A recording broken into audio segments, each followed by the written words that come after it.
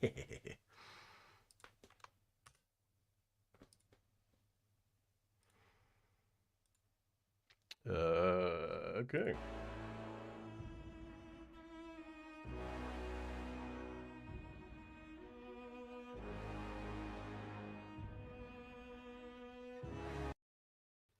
I need to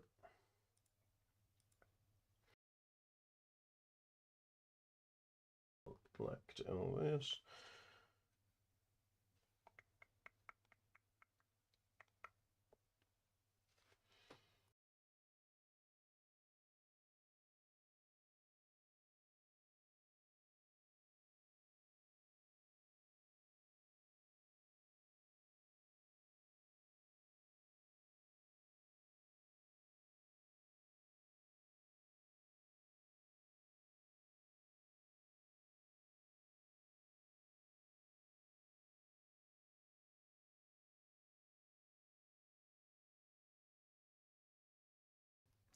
There we go. Just making sure everything's looking good. Come on, mama. Everything good? First time I've fucking streamed in a long time? I think we're good. Whatever. Alright. Why is there no sound? Okay. Oh, oh, oh. We got consent. Bro is now live. I am now live. Hello, fella. Why do I have such long latency? Why is there no Twitch? Why Twitch? Fuck. Why is there no YouTube chat? Hold on. What? Why can't I see chat? I can see it. I brought it up on my phone specifically just in case this happened. But now I can't see chat. I'm confused. I see the chat on my phone, but not on the YouTube. This might take a while. I am... All messages are visible. Live chat. There we go. Sparrow? Hello? Hello? Hello?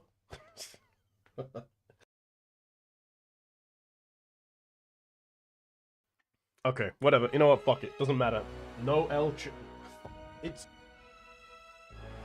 literally not there. What the fuck? Why is it...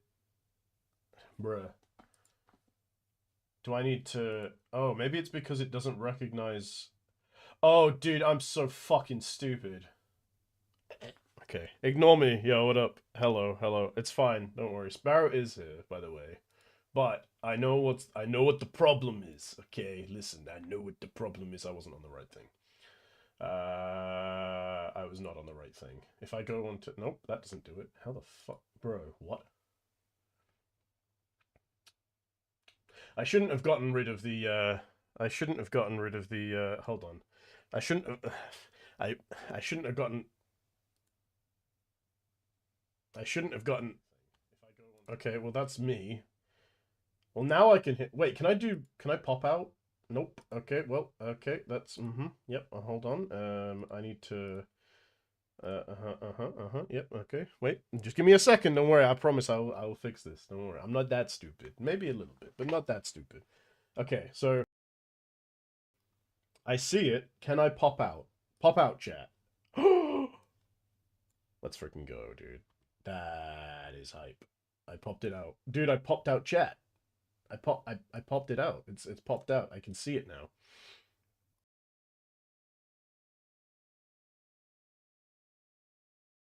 It should have just continued on Twitch. No, dude, Twitch is fucking dog shit, man. Like, actually terrible. Anyway, let me... Now that I have the chat, let me have it popped out. Can I put the limiters back on so that I don't fucking eat through... you know what? It'll be fine. Tell me if it lags. Tell me if it... I'm back. Let's go. I did it. I have chat now. Going back to animate this right now. I'm done. I got it, bro. I got it. Don't worry. I got it. Okay, we're gonna play Tyranny today. It is, fuck. Alright, you know what? I want to make this a YouTube video too, so give me a second. I need to, like, compose myself to get me, you know, ready to... Totally chatting right now. Less setup time than this BS. Dude, The delay is crazy. Yes, it is crazy, and there's a reason the delay is bad. And I can try and fix... Hold on, let me see if this works. Because the problem... Can I... I don't think I can edit it without stopping. Anyway, I'll just tell you. The reason there's delay is because I don't want... I have a shit PC, alright? First of all, I have a shit PC. A really shit PC right now. Yeah, I mean, I'm seeing it in the same minute. I saw 1655. I just didn't read it for a while because I was trying to sort shit. The reason it is a, like, crappy delay, or might be a crappy delay, is because I have a terrible PC and I don't want to fuck with everything. But the test is... You know what? That test is pointless. Yep, well, makes sense. Yeah, so what I'm going to do, what we're doing today is Tyranny. I'm going to start doing a bunch of, like, CRPGs. I just finished PoE 2, not Path of Exile, Pillars of Eternity 2, and it was super fucking fun. I loved the first one, so I am gonna play a bunch of other ones, and I wanted to stream them and put them up in videos and shit, so that's what you're gonna be seeing. It's gonna be fun. We're gonna jump in. I'm doing the hardest difficulty, Path of the Damned, and we're doing expert mode. I'm not doing Trial of Iron, because that seems like a nightmare. I've done it once in a game before. I played through all of Pillars of Eternity 1 on Trial of Iron, and I did it. I did beat it. It was a nightmare and very stressful. And I played through almost the entire game of... Fuck, I can't think of it now. What's it called? Baldur's Gate 3. I did almost the entirety of Baldur's Gate 3 with what is effectively Trial of Iron. The one death thing where if you die, the save's deleted. I got to one of the final fights, and I fucked it. So, I'm not doing that, not this time. Maybe we'll come back and do it again in the future, but not right now. So, I'm excited. I've been dying to play this game for a long time. I can't fucking wait. I have a missed phone call from my wife. Oh, it's really important. Oh, ow, fuck. I think there's an intro...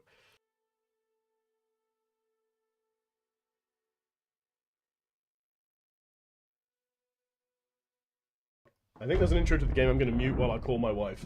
Alright, peace. For over 400 years, the armies of Kairos the Overlord have swept across the known world. All who stood against them fell before their might. Even the Archons, women and men of immense power, were forced to kneel, chained to the Overlord's will. Now Kairos' final conquest has come to our corner of the world, and two of the Overlord's armies compete for the honor of taking our lands. The elite disfavored, and the teeming horde of the Scarlet Chorus. The voices of Nerat, spymaster and Archon of secrets, guides the fierce and undisciplined masses of the Scarlet Chorus. With each battle, the Scarlet Chorus grows stronger, as the defeated are given a simple choice: serve or die. Graven Ash, Archon of War and the Overlord's most loyal general, leads the disfavored. Though small in number, Kairos' ironclad legion has never met true defeat in open battle. Watching over the two generals is Tunon, the Adjudicator, Archon of Justice, eldest of Kairos' minions.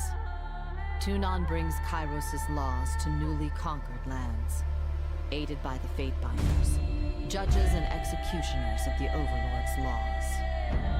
You were among the youngest of the court of Fatebinders when Kairos' armies came to our lands.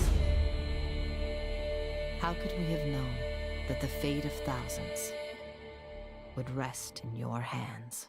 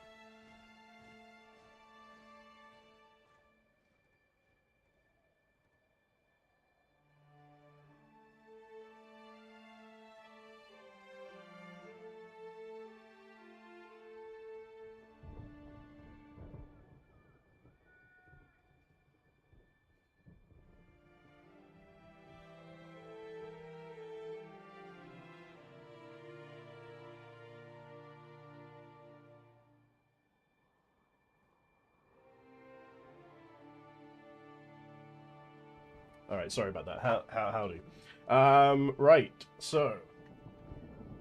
I do want to quickly, before I do this, I want to set myself to Do Not Disturb. There we go. Right! Tyranny. I missed the entire opening. Can someone give me a brief overview of what just happened? Can I get a brief overview? No? Okay, well, so we have a few different body types we could pick from. I'm guessing this doesn't actually affect anything. Like, usually it doesn't. I kind of want to play a rogue, so I'm feeling something a bit short. You know, short and stumpy. So, what is this? In the Northern Empire, where you were born, men enjoy equal protections under the law of the Overlord Kairos. Kairos is the name of... Kairos is a name out of legend. For centuries, the Overlord has consolidated power, sending vast armies to swallow entire realms. The most powerful mystic the world has ever seen. Dude, why can't I read? Kairos can issue edicts, magical proclamations that level cities, spread pox, sunder the lands, or change the course of seasons. Oh, there's even more. The Archons, the masters of magic throughout the known world, bow to Kairos. The Overlord readily destroys any Archons unwilling to kneel. These sorceresses and madmen lead the Overlord's armies in near-endless conquest as the realms of the known world fall. I thought that said fail. I thought that was an I for a second. Fall to the Overlord. These captured territories are divided up among the Archons to manage. Able to deliver suffering and woe to every corner of Terratus without leaving the capital. Few have seen the Overlord in person, though Kairos's name is the single most recognized name in the world. Only the Archons can say what the Overlord looks like. Oh, okay. So it's basically like a superpowered dude, and I don't know why that makes any difference. In the southern lands of Tyrs, only men may own or captain ships, but real estate is restricted to women. Men may lease, but durable ownership of the land in the Tyrs always passes to the eldest daughters or sisters. Okay, so women own land, men own boats. Okay, sick. Boat boy. I'm going to be boat boy. Most sons enter the father's profession by their mid-teens. Those without a profession or family land to work can find purpose by pledging service to one of the Overlord's mighty Archons. Criminals, derelicts, and others are often conscripted into the armies of the Archons. If a child cannot forge his own skein, he will certainly find one in battle. Okay, so, yeah, we're going to be boat boy. I kind of want to play a rogue. I don't know what the classes are. I really wish they would put, like, classes before I pick my portrait, but that's fine. Let's do... what is this? Oh, it's faces. Okay, so... that is the squarest jaw I think I've ever seen in my entire life. Let's see. I mean, out of all of these, I think I prefer this one, I guess. We have... The voices are really quiet. I can't change that just yet, so let me just listen. You must rest soon. Right. Have a look here. Is that... I mean, it is really quiet right now, and I'll turn it up in a second. But is that Matt Mercer? Good work. It is. I'm taking the Matt Mercer voice. I love Matt Mercer. He's sick. So we have tattoos.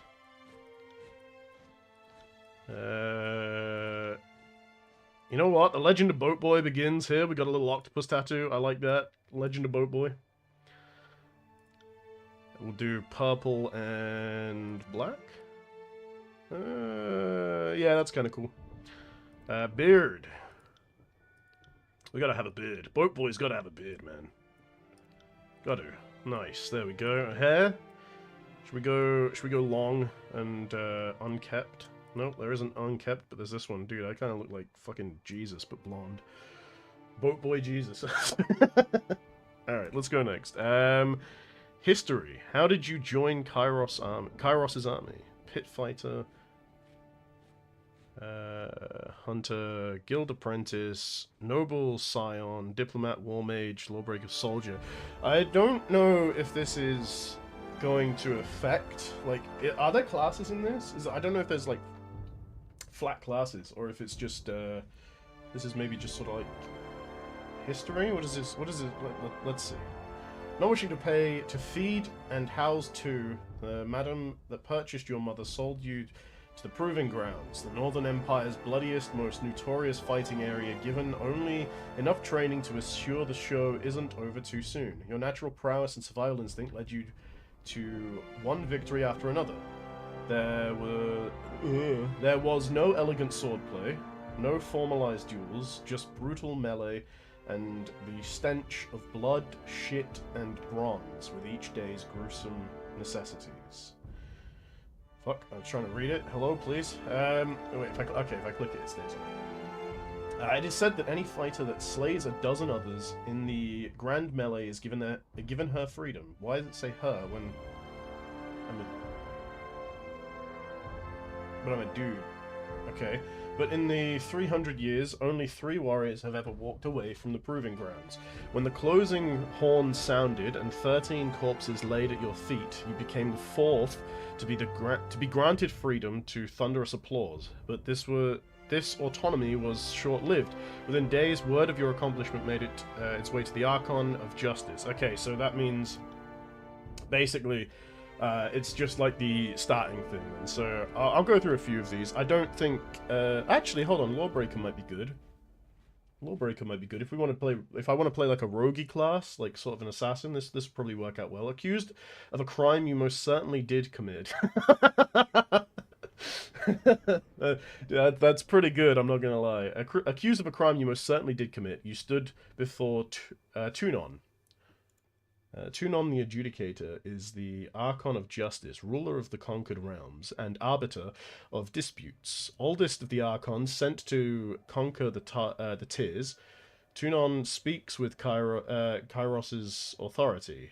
His true appearance remains hidden behind an iron mask, the face of judgment. Tunon is an impartial, sober creature, wholly obsessed with justice and order. Though assumed to be a powerful combatant, Tunon rarely strays from his throne room, entrusting his court of fate binders to act as his eyes and ears, as well as judges, juries, and executioners. Okay, so he's basically the right-hand man to the like god all-powerful dude that is Kairos.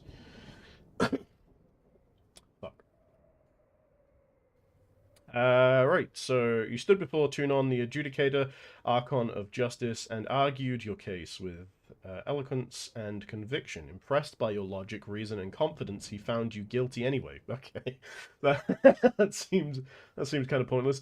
It is rumored that Tunon selects many of his agents from his prisoners. Oh, okay, so we impressed him. He still found us guilty, but then he potentially moved us to fight the war, I guess.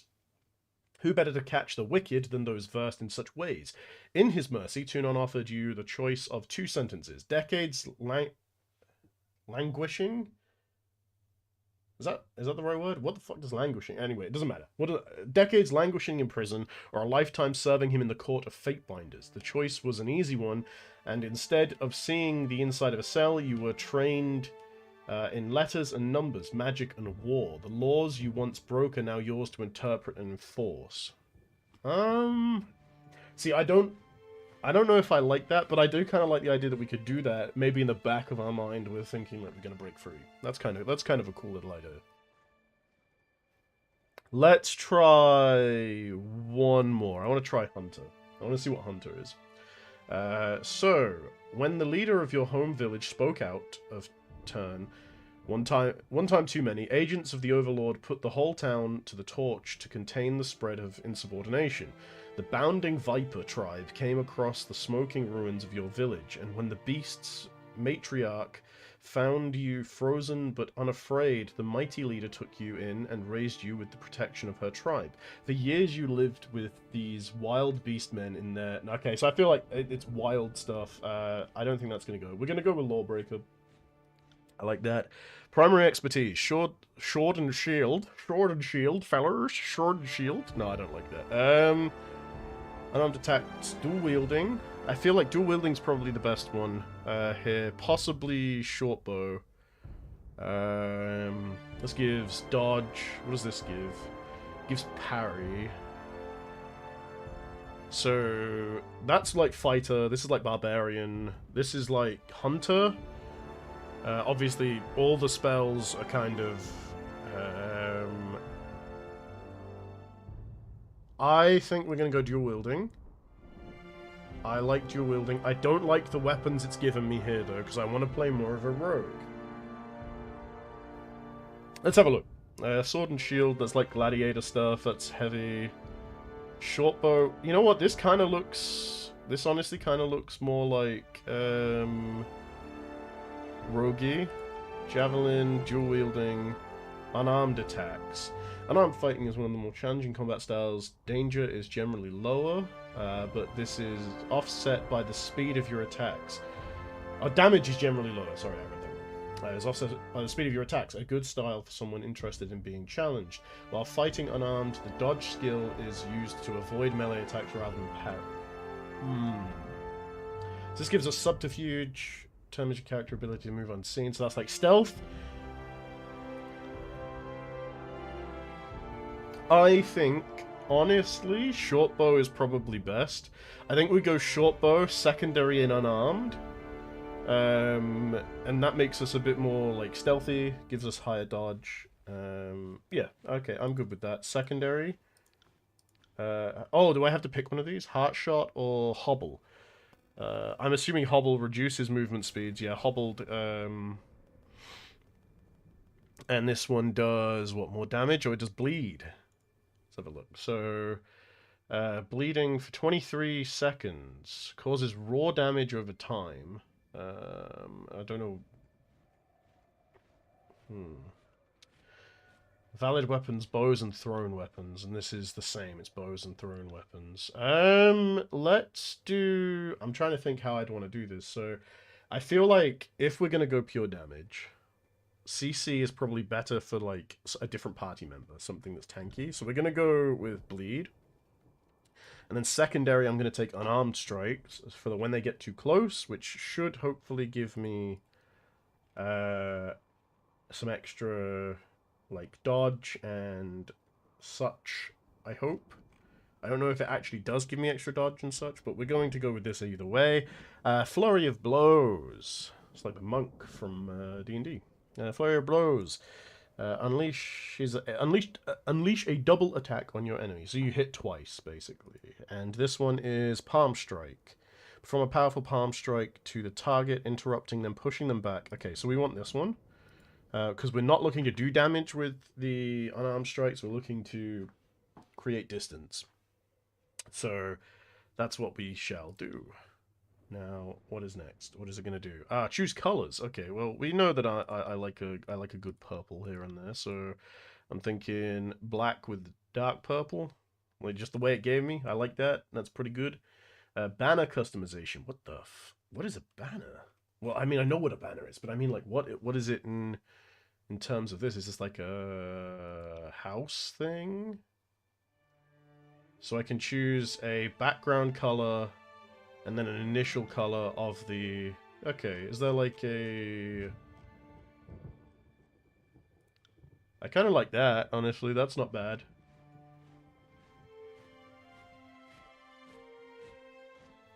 That's not bad. I don't mind that. I kind of like this one. This looks pretty cool. Sure, we'll go with that. Name. Oof. Any suggestions? I don't know if people are actively here right now. Oh no, you know what? We're gonna go, I don't know. Hold on.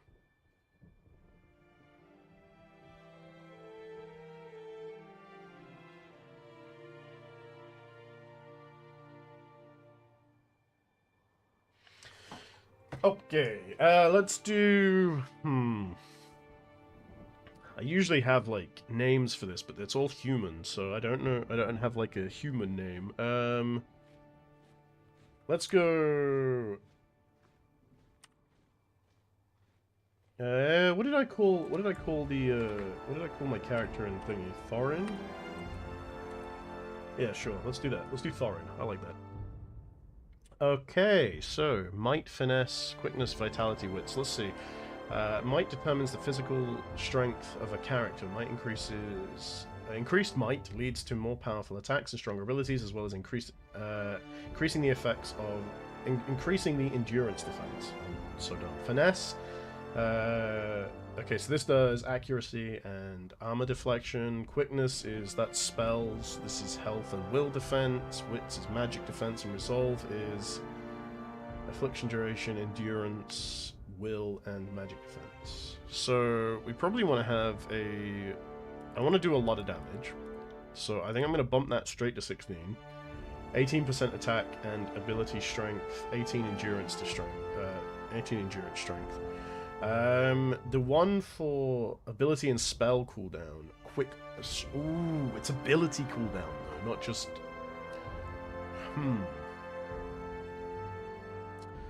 Perhaps we drop that to 6. To 8, sorry. We will put one in... Put 2 in finesse. And then... It's health and will defense, spell strength and magic defense. And then I think I'll put 2 in resolve. I think I like that. I think I like... Because I think I want to try and build it more for like basic attacks. But we'll see. We'll see how it goes. Let's see. So, we've got skills. I got points available for skills. I do not need one-handed weapons. We definitely want bows. So we're going to bump that to... Let's put it 38 for now. Support skills. I want to bump up dodge to, say, 26. I want to bump up subterfuge to 30. I want to bump up unarmed combat to... You know what, maybe we don't need 36. Let's do 36, and then I'll put that to 30, and then we'll do dodge to 28. Yeah, I think that looks pretty good. Maybe even lower subterfuge down a little bit. Maybe... Because I feel like dodge is probably better. Yeah, let's do that. I like this. This one looks pretty good. I like the look of this. Let's go next. Conquest or Quick Start. Selecting Conquest option will allow you to play through Kairos' conquest of the Tiers, choosing how your character was involved in the invasion. This gives you the most control over your starting state in the game and how other factions will react to your character. I guess we'll do Conquest then. I guess we'll play Conquest. All the world has fallen to Kairos. And now the Overlord's eye is on the Tiers, our home. The last corner of the world free of Kairos' reign. 2 armies, the Disfavored and the Scarlet Chorus, march south from the Northern Empire, the last realm to fall to Kairos a century prior. In the early days of 428, Kairos' armies arrived at the Gates of Judgment. The mountainous border that we Tiersmen so long believed unassailable. Unable to agree on a unified plan of defense, the various leaders of the Tiers sit and wait for each other to deal with the conquerors. Until it's too late. Okay. Conquest. During the Conquest, you will decide your character's actions during Kairos' invasion of the Tiers, shaping the world through which you will adventure over the course of the game. Each choice you make affects your character and how major factions of the Tiers respond to you. Your decisions matter. Choose wisely. Okay. Alright, cool. So 228 TR, Year of Kairos' Conquest. Year 1 of Kairos' Conquest.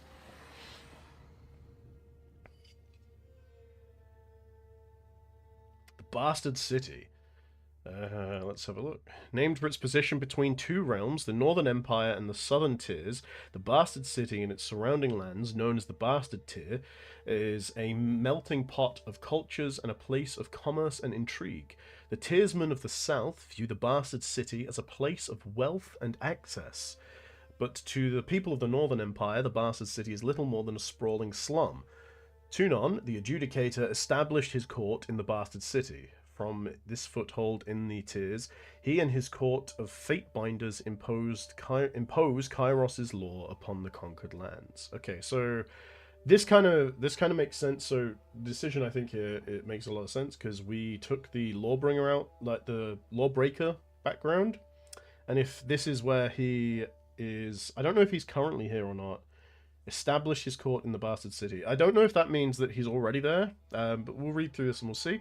So the bastard city stood on the northern border between Kairos' empire and the Tiers. Built upon a natural harbour at the crossroads between realms, the city was a nexus of commerce. To the Tiers, it was the centre of all wealth. To a northerner, it was little more than a backwater trading post. Its symbolic status as a gateway to the continent made it a natural first target in Kairos' military conquest. Circumstances were ideal for you to prove your worth as a soldier in Kairos' army. Taking the city would send a message to the rest of the Tiers. Kairos' will is insurmountable.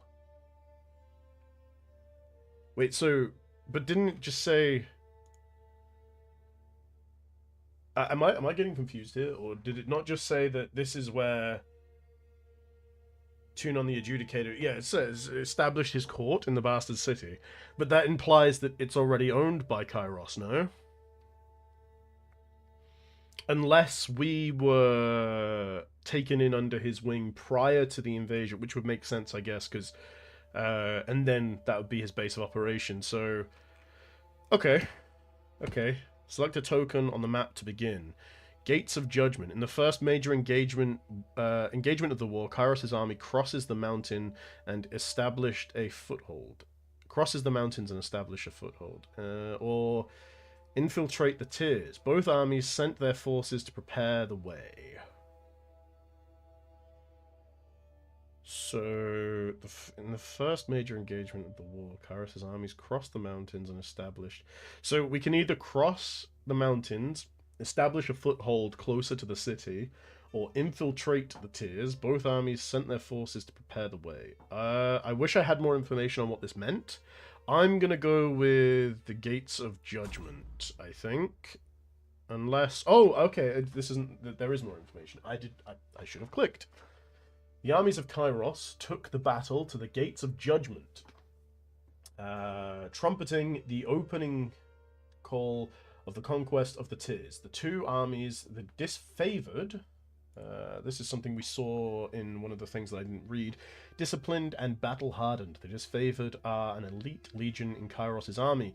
They spearheaded the conquest of the younger realms, finding themselves always outnumbered but never outclassed. Led by the steadfast and dutiful Graven Ash, whom they follow with obsessive devotion, they are committed to imposing their interpretation of order upon the relative lawlessness of the Tiers. The Legion only tolerates Northerners in their ranks, priding themselves on their high standards and cultural purity. Jeez. Okay, so where were we? The Disfavored and the Scarlet Chorus. Okay, so Scarlet Chorus is little more than a gang of thugs and their captive slaves. Rather than organize under commissioned officers, the Chorus follows a hierarchy, seemingly ruled by whoever has the bravado to command and defend their position.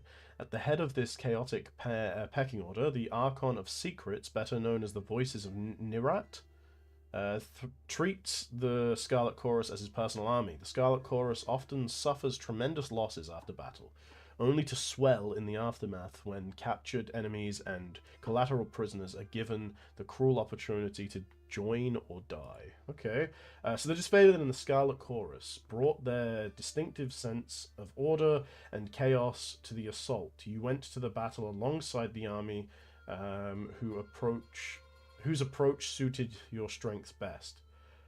Okay, so I don't think Scarlet Chorus... I think Disfavored is probably better.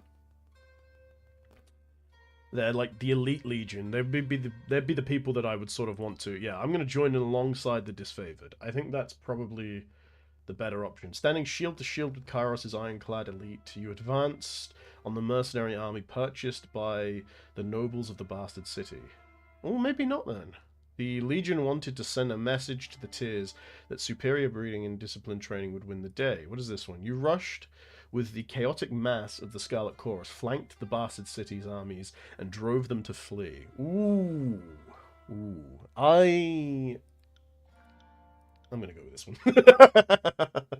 I'm gonna go with this one. I like this one. Yeah, let's do that. The bastard city learned too late that a military is earned and never bought. The mercenary army quickly found themselves outclassed by the superior tactics and formation of the disfavored. Those few who lived to the end of the battle were rounded up, the weak executed, the strong enslaved to haul the army's wagons on the journey south. Okay, alright. Cool. No doubt.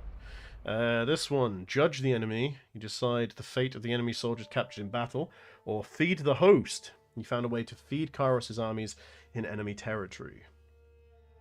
I think from what they've already said, they are dealing with the enemy. So I don't need to worry about that. We're going to go with feeding.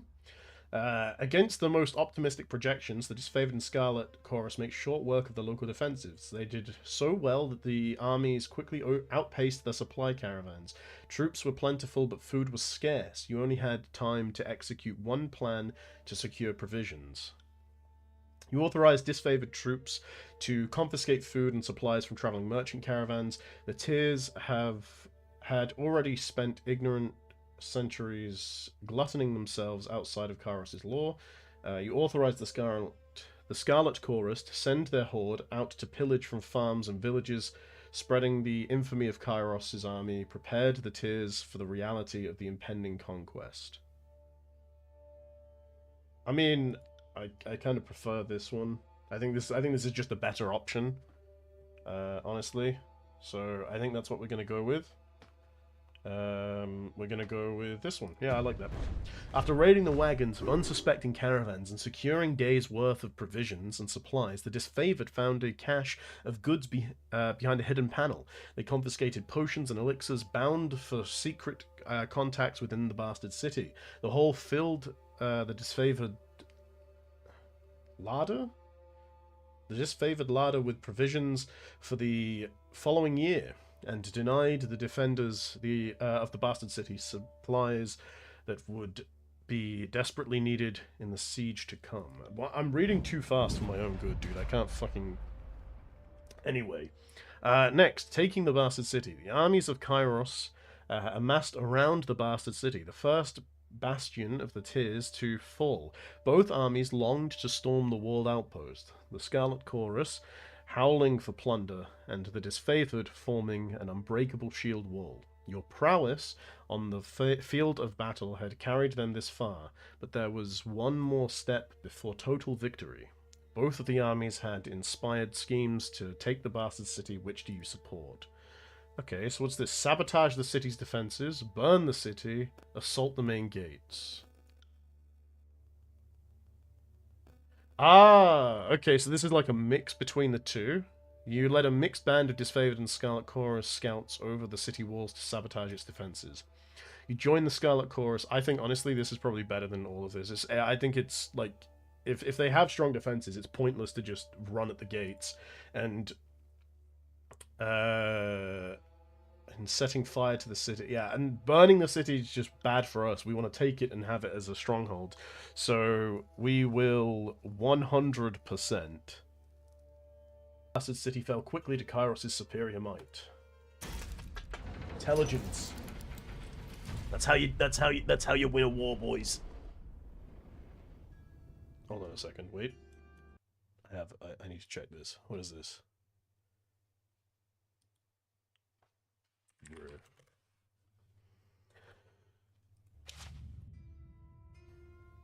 Okay, so the bastard city settled into a new state of normalcy. With every tower displaying Kairos' banner, your name was whispered alongside rumors of a decorated career to come. The armies divided into two fronts and migrated south. Tunon sent word that you were to join the next frontier of Kairos' conquest. either as judge and overseer of the settlement of Leviathan's Crossing, or as a war advisor, with the armies advancing into the realms of Apex Legends. So I can either be judge and overseer of Leviathan's Crossing, or war advisor going to the Apex.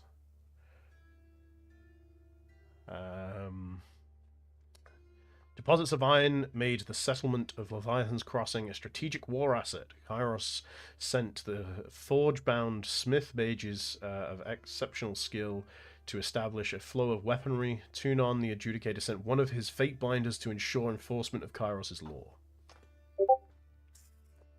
So it would be like either I'm doing this with him, or I am not.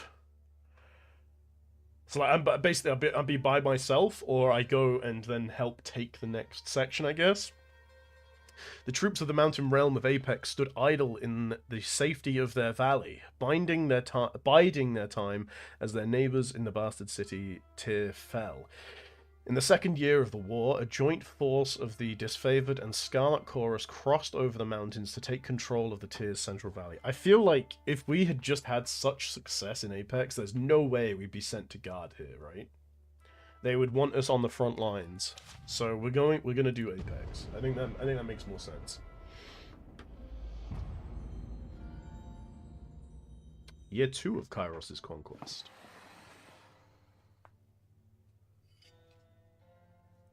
Apex.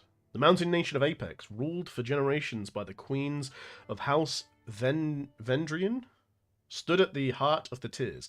No army could bypass the landlocked realm without leaving their flank exposed to attack. By the second year of the war, the Disfavored and Scarlet Chorus had pushed deep into the Tyrs.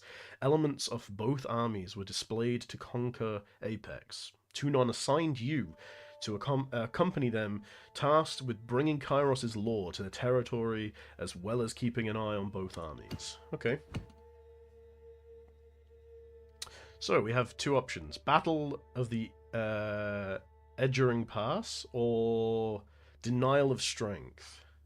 Okay, let's have a look. So, the Disfavored sent their most destructive ally to crush Edgering Fort. Ken. Okay, well, we haven't seen this guy yet. Ken. As tall as the hills, Ken is the Archon of Stone, master of earth and soil, destroyer of mountains and cities. Ken is the reluctant leader of the Earthshaker Guild, though he is less their teacher and more their object of study. The massive Archon is sworn to Graven Ash, and provides arcane support to the Disfavored war effort. Okay, so he's a big dude. Archon of Stone buried the stronghold under an avalanche triggered. Okay, that doesn't seem like triggered from the surrounding mountains. The Scarlet Chorus were promised captured enemies for recruitment, yet none survived. See, I don't think destroying the outpost is the best decision. Let's have a look. Denial of Strength. A school of water mages loyal to the Tyrsmen posed a substantial threat. The Disfavored wished to annihilate the school, while the Scarlet Chorus insisted on capturing the mages wishing to learn their craft. Honestly, I think in terms of skill, this is the best option. You side with the Scarlet Chorus, ordering the mage elders to be taken alive for interrogation. Of course. Well, you get the boost strength for the army, right? Though countless lives were lost taking the mages into custody, the Scarlet Chorus praised your name as they dragged the beaten elders of the school to the Voices of Nerat. Known in his official capacity as the Archon of Secrets, the Voices of Nerat is equal parts genius and madman. Rumors abound that he can steal the minds of others, though few, if any, are alive to confirm as much. The subjects of his interrogation are never heard from again, and the Archon is able to recall the memories of his victims with startling accuracy. He is the inconsistent leader of the Scarlet Chorus, vacillating between commanding from the vanguard and directing his armies in absentia. Despite his strange methods, no one doubts that the Voice of Nerat is an accomplished strategist. even suggesting that his madness stems from thinking hundreds, perhaps thousands of steps ahead of his enemies. Oh, wow. They dragged the beaten elders of the school to the Voices of Nerat's tent. As a wave of screams and incoherent pleas reached their crescendo, the Scarlet Chorus soldiers outside cheered for their Archon. The disfavored adjourned to their camp in grim silence, claiming the chorus lacked the will and desire to fully wipe out the traces of the enemy school. Yeah, but I mean, gaining more strength is always better, right? In combat, no. So I think we did the right thing there. A captive captain, or poisoning the well. Poor communication led to the gruesome death of disfavored scouts. Okay. Hoping to break the siege, Scarlet Chorus agents poisoned the Apex water supply in secret. Days later, uninformed disfavored scouts died of illness. Outraged by the failure of communication, the disfavored demanded the Chorus agents be turned over to them for punishment. Okay, or this one. When Kairos' forces captured a celebrated enemy hero, the armies bickered over his fate. The disfavored wanted to set him free to convince his peers of Kairos' mercy. The Scarlet Chorus wanted him flayed and staked as an example. I don't know. This is a tough one. The trouble is, if you give him back, it gives him more of a fighting chance, right? You agreed with the disfavored's plan and sent the enemy captain back with a message. All those who surrendered or cooperated would be treated with deserving respect and subjects of Kairos' peace. Sure, we'll do that one. Shocked by your clemency, the enemy captain vowed to deliver his message in full and paid his respects before departing for his encampment. Though typically more uncompromising, the disfavored praised your innovative thinking. The Scarlet Chorus despised what they viewed as resources wasted only to release a known enemy back into the wild. I kind of get what they're saying, but like I feel like if you're going to try and drum up support from the enemy side, that might work. The fall of Apex. With the defeat of Apex inevitable, the armies of Kairos met to discuss how to put an end to this siege of the conquest. Both armies agreed to send an offer of parley. Along with their acceptance, the enemy requested that you appear at the meeting. Word of your fair dealings had apparently spread to their ranks. How did you ostracize? Oh Jesus! I'm gonna pretend I know that I said that word. The surrender of the Apex realms. Okay, so we have two options. Through days of mediation, you negotiated surrender of the Valley of Kairos' forces, putting an end to their further bloodshed. Taunting the Queen of Apex into striking you under a banner of truce, you baited the Queen of Apex into a duel and slew her, frightening her vassals into submission. I think diplomacy is always better, so we're going to go with this one. Your former enemies were loath to part with their lands, but they were even more reluctant to continue a war they were losing at every turn. The Tearsmen are a stubborn lot, and despite their grim situation, it still took days of discussion and diplomacy to show them the madness of tenacity. On the third day of mediation, the rulers of Apex finally submit to your terms of surrender, putting an end to the war in the valley and keeping up Kairos' forces to march... and freeing up Kairos' fortresses to march deeper into the tiers. Okay. Good. I think we still have two more of these to go through. Okay, so we have three choices. The land of Apex finally rested in the hands of Kairos' forces. The Scarlet Chorus paused to revel in victory while the disfavored prepared for the next fight, affording themselves but an evening's rest. Kairos' armies radiated out from the conquered citadel and worked their ways across the tiers. The disfavored and the Scarlet Chorus aimed to dominate as much territory as possible in the coming year. Your distinguished reputation in Kairos' military left the choice of your next destination yours to make. Okay, so we can go to Azure, Vellum Citadel, or Stalwart. Stalwart's down here, Azure is there in the middle, and... No, Azure is at the top, and this one's in the middle.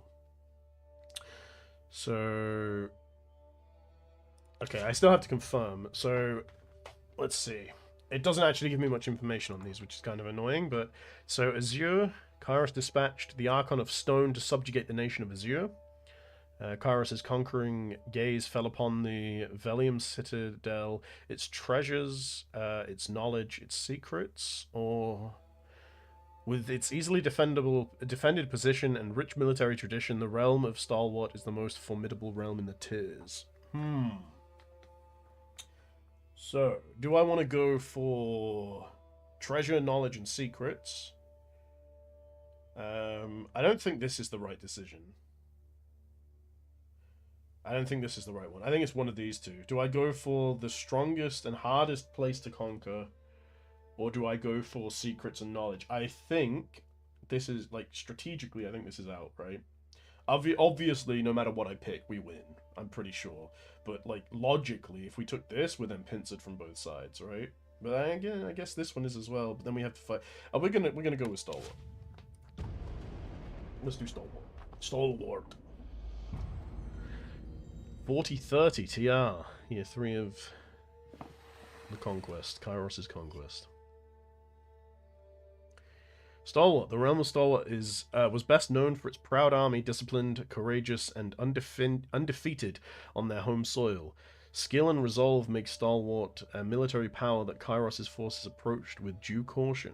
With its southern position, Stalwart had been largely safe from war, watching for 2 years as its neighbors fell to Kairos' forces.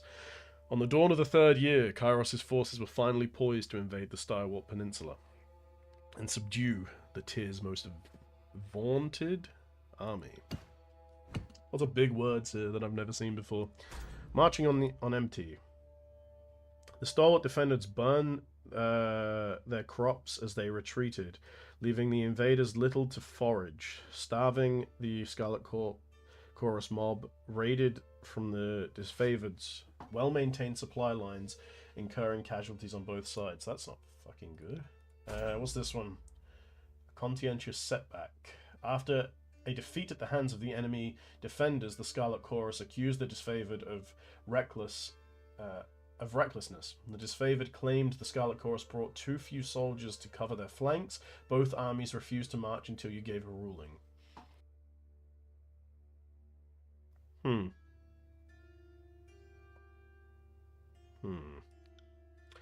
Knowing the disfavored reputation for for discipline as well as the Scarlet Chorus. You know what? I don't know about that one, but this one is clear cut to me. You ordered that the thieving Scarlet Chorus soldiers be spiked for their affront. Yeah, of course. If you don't plan this shit yourself, you're fucked. Let's do that. Okay, 2 seconds.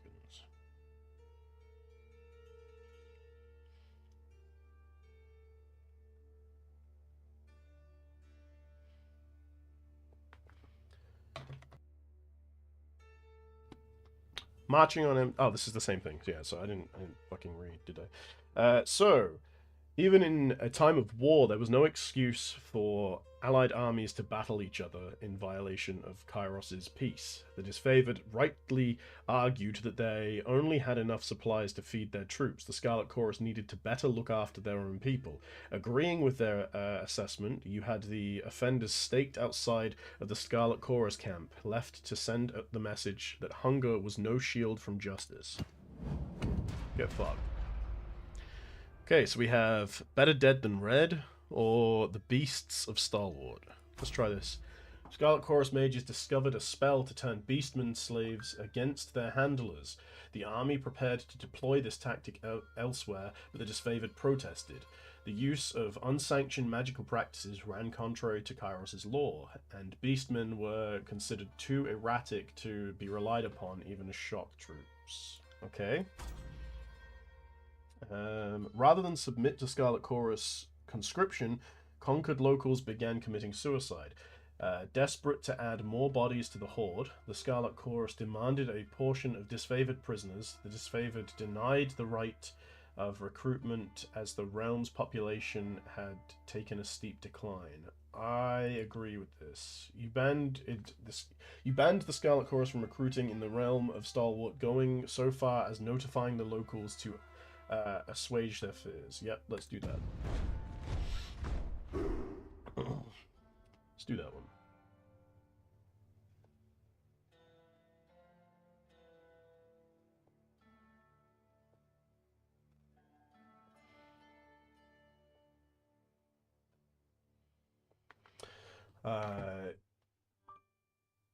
Okay, you agreed with the disfavored arguments. This conquest was never about ruling a graveyard, but the Scarlet Chorus acted contrary to that goal. The voices of Norat and his mobs blamed you for suppressing their ability to conduct war as they saw fit.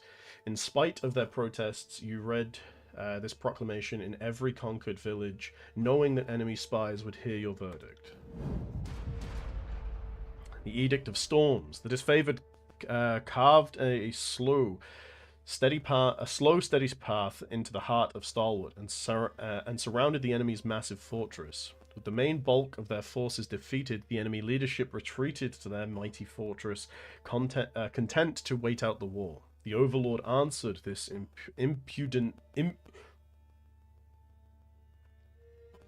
Hold on a second. I'm having a moment. The Overlord answered this impotence with an edict of storms. Powerful magic that Kyros's most powerful magic that is of the edict. Commandments cast upon whole regions. Why can't I read, man? That can control and destroy man and nature alike. Once cast, an edict can rain fire, wither crops, demoralize cities, usher in endless nights, or do whatever it is that Kyros envisioned. No known force, magical or mundane, can stop an edict. Okay. Oh, hello. Howdy, howdy. Yeah, it's good to see you, Zebman. I am back for now. Also, hi, darling. Edict of Storms on the Peninsula. A devastating spell that would ensure for as long as the cowardly hearts of Stalwart's leaders persisted. Why can't I read, dude? I'm going to try that again. Hearts of Stalwart's leaders persisted in beating. Knowing you had the trust of Graven Ash, Tuon deemed you the proper representative to deliver Kyros's edict. Aside from being given a 3-day window to read the edict, you received no other instructions. Okay, cool. Edict of Storms. Agreeing with the wishes of the disfavored, you proclaimed the edict at once, leaving the enemy no time to react. Stalwart had ample opportunity to surrender for several years. The time of mercy was long gone. Okay, darling. I love you. Have fun with the dog. In an attempt to integrate themselves with the people of Stalwart, the Scarlet Chorus insisted that warning be sent to the towns and villages so that people may prepare for the horror about to descend on them. This doesn't... Why... This doesn't... I feel like this is switched, no? I mean, I'm 100% going with Scarlet Chorus here. You don't want to rule a completely eviscerated land, right? Kyros's wrath was intended for the cowardly regents of Stalwart, not those unfortunates swept up in the calamity of their leadership. A warning in advance of the spell would give locals time to prepare for the devastation to come. You were content to let punishment fall on the innocent as lightly as Kyros's will allows. Comforted that you might yet spare lives, you broke the seal of Kyros's Egypt of Storms and revealed the Overlord's incantation. Woo! Let's go, we destroyed Stalwart. Stalwart? Edict of Storms. A clear sky. The clear skies darkened as you... Okay, well, let's do the clear skies darkened as you read the final words of the edict. A flurry of wind and rain whipped through the rolling plains and craggy canyons, turning rocks, uprooting trees, and hapless soldiers into hazardous shrapnel. Armed with a message of foresight, you were able to remove yourself from the area before the storms grew more violent. Over time, nearby communities told of cyclones consisting of thousands of soldiers worth of limbs, spears, armor, and skulls. What's more, the weather showed no sign of dissipating. Several units of disfavored who fought the enemy in spite of the advancing storm were caught up in the Overlord's magic. The few survivors regrouped and nursed their wounds. Their failure to topple the stalwart legion shamed them into believing the dead more fortunate. Jesus. Yeah, don't worry. There's not a lot more text. This is the opening. So basically, it's a CRPG. It's kind of like I guess the easiest way to describe it is actually, you know, it's kind of like Baldur's Gate 3, but instead of everything being voiced over, it's all text. So you read it. This is just the opening to decide how the game plays out going from there. So it only a little bit more reading, and then it's into the gameplay, and it'll be a lot easier. Also, yeah, it snowed here as well. It snowed here this morning. There was snow everywhere. The name Stalwart fell from use. People took to calling it the Blade Grave. That's cool. What's this? Right, it's telling me to right-click for details. The Blade Grave is the name given to the remains of the realm of Stalwart after its ruination when Kairos proclaimed the Edict of Storms upon the land. The magical storms struck the disfavored and unbroken armies during the height of their engagement. Now most of what remains is a blighted landscape of discarded armor and weapons and high winds of rust and human dust. Jesus. The remade landscape festooned with the iron and bronze armaments of two once great legions. Guess if it snowed? Yeah, I bet it probably did. As Kairos' forces departed, you spared a glance back at the ruins of Stalwart, marveling at your work. You didn't have long to rest before Tunon called you into service once more. Okay, this is the last part of the conquest, and then it's into gameplay. Oh, wait. Oh, I did it! You reached the end of the conquest. I did it. Yeah! It hasn't snowed much here, though. We had, maybe this much snow? This teeny tiny. It has been really deep up north, though, in England. You've reached the end of Kairos' conquest. Do you want to continue or erase your progress and start over? Why in the fuck would I want to do that? I just spent, I think I just spent, 40 minutes reading. I don't want to do that again. Hell no. Oh, look. You can see how much snow there is in the Netherlands. I don't know if you can see that. Can you see that properly? My lovely wife sent me this. The year is 431, and Kairos' invasion has shattered all major opposition in the tiers. The Younger Realms, the Bastard Tier, the Free Cities. All who defied Kairos lay broken by battle, or bowed in surrender. The two armies of the Overlord, the Disfavored and the Scarlet Chorus, now control our lands. But Okay. our will is not yet extinguished. Not entirely. In the Valley of Vendrian's Well, those of us unwilling to bow to Kairos have banded together in defiance. Violating an oath of surrender from 2 years prior, we have staged a bloody uprising, murdering the Disfavored and Scarlet Chorus garrison in a midnight assault. Oh, damn. With their main forces spread across the tiers, the Disfavored and Scarlet Chorus redeploy to Vendrian's Well to crush the resistance. But months pass with no definitive battle. As disagreement and discord paralyze the Archons, we bide our time and wait for our message of insurrection to spread across the tiers. Yeah, man, definitely. I'm sure he'll be happy to know that we're back, you know? Although I don't think we have the emotes from Twitch on here. I don't know how I get custom emotes on YouTube. I think I have to hit a certain level of viewership and hours watched and that before we get the custom emotes. But I will bring them back over as soon as I get that. I'm just not streaming on Twitch anymore because Twitch is just no. I'm just gonna put all my effort into YouTube. So let's go. The Overlord is not amused, and Kairos has one message for the Archons.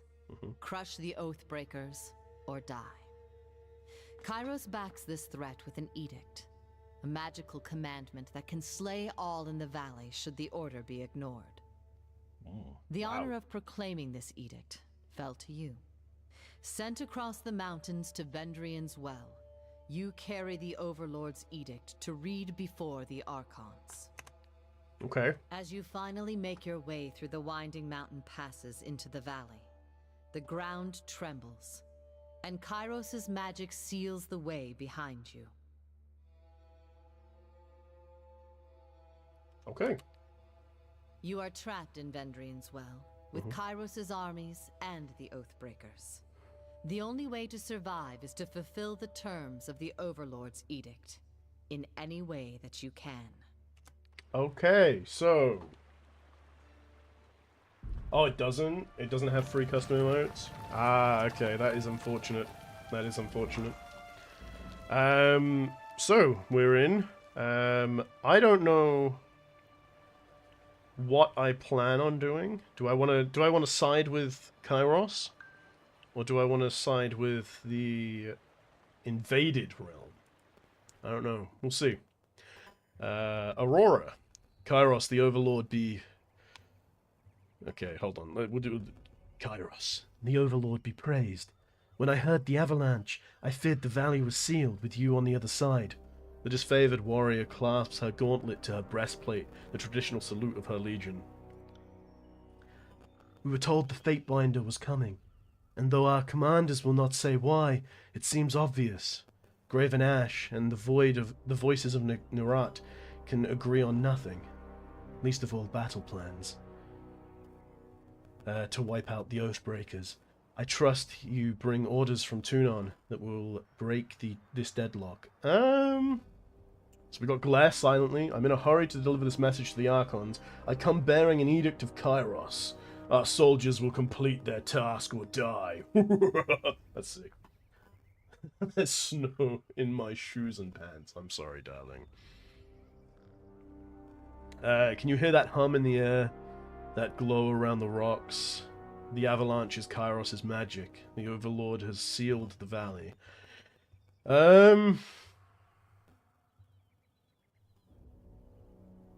I guess we go with 4. Your senses seem more than mine, good Fatebinder. I do not pretend to know much about such things. But if that was Kairos' magic, and you're here on important business, well, you don't have to be the Archon of Secrets to guess that you're here to proclaim an edict. What does Kairos have in store for the enemy? 10 years of festering plague? An edict of twisting bones?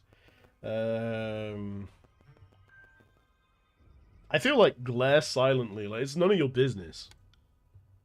A nervous smile creeps over her as she waits for a response that does not arrive.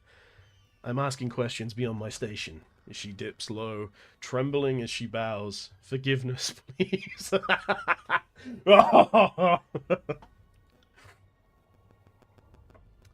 There is snow in my dog. What? Well, you've travelled a long way. I won't keep you further. I'm sure the Archons will want to hear from you at... Her voice falls silent, her attention snapping eastward with an alarm. Did you hear that? Did you hear that? Oh my god. More runners. 3rd time this week. The Oathbreakers keep trying to send messengers through the mountains to gather help from from outside the valley. She points over the collapsed path which you arrived. They're a bit too late for that now. Come, let's show these Oathbreakers a good fight. Okay. I'm guessing Oathbreakers are... Yeah, they're the guard from one of the places that we conquered that have now, like, broken their oath.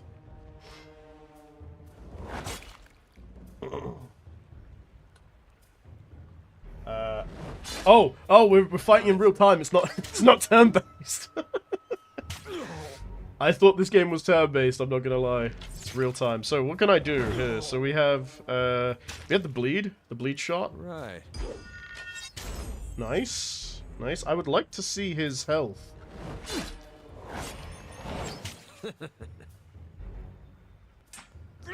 Okay, that's one down. Let's check further along the path. I do want to check real quick. Hold on a second. First of all, I want to just up the sound just a teensy bit.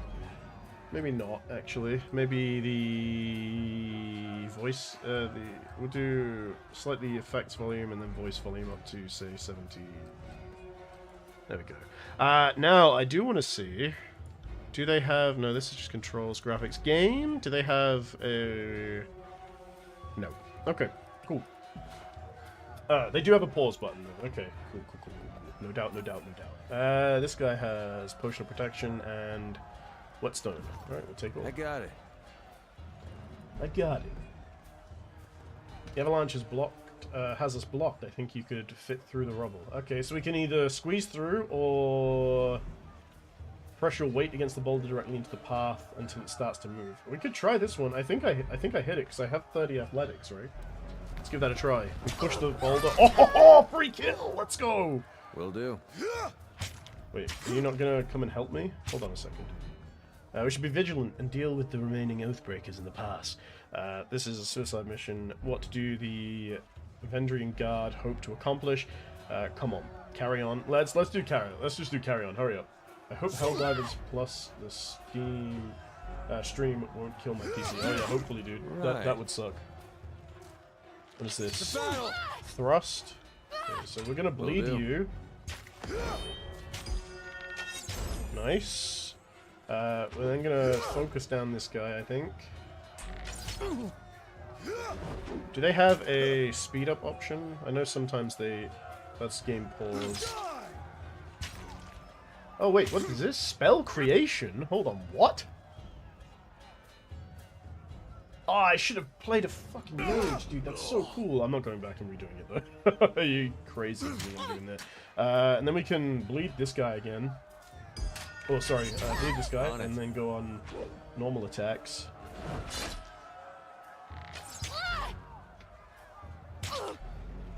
And then I wanna see what this guy has to say. Very good.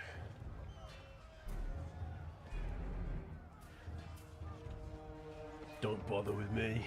Go down the pass, Drastus. The soldier clutches his gut and winces. You see a hint of entrails between his fingers. Oh, jeez. You're wounded. It's not trivial. He laughs through clenched teeth. This but a scratch. I've seen twice as worse, 10 times over. He doubles over in pain, gagging and shivering. Yeah, sure. I mean, we'll help. You know, we're part of the army. I said I'm fine. The soldier moans and shakes his head. Graven Ash protects. You go on and help the others. Alright, well, you know what? Your demise, not my problem.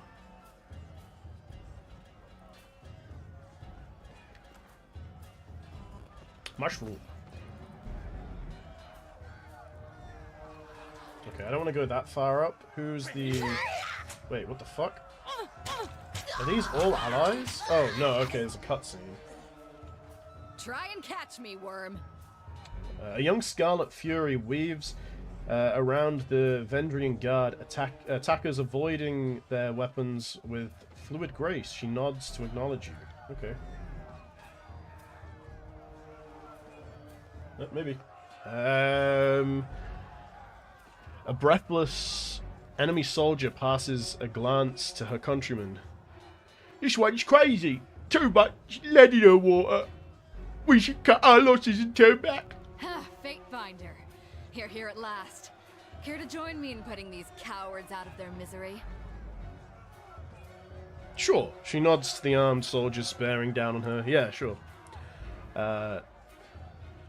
Sun Soldier. For the realm of Apex, charge! And they all die in combat. Where is my...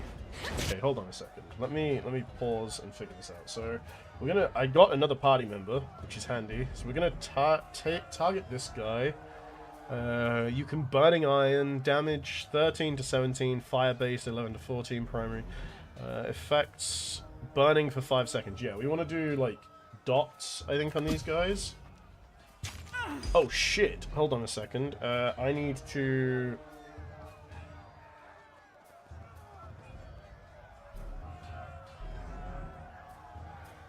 coordinate with verse to knock your target prone, then follow up with a strong bleeding attack. We are going to do this. Maybe not, actually. No, I think we will continue on this plan. I just wish I could see the enemy's health because I've been hit for quite a lot of damage, and I am concerned that I will die. Lesser healing potion heals 25% health. Let me pop one of these, and then now that we've done that, I want to focus. I want to focus this guy, knock this guy down, and then have come over here and take this dude. I think that is the strat. So we'll pop another bleed. Pop another bleed on him. Can't do that.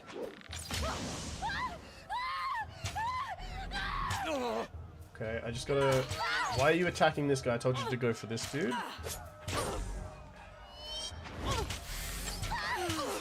Okay, this is not looking good for your boy. Oh, no, we got him. We got him. Okay, good, good, good. This is actually looking good. We need to knock you down.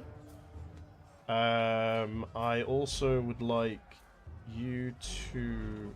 How long do we have left on this potion? Little while. Concealing shadows. 1 per encounter. Oh, okay, so this is actually what we want to do. We want to... Concealing shadows. Gonna work. Yep, perfect. I get big dodge for a little while. I need you, please, just knock this dude down. And I need you... I want to focus this guy now. Actually, no, I don't. I want to focus this guy.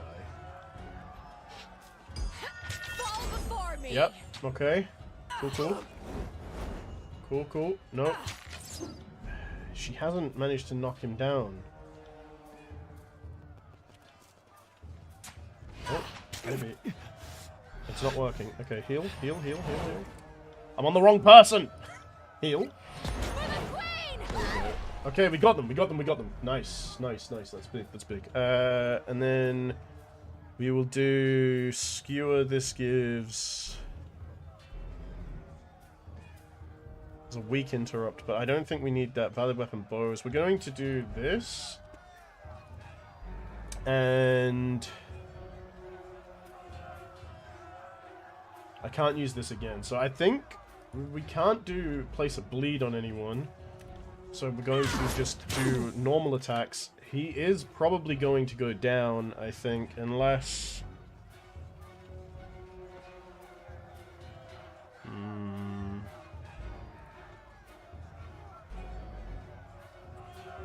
Arm strike, potentially? I got it. Oh, let's go! Yes! That's big.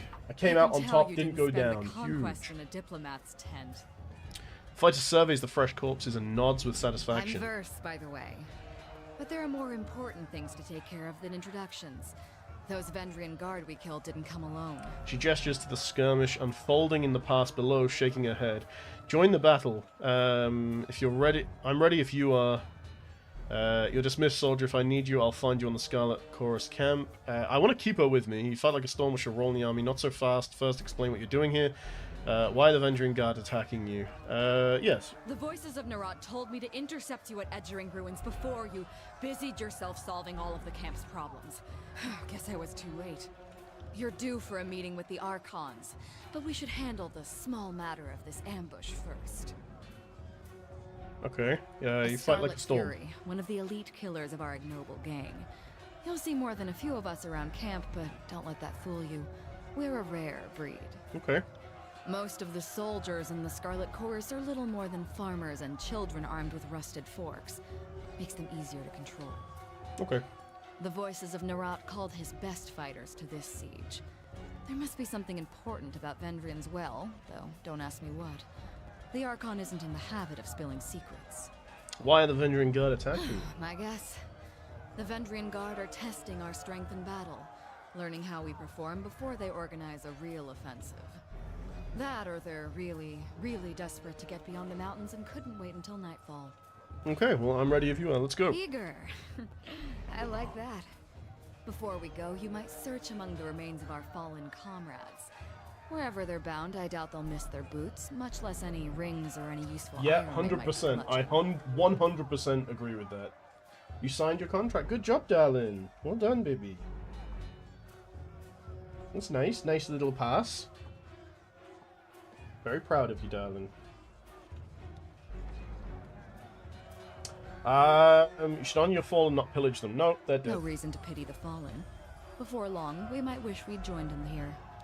But at least we'll enjoy heavy pockets and warm toes. Of course, and I can't For the deny my voices of Narat! okay, and I can't deny my loot goblin tendencies. I have to. I'm sorry, got to be goblin on them. Goblin on these nuts. Verse furrows her brow and focuses down on the battle to come. Okay, cool. So let's grab everything that they have. So for clocking in and out, they said I did awesome. That's really good, darling. I'm really proud of you. Well done. Where is my gear? Okay, so I have a phalanx. There's also armor here. This is better than what I have, because I've got ceremonial robes, like armor on at the moment, which doesn't give me much armor. This gives me 3 armor. It gives me -1 to pierce and fire armor, but +2 armor, and better slash and crush armor. So we're going to wear this. What are you wearing currently? Is this better than what you're wearing? It isn't, no. You do have other stuff, though. I don't think there's anything... What is this? Kairos' Edict. Okay, so that's the thing that I need, and we have a weapon here. I don't have a secondary weapon. What was this? Oh, that's because I did not select a secondary weapon. My fighting style was unarmed. So... Do I have anything else that I can do? I don't think so. Wounded. Wounds are cleared on rest.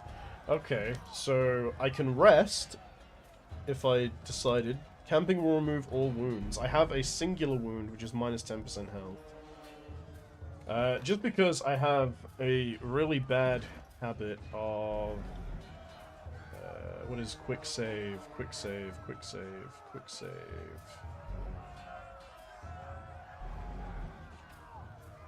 Is there not a quick save button? Oh, there is. F6. But I'm going to quick save here. I got it. We're then On going it. to head down. I think I am going to stealth though. I don't want to get in combat too Sorry, quickly. I can't. Oh. Okay. These good guys? Tarkus Demos. Eyes forward, no looking back. The Veneran Guard warrior roars with his phalanx.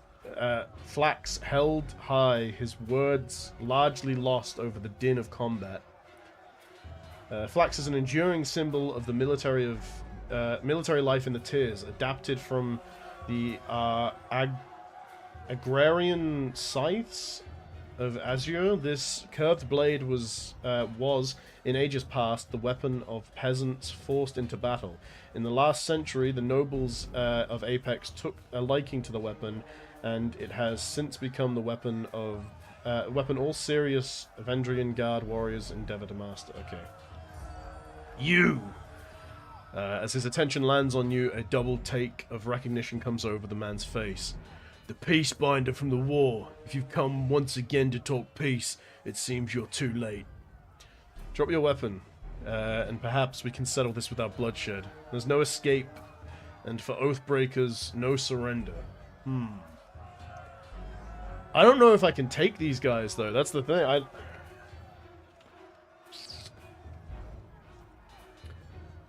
I mean, maybe. We just quick saved. Let's give it a try.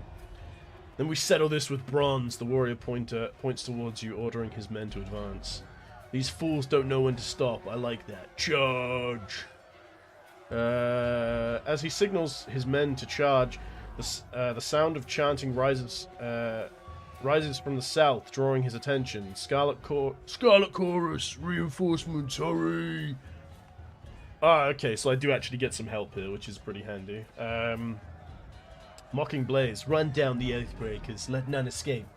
From the red mob of reinforcements from the south, a blood chanter emerges at the head of the rabble, the ornamental crest of her staff pulsing with crimson tones, signing sigils of magic and wordlessly moving her mouth. The blood chanter scribes a series of spells into the air. A red glow surrounds the Vendrian Guard warriors as the chanter's magic worms its way into their minds, blinding them with rage. Ooh.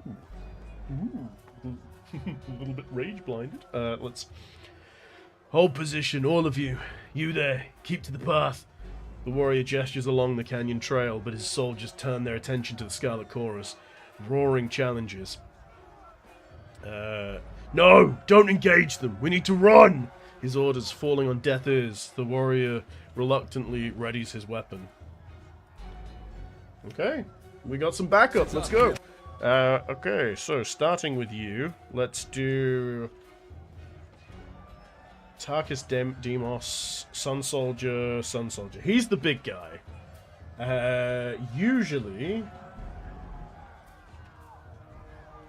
Usually what I would do is I would target the small guys first. So I think that's probably what we're going to do. Where's his? He's got 6 armor as well. He's the most armored person there. I feel like you are ranged, maybe, with javelins. But I am connected, so this does pose difficulty. Let's try Skewer on you first. Let me pop a bleed off on you as well. Okay, so we got the Skewer. I'm just seeing where everyone goes. That's my plan. I want to know who's going where. So he's attacking there. This guy's ranged. I want to try and take out this guy, honestly, and have my frontliner fighting this dude. But he is injured, actually. So perhaps we stay on him. Let's see, do we have anything else that I can do? I have a knockdown. I kind of want to save that in case I need it. We also have a potion. Yeah, we're good. We'll leave it as. We'll leave it as. She's the one being targeted, so I just need to keep an eye on the health. How is he doing? Badly injured? Okay. He's still badly injured. You have a Scarlet Pot. This is poisoned on weapon. Okay, so that gives weapon poison. I think, honestly, while we still have health, we pop a pot. And then continue attacking. Do I have my bleed back yet? Not yet, nearly. I do now. How low is he? Near death. So we're going to then target this guy. Hit 1. Okay, and then immediately switch back. Squirrely bastard. Okay, how... this is looking dodgy. He's still near death, but I think I'm going to try and take this guy down. I feel like I can handle the rest of them potentially, maybe. This is useless. Let's see. Try something else. Let's see. I don't know if I'm going to get a pot in time. How much health do I have? 15. Ooh. She's been hit for quite a lot.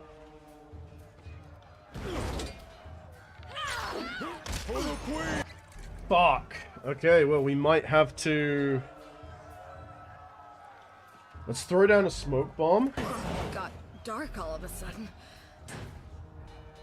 Okay, let's then run here. Okay, he's still following, so we're just going to try and kill him. Misses. He must have... Let's pop a bleed.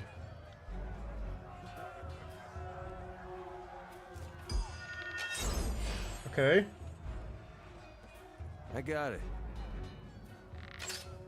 He shouldn't be able to hit me for a while. If I can get him... If I can kill him before I die... But I don't seem to be fucking doing it. There we go. Okay, we got him. We got him. Good. Now... You are barely injured. You are injured. You are injured. And you are uninjured. So, we are going to immediately go... Can I stealth it? No. I do have pots still available. I think, honestly, we're just going to target this guy. See if I can take him down.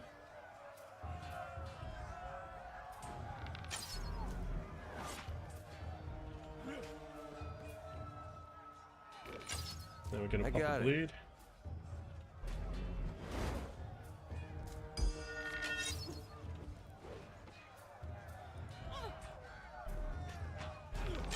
I don't know if this is actually winnable on this different, like, I mean, obviously it must be, but I don't know what I need to do to make it winnable with the class that I have. Perhaps it is my decision to play this type of class that is the problem. He's broken. He's just not doing anything. Now he's doing something and I'm taking damage. But I do want to kill this guy first. Okay, there we go. Now we can target this guy here. I have pots up. Let's throw one of these on. Let's then go and hit some unarmed. Can't do that. Can you please unarmed strike him? I got it. Tell me you got it, but then you're not doing it. Okay, nice. We continue striking. Heal. Nice. Okay, I did it. Let's go! Big first proper combat. I'm very happy with Even that. Fury needs her sleep.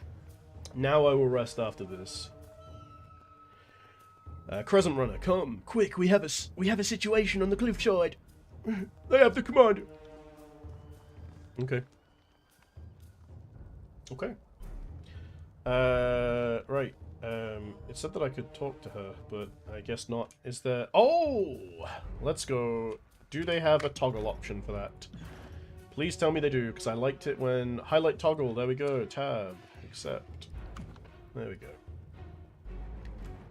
So this guy... Oh, he's got a helmet. We've got a chest over here. Let's see. Can we get any good gear? I do want to rest. I have some wounds, and I don't want them to carry over and cause problems.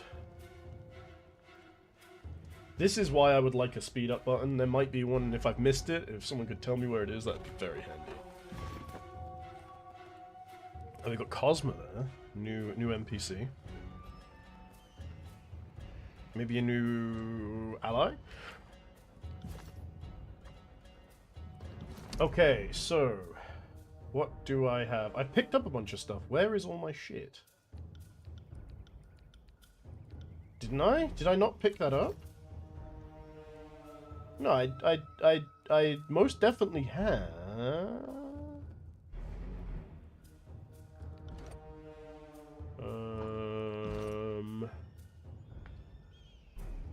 Okay.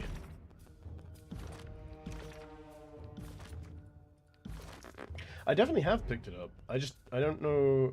Is it? Oh, okay. It's under party stash. That's why. So I have a helmet. Well, no longer worthy of combat. This broken helmet can be sold. Okay, so that's not useful. But we do have greaves here. I think, honestly, maybe it's... Oh no, this is rogue's leather, so this is actually good for me. We also have a hat. This gives deflection and recovery. This one gives armor crush, armor, minus recovery, minus deflection. So I probably want to give this to her, right? Disengagement defense. Only Verse can equip this. Okay, well if that's the case, then I definitely don't want to give it to her. I don't think, because I have much worse greaves. Stick this down here. We then have a Scarlet Fury Helm, plus 3 deflection, accuracy. I want that. 100% I want that. What does this give, actually? What does my helm give? Dog shit. That's right. Correct. And then what is this? Sun Soldier's Javelin. I think it is probably better than my short bow. But just because it is better doesn't mean that it's the best option. She has dual swords. That's broken. I can give... Oops, not what I meant to do. I can give myself some more pots. I don't want to use them. I do want to apply them there. And then we'll give the other 2 to her. And then I think we'll rest. Long rest. It's not a bad start. Not a bad start, I guess. We got everything back, all healed. Let's go talk to Cosmo. Oh, well, let's not. What are you doing? You draw attention to me. Are you not a member of the Scarlet Chorus? Like, I feel like you deserve death from that. That's some real puss shit.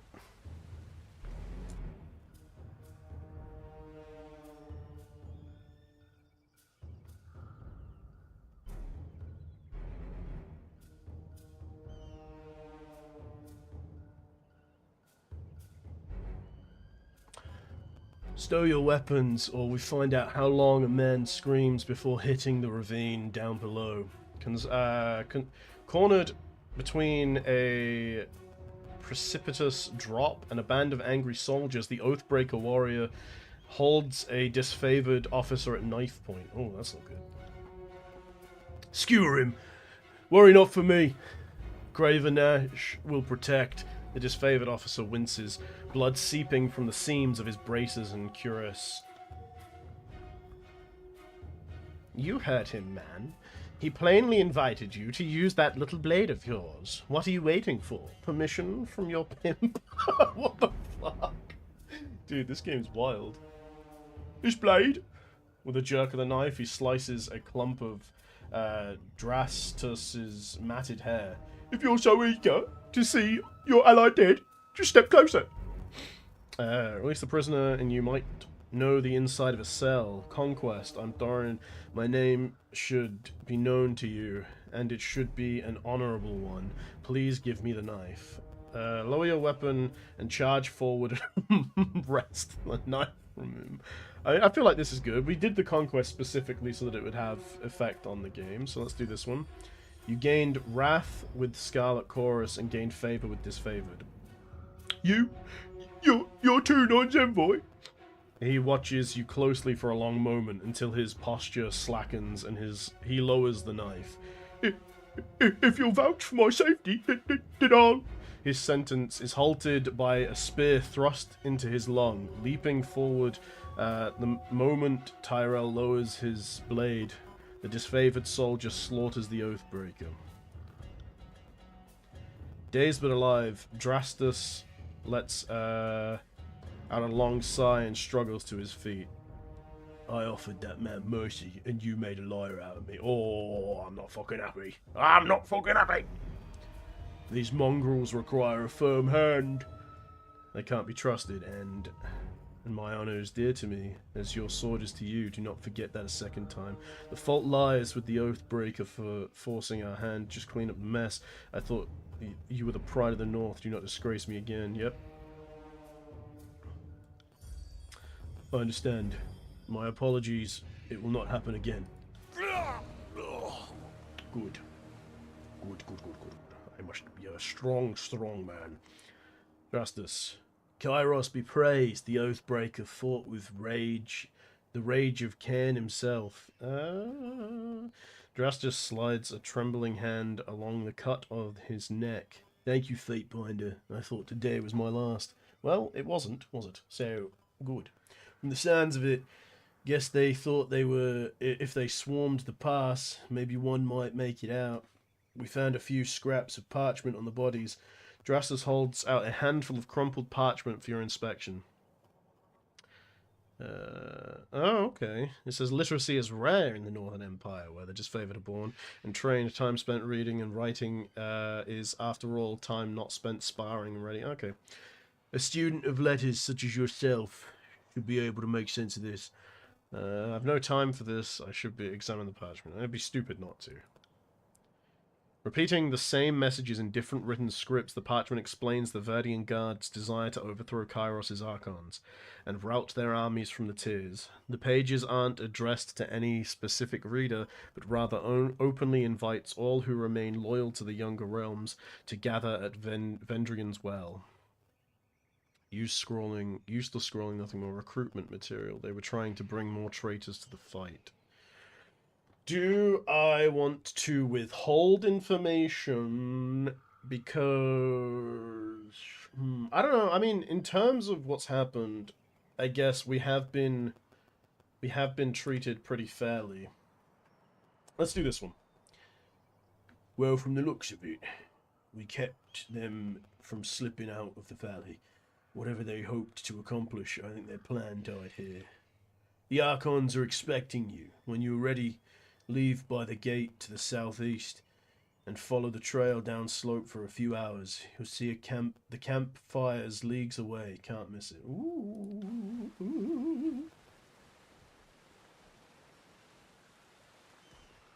Okay. What did he have on him? Oh, he's got a ring. Quick finger bangles. What does this do? Accessory find haste. It gives me haste. Haste +1 quickness. Oh, hell yeah. We'd love to see it. We love to see it. What is this? The once pure water of Queen Lycoris's tears have run red with blood since Kairos' forces invaded. Oof. Climb the rope. You see a very old broken section of the wall. There is a rope hanging down that has recently been used to scale it. Yep, let's climb Learn it. something every day. You learn something every day. Interesting. Ooh! Little potion of invisibility. Oh, hell yeah. That's mighty cool. I think that's all that was up there, though. And we do have a few people we can speak to here. I want to give this to me. In case I can use that in combat, I might be able to use that as a way to get out. Okay. Let's talk to Aurora and see what she has to say. Or... this is the Fatebinder. Aurora salutes you as you approach. We are honored by your presence. Need something? What is the situation? How long have you been with Disfavored? Seen anything interesting during the war? I'm not really not that bothered by her. She taps a gauntlet to a breastplate in a salute. Have a pleasant siege, feedback. Right. Pleasant siege. Oh, there's another thing up here. Wait a minute. Wait a minute. Where? How do I get there? Oh, probably out the front gates, I imagine. So, I have Mocking Blaze that I can speak to. Drastus. The prisoner says his name is Tarkus Deimos. Drastus lets out a long sigh, tapping his gauntleted finger to his temple. Then I don't think this is a complicated matter. He dies. His family's been a driving force in the Vendrian Guard. Killing him should demoralize whatever's left of the Tarkus clan. All must be given a chance to find absolution in service to the Scarlet Chorus. The mage points a finger at the disfavored officer. And you know full well that this has always been our way. He has a chance to be a slave or soldier. Only then do we feed him to the pigs. We'd let you take prisoners, but you can't control them. You send them, these conscripts, out on patrol and they never return. Defecting all over again. I can't let this nonsense strategy continue. Well, I insist this oathbreaker be taken to the voices of Norat, leaving us at an impasse. Fortunately, we have the Fatebinder here to settle the matters for us. The chanter turns to you, an expectant smile creeping across her face. So, what do you say? What say you? What should become of the prisoner? I think,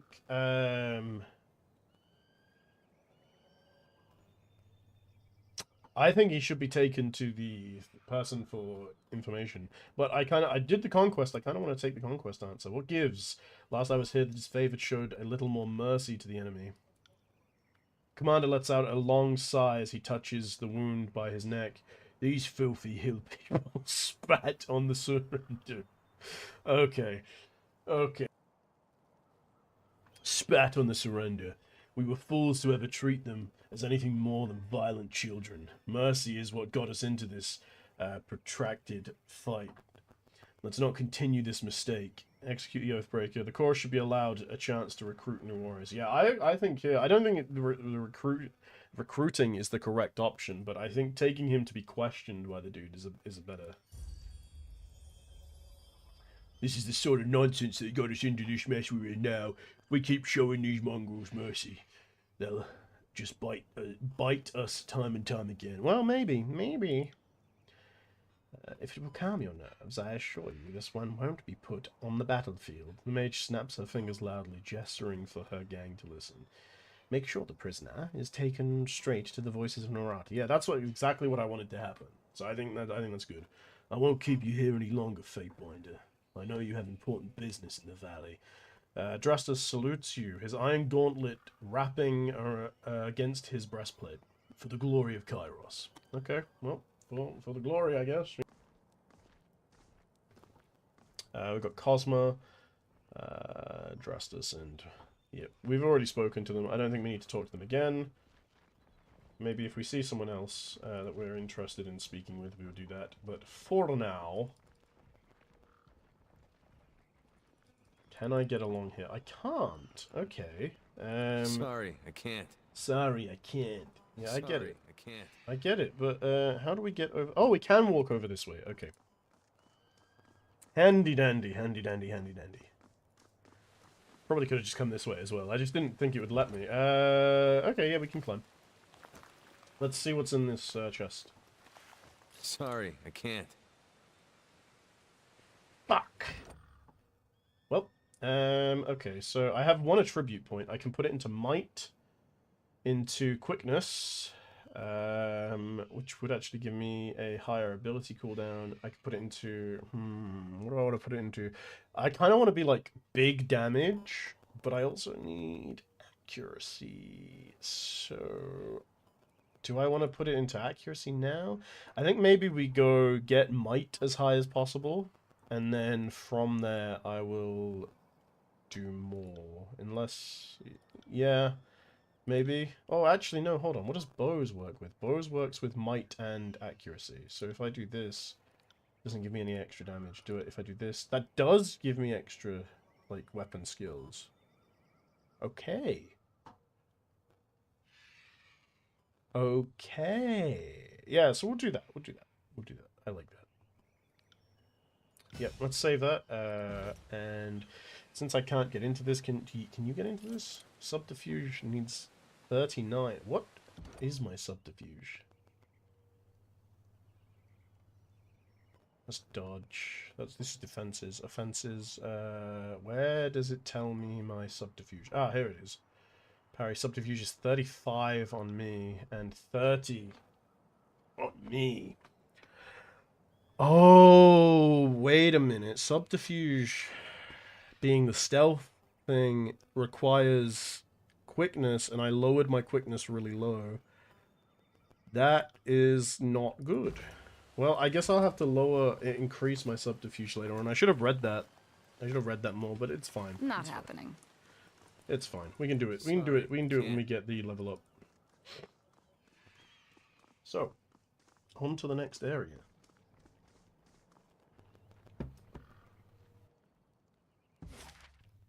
So we have Disfavored Camp. Take you 2 hours to complete the journey. Yeah, so that's fine.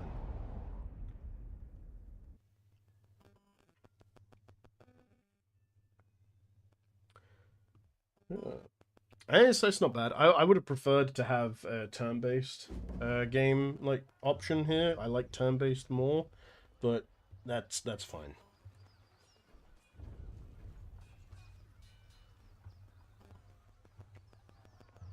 Old Fatebinder. The disfavored scout nods as at your approach. Camp's on up ahead. Don't mind us, just clearing out the rabble. Starling Hangun. I don't understand what I've done to offend. I respect that these are now disfavored lands, and I'm happy to give the Legion a proper toll. But she's going on about trading rights, and what nonsense is that? I'm not allowed to trade one thing for another. It's not like I'm selling weapons to angry peasants or anything of the sort. You're on disfavored land. These warriors have every right to kill you. You should be more thankful they're even listening to you speak. The Overlord regulates all trade. If you lack the proper permits, your goods are forfeit. This is none of my concern. Yeah, I mean... A trade permit? Well, how was I mean, to whom would I speak for such a thing? Not us, but not our problem. Maybe march your butt to Bastard City and plead your case before Tunon. But we'll lighten your burden and relieve you of your wares first. That should make the long trek a bit more bearable.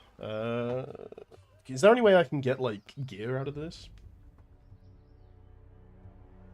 The more gear I have, the better. You're on disfavored lands. These warriors. Oh yeah, okay, I've already done it. You had best start making a very strong argument as to why I should help you. There's none of my concern. Anything to be argued before Tunon may be argued before me. Okay, yeah. I am a thingy of Tunon, whatever his name is. What's there to discuss? We should kill this mongrel, and the warrior pauses, placing her hand in front of her mouth. If the Fatebinder wishes to weigh in on the matter, courtesy demands we listen. The soldier clears her throat, looking at you expectantly. This is a disfavored matter, but I know the agents of the court do so love to throw their judgments around. Well, you could rob me now, and have my supplies today. The merchant grabs a flask from his cart. Or you can leave me alone and have fermented honey all year long. I even know a few family recipes for painkillers and healing draughts. Certainly any army will need those. He uncorks a small ceramic vial. The aroma of cloves and linoleum assaults your nose. These are essential goods to the war effort. We should leave the supplier intact. You have a lot of perishable goods, but no hauling crew. Just a battlefield looter.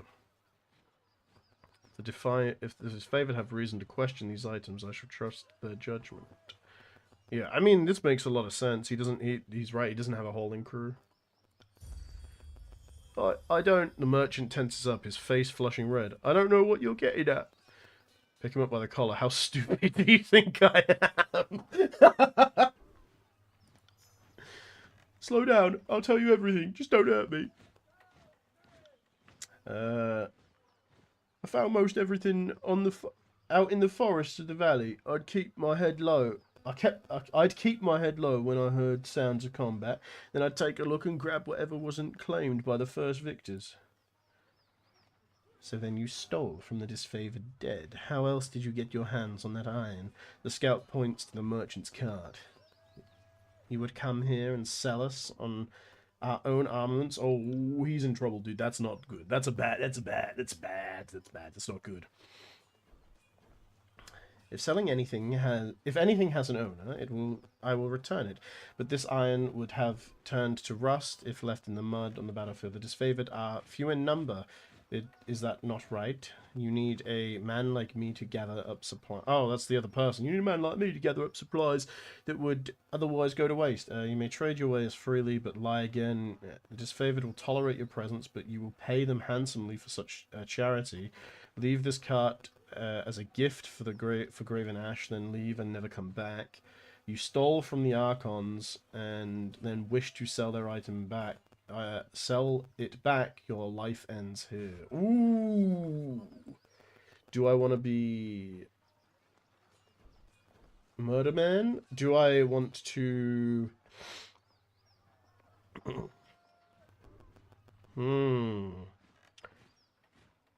If he's going to be grabbing stuff that is already left on the battlefield, would it maybe be better to have him... Because he might become a merchant that I can buy from. Potentially. And that could be handy. If I do, like, the disfavored will tolerate, but you will pay them handsomely, that should work for them and also give me, hopefully, the option to be... Yeah, we're going to go with that one. We will. The disfavored soldier clears her throat with a cough before repeating herself in a more upbeat manner. We will. It sickens me to make exceptions for this vulture, but if you'll supply the disfavored without profit, perhaps the indiscretion is for the best. It is not like our larders are overflowing. A work-slave to scrounge provisions would be an asset. Thank you for interceding on my behalf. I know my life will now depend on showing the disfavored due gratitude for suffering my presence, but if I must grovel a bit to earn my daily grain, so be it. Okay, well, we gained maybe a merchant? Is he gonna dip? Oh no, he's still there. Can I purchase from him?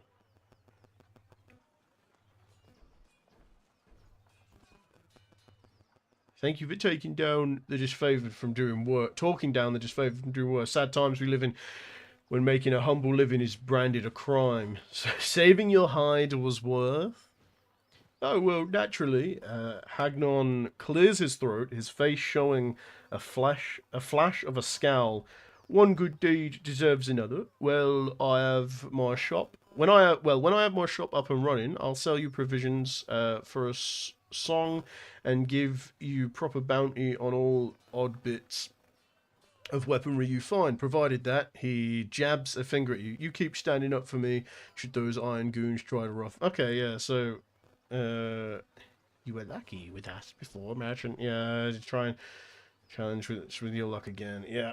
Okay, so he becomes a merchant once he's set up, and I'm guessing we maybe get like reduced rates or something. She has a voice, so I'm not going to do one.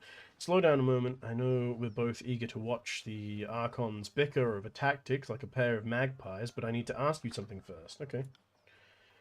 The voices of Narat told me that you've come as a mediator. Considering the source, well, I can't help but feel I'm only hearing half the story.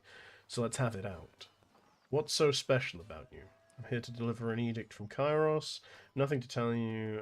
Well, you know what? You fought with me. You did good by me. So yeah, that makes a crazy kind of sense. Considering how long the siege has taxed the armies, I can understand why Kairos would send you with an edict to speed things along. Have you read it? Do you know what it says? The Archons must claim Ascension Hall by Kairos' Day of Swords, or all will perish. That is not for you to know. Sure, why not? One more thing for the Archons to fight over. Well, thanks for cluing me in. If Kairos sends any lightning our way, just tell me when to duck. Yeah, don't worry, I got you. I'll tell you. I'll tell you when they go down.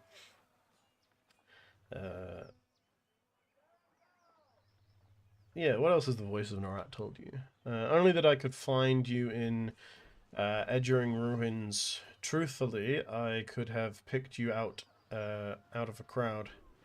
You're the only one of us who hasn't spent the last few months bathing in the stink of Matani River. She laughs and laughs, but there's a forceful nature to it. Why so suspicious? I just get it's just a feeling I got. When the Archons are together, the air gets as taut as a bowstring. I can't help but think that no amount of compromise will get them seeing eye to eye. Oh, okay. So why invite a mediator from Tunon's court? It doesn't add up.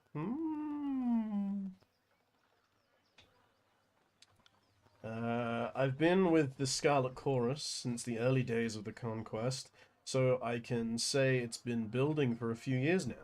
There's an energy about those two, like a pair of storms moving to collide. I heard tell that Graven Ash and the Voices of Narat shared some bad blood in the Northern Empire, but I don't know any of the particulars. That's absurd. If the Archons cannot put the past behind them, they are unfit to command. By my authority, the Archons will fall in line. Ho ho! Oh, ho, by my authority. Sounds exactly like the attitude to set this campaign in the right direction. I don't envy you the task of getting them to cooperate, which sounds about as easy as teaching a tornado to heal. Lol. Alright, well, let's get going. The war tent is just past the center camp. Very good. One last thing, be careful around these disfavored types. They take their work seriously, and most have suffered too many blows to the head. Okay. I want to see if there's anything around the outside first. We have a travel thing. There's something about wood. Let's go and check the upside. What is this? Have I leveled up again? Oh, I've gained a thingy. So I can do power, leadership. It requires level 3, so I can't do that one. We've got range, magic. Okay, so it's probably going to be either agility, flurry of blows, feint, light, move faster in combat. Safe distance requires 1 talent point spent in range to gain a bonus to accuracy when attacking targets that are further than 5 meters. Adds armor penetration to attacks with throwing weapons. I don't really want that. Poison dart throw. No, we don't really need that one. Actually, maybe. Long-lasting corrosive poison affliction.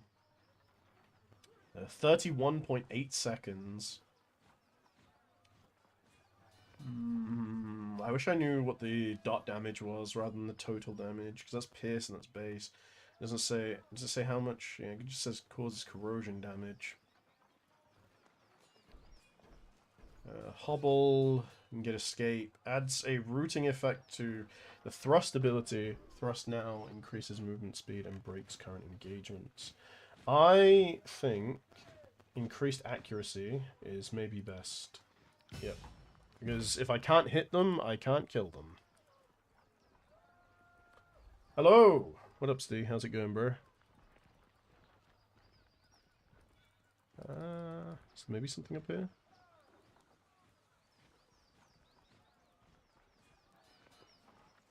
Humble grave lies before you. A battered sword has been used as a marker. The A initial... modest grave for the Archon's son, Brennix. We don't bother with funeral rites in the chorus. No point in thanking conscripts for their duty. Okay. Engraved into the Iron Hill. Okay, so it's, yeah, it's just his son or some shit.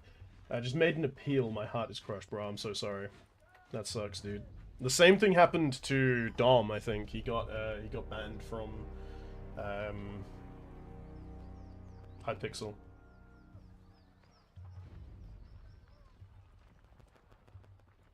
I got it. Can I enter? Oh, do I have to talk to them?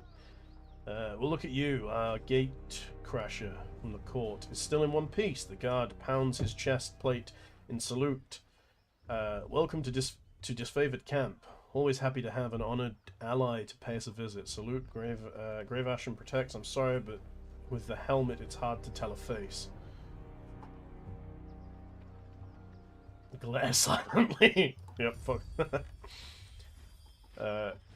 It's an honor to have you in camp, Fatebinder. Sorry in advance for all the arguments your presence will bring out. Hopefully it won't be like back in Stalwart with the chorus trying to claim our work slaves, just because they can't win a battle without crippling losses. I don't think he appealed, first of all, and I don't know what his name was. Fatebinder, I think this misguided little shit just insulted my brother and sister in... Oh, in my book. That's a dispute between the armies. Are you going to stand for that? Oh, ooh, ooh.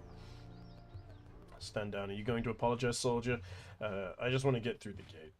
Yeah, sure. This person's my companion. I would rather have a companion like me than some random guard on a door.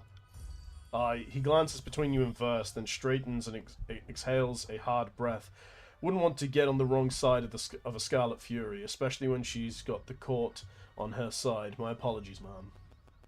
How come you're streaming on YouTube? Twitch is shit, and I want to try to get the... I want to try and unlock monetization, so... And if I get hours from streaming on Twitch, I may as well... From streaming on YouTube, I may as well do that, right? Your sincerity needs work. Tonight, I want you going to sleep thinking about what little piece of shit you are. And you had better wake up thinking it as well, Montclair. The guard stammers a half-formed, uncertain answer. Enough of this, let us through. Say nothing. Are you gonna answer the lady? Dude, I can keep piling this shit on him. This is so fucked. He flashes you a hostile glance before regaining his composure. My apologies, Fatebinder. I am indeed a piece of shit.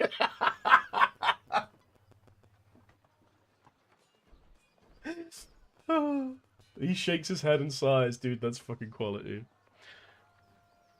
That wasn't so hard, was it? Now get out of the way. I like to make an entrance and don't need you blocking the view. Go on in, the soldier gestures towards the gate. The Archons are expecting you. You'll find them in the war tent center of camp. Okay. Doesn't look like this is stealing. I'm just gonna fucking grab everything that I can. Give me these little booties. Let me loot goblin my way around this camp, and then I'll go and do the shit that I need to do. Oh, I finally have enough subterfuge. Got it. X. What is this? Okay, it's a scroll. Bitter quip. We'll go and talk. I'll go and talk to everyone in a second. I want to steal everything first.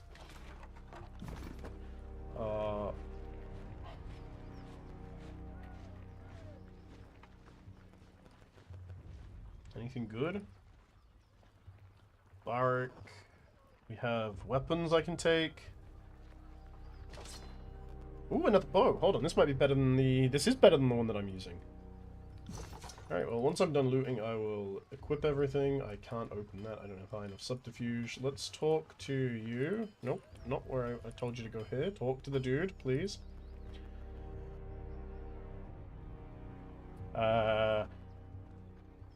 Isatanis curses the air as a blade of thin iron breaks in half beneath his hammer. Repairing weapons with scrap isn't exactly why I got into this craft, but our supplies are spent. He wipes sweat from his brow and gives you a better look. Why not forge bronze? Bronze will do in a pinch, don't get me wrong. It can take a beating and get bent back into shape, unlike this stubborn iron we have here. He glances at a pile of his work with dread. And we always have plenty of tin and copper lying around, so supplies aren't the problem. It's a rare smith who can churn out military-grade bronze consistently. More often than not, it comes out soft. Look around camp. We're garbing the Legion head to toe in iron because it's cheaper and easier to produce for the masses. Couldn't do that with bronze. They call it as favored the Iron Legion for a reason. Strategy and skill may be our backbone, but our claws are made of iron. The good stuff that comes from the smiths in Leviathan's Crossing. You mentioned an iron shortage.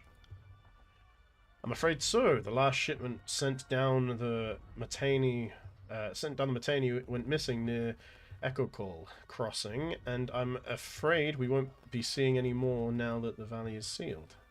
Forge-bound iron is Tunon's responsibility. Why is this the first I'm hearing of it? Keep your voice down.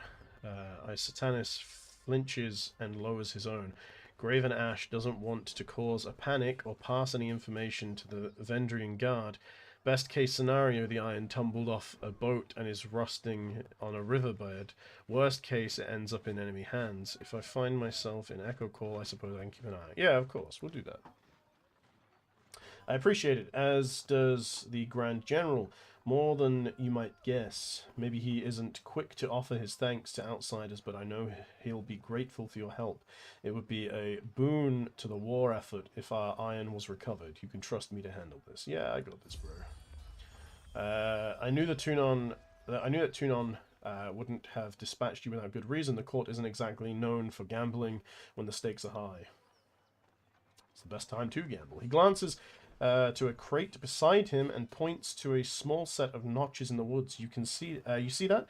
That is how we tell apart our iron shipments from the rest, and inconspicuous so people don't go snooping around. You'll want to keep an eye out for these. Good hunting. Need something else? I'd like to see your wares. Let's see what you have. So we've got Crescent Runner armor, which is worse than what I'm wearing. We've got a Stone Shield helm, which is again worse. Oathbound helm. I mean, it has more armor, it's just less recovery. What about you? What do you have? You don't have a helm. I also don't have enough money for any of this. Can I sell? Maybe I can sell these, because these are useless. This one. This is a javelin. I don't think I'm going to use that, honestly. That might be good. I won't be using this. My gun. Red Rivers. This has higher DPS, less recovery. I guess I will provide that there. A gate. I don't know if that's useful, but I'm going to sell it. I do wish to... So this gives me 2. It doesn't give me much. You know what? We'll trade it. We shall trade. I'm also going to get rid of this, actually. This and... Oh, this one gives me a big chunk of money. Just got 4 armor penetration. Well, whatever. We're going to get rid of it. I need stuff for her. So I need a helm. This gives armor 2, 0 crush and fire armor, but 3.5 pierce and frost armor. And this gives the same.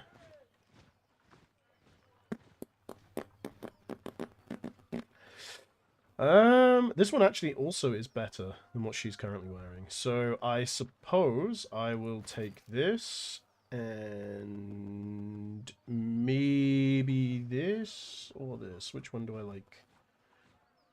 I think the Oathbound helm looks kind of sicker, but the Stone helm probably fits her a bit better. So we're going to do that. Trade. And then let me equip this to you. Equip this to you. This is... Okay, so we'll sell that. And I think that looks pretty good. Doubt it. Maybe? Let's do... Actually, let's do this. Let's move this here. I am going to sell this, because I don't need that. And then let's move this here as well. And then let's do this. I don't know what. Let's put this down here. Let's then move this up here. Is this better than what I am currently... Nope, not what I was trying to do. This is better than what I'm currently wielding, so let's put that there.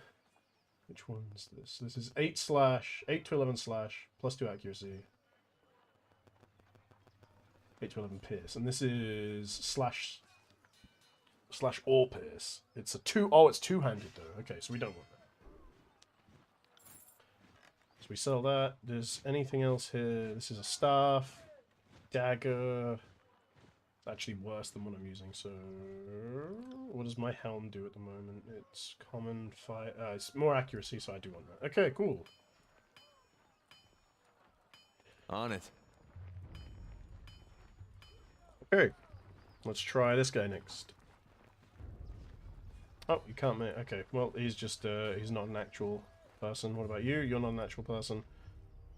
You are, though. Hail to you, guardian of the law. The man dressed in merchant finery greets you with a smile. If you have a few excess rings weighing you down, best unburden yourself before battle. You know that the disfavored suffer a merchant in their camp. You know that if the disfavored suffer a merchant in their camp, that must be a man selling only the finest provisions and armaments. He points to a collection of shields, rations, satchels, wineskins, and other sundries. Take a look and see if something interests you. An inspection procedure. Dead chat? It is, yes, you are correct. I haven't streamed in like over a year. It is understandable that it is dead.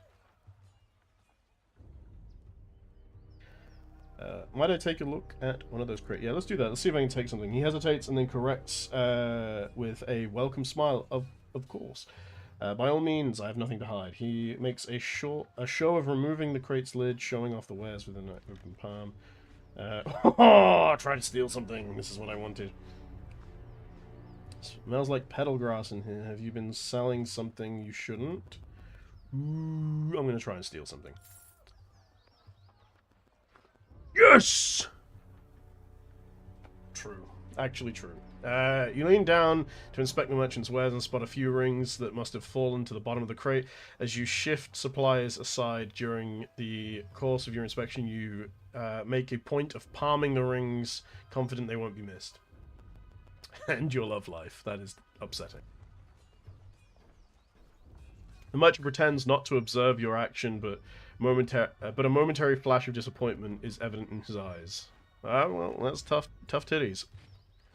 Pentibor rubs his hands, eyes alight. Let's see if we can find something you might like. Okay, so I just gained a bunch of rings. Didn't I? Didn't I? Maybe I just can't sell them to him? I don't know. I could have sworn it said I gained a bunch of rings. Anyway, we got camping supplies. I think I need to buy 1 camping supplies. Because I am down now on camping supplies. This is stout sword. Does he have... He does not have a bow. I don't need any lesser healing potions. I've got a bunch of those already. What about... Okay, let's have a look. So we've got javelin, spear, sword. Is this better than what she's using currently? Bronze sword is worse than what she's using. This is a one-handed bronze dagger. This has increased accuracy. It has lower DPS though. So he doesn't really have anything that's worthwhile. Oh no, I do want to trade that, thank you actually. Okay, now let's have a little look. Do I have rings? Because it said that I had rings. Did it not? It did say that I had taken some rings. Where in Carmen Sandiego are the rings? Big boy. Oh, I don't know where they went. Maybe I didn't get them. I thought it said that I had, but perhaps not. Bit equip. Bitter quip. Glory to the voices of Narat, projecting his salutations for all to hear. The grinning blood chanter wraps his staff around the ground, against the ground as you approach. Fatebinder Thorin, I presume his smile quickly retreats, giving way to a sour scowl. I am Better Quip. I am here as the emissary of the Scarlet Chorus. He looks at you impatiently. What's life like working with? Can you tell me? Okay, I don't really care about any of this. Well, I do, but like I don't want to sit here and read. I've been reading like non-stop for basically 2 hours. I want to do something. We'll take the water skin. Marcus? Not Marcus. Is you Marcus? I am Lucia. This is Marcus. I read the wrong way around. The disfavored soldier points to the armored man next to her. And you must be the Fatebinder. From under her helm, you hear an audible scoff. We've been assigned to babysit. Okay, assigned to your hospitality. Marcus quickly interjects. While you remain in disfavored ground, if you should need a place to rest, we can make necessary preparations. Oh, I want to kill her so bad. Oh, you fucking don't tell me you're here to babysit me. How have your skills for battle? Lucia, tell me about yourself. What is this? Marcus, I'd like some training. Oh, I can get training? Of course, Fatebinder.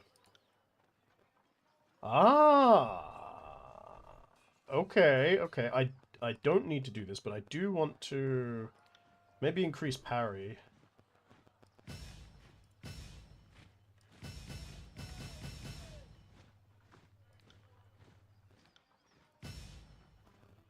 Okay, so that's the maximum I can train parry with this dude. Can I then come back? Well, if it isn't the Fatebinder, I'd like some training. Finally, some fun to break up the monotony.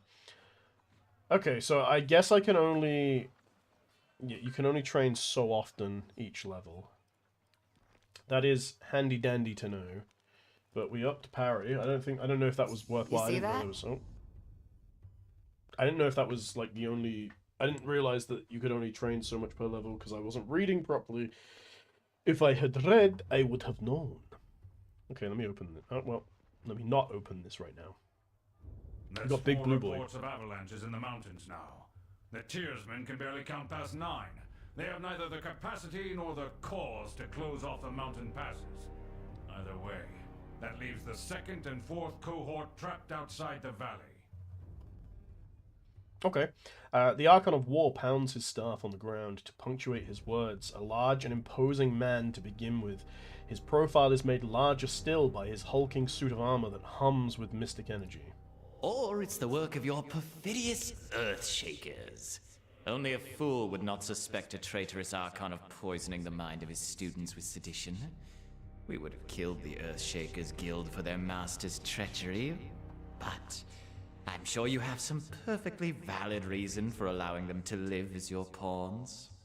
The Archon of Secrets passes a scepter between his hands as he speaks, twirling the rod in hypnotic circles. Emerald luminescence seeps from the seams of the Archon's ragged red robes. The glow is most noticeable where his neck ought to be. His mask seems to float and spin, never pivoting or bending naturally. Strange. Hey, watch yourself. When these two get going, you don't want to get between them. Oh. I kind of want to like big dig this moment, so I'm going to clear my throat. Maybe we just like come out all out and just be like, I'm here to proclaim Kairos' edict. Yeah, let's Did do I that. give you permission to speak? Archons of War. The Archon of War turns to you, his blue eyes wide with anger. The many portraits you've seen depict Graven Ash with a stern, unamused countenance. He is even more taciturn in the flesh. I don't know. Bow to the Archons. Apologies for the sudden entrance. I traveled a long way to be here. Glare silently. Fuck this dude, man. Ah, the Stormcaller. Conveniently late once more. Our eyes and ears tell us you come bearing an edict. The anticipation is killing us. My soldiers tell me you helped Commander Drotus on your way through Edring. You honor the court with your selfless cooperation, for that is the sort of camaraderie that Kairos demands of us all. On the last of his words, the Archon of War glares at the voices of Narat, furrowing his brow as he utters the words camaraderie. Oof. I don't like this guy. I don't like this guy at all. I require no thanks for doing my sworn duty. I come bearing an edict of Kairos. Are you all done bickering? I have an edict to proclaim. Yeah, let's do that. My dear Binder, we won't be done bickering until the last of Ash's hair falls out. We'll pause for you to read your little missive. Go on, don't keep us all in suspense. I kind of like this guy. He's like he's like fucking mega troll. I like this dude. For the second time, Brother Tunon selects you for the glory of proclamation. You should be honored. Tell us, what has the Overlord decided to unleash upon the Oathbreakers? Okay, the Overlord's loyal servants must hold Ascension Hall by Kairos, Day of Sword, or all the valley shall perish. It seems you need some encouragement to work together. Kairos' edict will end the lives of everyone in this valley unless Ascension Hall is claimed by Kairos. Kairos' Day of Swords. In honor of your incompetence and disarray, the edict will execute every living thing in this valley unless Ascension Hall is taken. Okay. I think they're actually about because I sent images proving my point, including the Wikipedia page, the character whose name I took, and all the images. Okay, well, good luck, bro. Hopefully. We're gonna do this one.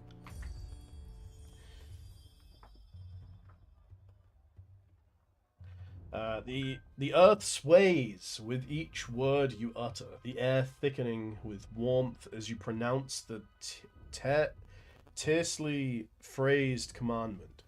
Its every syllable drafted by the hand of Kairos. With the edict proclaimed, your pulse quickens and the muscles in your legs, worn from a long trip down the mountain, bruh, what can I read?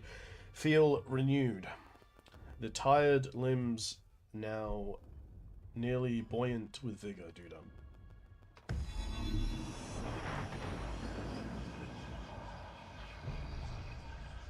The Overlord means to compel us into action. No doubt the avalanches in the mountains are part of this ultimatum. We must conquer the Oathbreakers or die in failure. There is no room for error, and no other way out of this valley alive.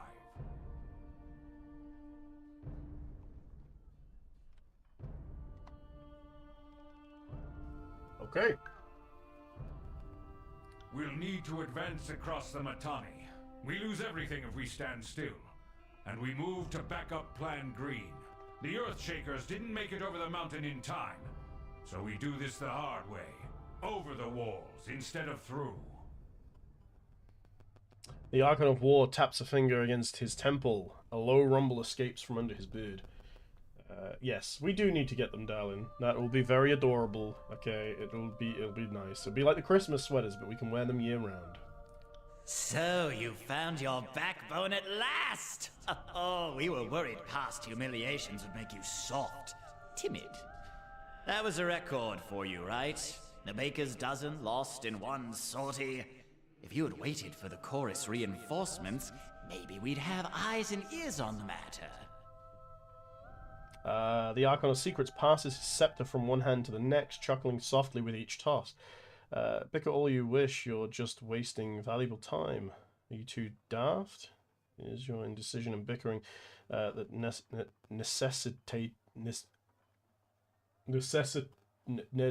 that required this edict? Learn to work together or we're all doomed. Remain silent. They call you the Archon of Secrets, but you certainly don't seem to know anything remotely useful. Oh dear. I'm not going to say that, but that is funny.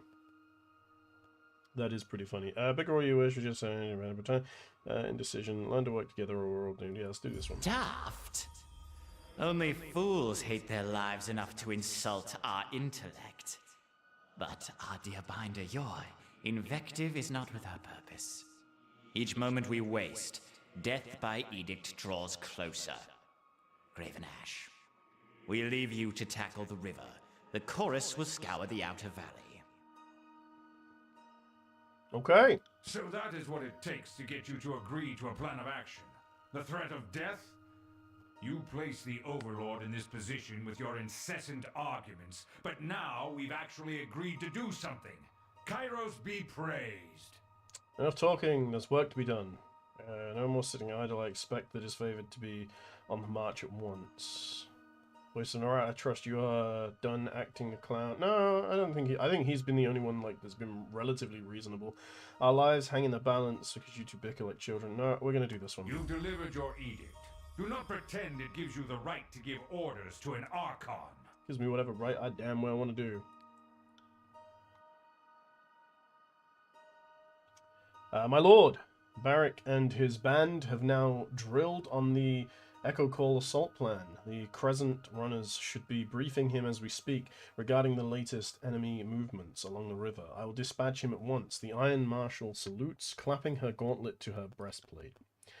And I will ensure the chorus stands ready to march. If the disfavored can take the river, the chorus has the manpower to secure the outer ring of the valley. Our soldiers clamor for battle, and at last we shall have it.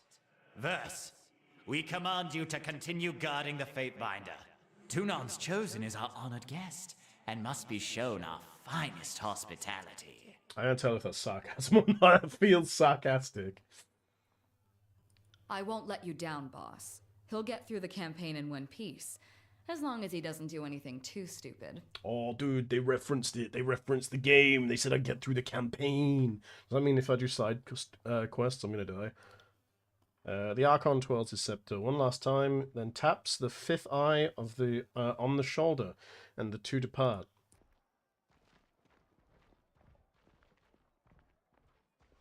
Finally, the fool and his puppet are gone. Perhaps now I can hear myself think. Rarely do I question Kairos' judgment, but I will never understand why the voices of Narot is given such authority. I shudder to think what will become of us all should Tunon favor him in the end. Well, maybe. Though the edict threatens the Scarlet Chorus just as it threatens us, I cannot shake the feeling that our allies will work against us. I mean, they do seem like they're kind of only interested in like combat, so potentially, You've I don't know, shown we'll your see. worth in war, and your name has been known to the Legion since the very beginning of this long conquest. So I'd ask that you join us this one last time, to help us wrap up this last objective. Okay. If you wish to be counted amongst the glorious, speak with the Iron Marshal. She will direct the order of battle until we are ready for the final push into the Citadel.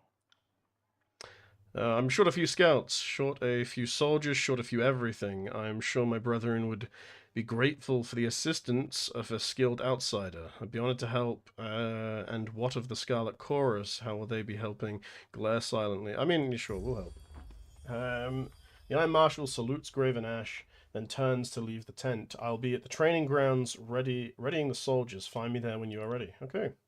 She pauses, clearing her throat, and though I am loath to mention it, the chorus can likely use your assistance. They certainly won't secure the outer valley on their own. Fifth Eye will be somewhere in that rat's nest they call a camp due east. Seek him out if you must. Okay, now I can finally loot this room. Ironwalker helmet. This is better than something I'm wearing. I don't know which one it's better than. What's this? Broken skull mask. Okay, well, cool. Either way, we got something extra. I can maybe sell them if I don't want them. Let us see what happens.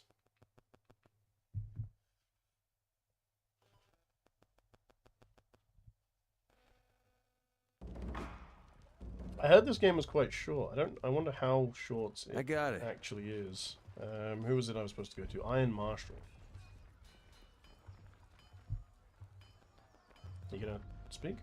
Don't just coddle the impact. Push back with your shield. Take the momentum. Iron Marshal Arrhenius, field commander of the disfavored, pounds her fist in the air as she calls out to the warriors on the training field. I said eyes on your opponent's waistline. If you spend more than a glance checking his footwork, you've lost. Fatebinder, welcome to our camp. The disfavored officer nods at your approach. Shame you are here to solve another disagreement between what should be allies, though I trust you will once again judge in favor of the hardest working and the most courageous. As mentioned, you're short on warriors and need help. What's the situation? Sure. I have brigades amassing along Placid, Echo Call, and Little Tooth crossings. The Vendrian Guard may be able to hold one bridge, but they cannot hold against a concerted three-pronged attack. Why did that stump me so much? I have no right to give you orders, but her words falter, a short cough breaking her flow. But we all die to Kairos' edict should we fail, so I'm not about to let my pride blind me to the value of good help. I'll assist. This is the second major attack on the river. Correct what happened last time? Yeah, sure. Let me know what happened last time. Defeat in detail. We carved a bloody path up the river, but at the point everyone who charged ahead was lost. We had no chorus backup. It was just a few disfavored squads. I can't tell you exactly how they were defeated, but we lost the whole assault team. She shakes her head, letting out a long, pained sigh. We found bodies washing up in the river for days. It's not often the Tearsmen put up such a good fight. It certainly made us reevaluate the number we'll need to take this valley. Okay. Really? Are you sure our scouts didn't give you all sorts of details about the enemy and you just chose to disregard our warnings? Should able to handle it. We can pass out blame after war. Only the Oathbreakers matter now. It sounds like your lack of caution is to blame, not the Scarlet's chorus. Do that one. Quite right. Getting our emotions into the mix won't hasten this campaign. What's the value of the crossing? I have no time for this. I will assist. Then our plan might just work. The Iron Marshal lifts her gauntlet close to her face, shifting her eyes from you to the metal articulations. We are loath to work with those who do not share our training and our values, but we know that Tunon, the Adjudicator, selects only the most capable minds for his court, and I trust you will honor us all on the field. And Antio will be leading the charge at the Echo Call crossing. Assisting you will be Barrick of the Stone Shields. She points to a heavily armored soldier standing sentry at the edge of the training field. Before you ask, no, the Forge-bound weren't sloshed on Dappleseed when they fitted his armor. He survived the full force of the Edict of Storms, and his armor doesn't exactly come off. Tactically, it's quite brilliant, but otherwise it's something of a curse. Tapping her helmet twice, Erenios signals to the hulking presence. Barrick, come meet the Fatebinder. The soldier that steps up to you better resembles an amalgamation of rusted blades and mismatched pieces of armor fused into a vaguely human shape. He reeks of sweat, feces, and whatever oil treatment keeps him flexible. Oh, Jesus. Oh, no, that is awful. Wait, his armor's molded to him. But, like, that means he can't shit. So he's just got, like, crap, like, bubbling between the blades and the... Oh, that's horrible. Fatebinder, the Iron Marshal has tasked me with keeping you alive, and I have no intention of disappointing her. That should be enough assurance for anyone. Barrett returns your nod. Silent, save for the creaking articulations in his alloyed carapace. Eric, is that you under there? I had no idea you were in Vendrian's well. Fatebinder, do you know this walking anchor? No, I encountered Barrick in the Starwood campaign, though he appears much changed. He's an excellent soldier. You're generous to say so. I'm afraid I left the better part of myself on the killing fields of Stalwart. But it's still in my pride and honor to serve the Legion. His voice falters. You can't tell if it's hesitation or regret that stalls him. Fatebinder, we will be joining. The Fatebinder will be joining us for the push across the river. I figured an extra hand might help, and more importantly, if my worries come true and the chorus tries to impede the mission, we will have an observer from the court on our side. Better to work with the Honorable Binder than some chorus children. He nods to you, his armor creaking as he bends his neck. I ask that Barrick accompany you there to arbitrate. Oh, dude, I know the word as well. As soon as I realized what it was, arbitrate the cooperation between his company and the Scarlet Chorus. Echo Call Crossing is now unlocked on the world map. Okay, Barrick, you've been without cohorts since the last Battle of Stalwart.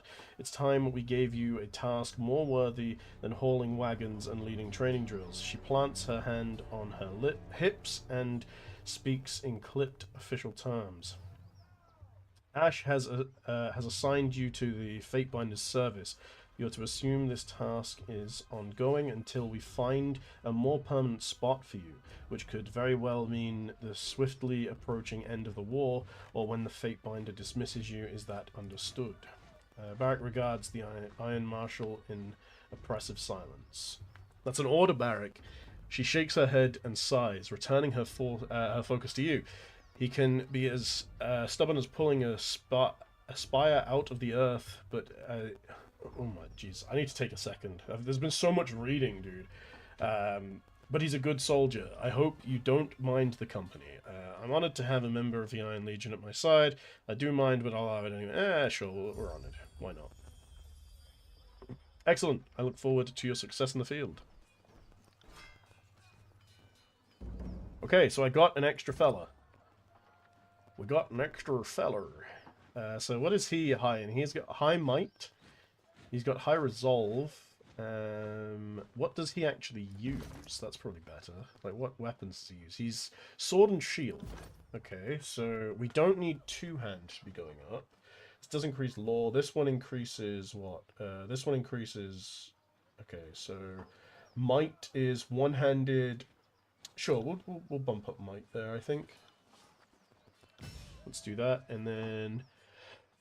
Oh, fuck! Dude, what the fuck? Okay. He has Punisher and Sentinel. Issue a mocking invitation challenging enemies to attack Barrick. Oh, 100%, dude. I need a taunt. Yes, give me that fucking taunt, bro. Let's go. I got a taunt. Big boy. Will do. Now I can also come up here and... Oh, wait, hold on. I see something. There's this potion. We got Staggering Burn. Plus 40 armor. Oh, it's Corrode. Okay, so it makes them weaker. I can also give him training. I'm going to do that before we head out. What if it isn't Fatebinder? Let's see what you do. What training do you do? For this guy, dodge, one-handed weapons, or athletics. Oh, hell yeah, let's do some one-handed weapons. Let's get him trained up a little bit, eh? Let's get back down here, and then grab all of them. And let's skadoodle on to the next place.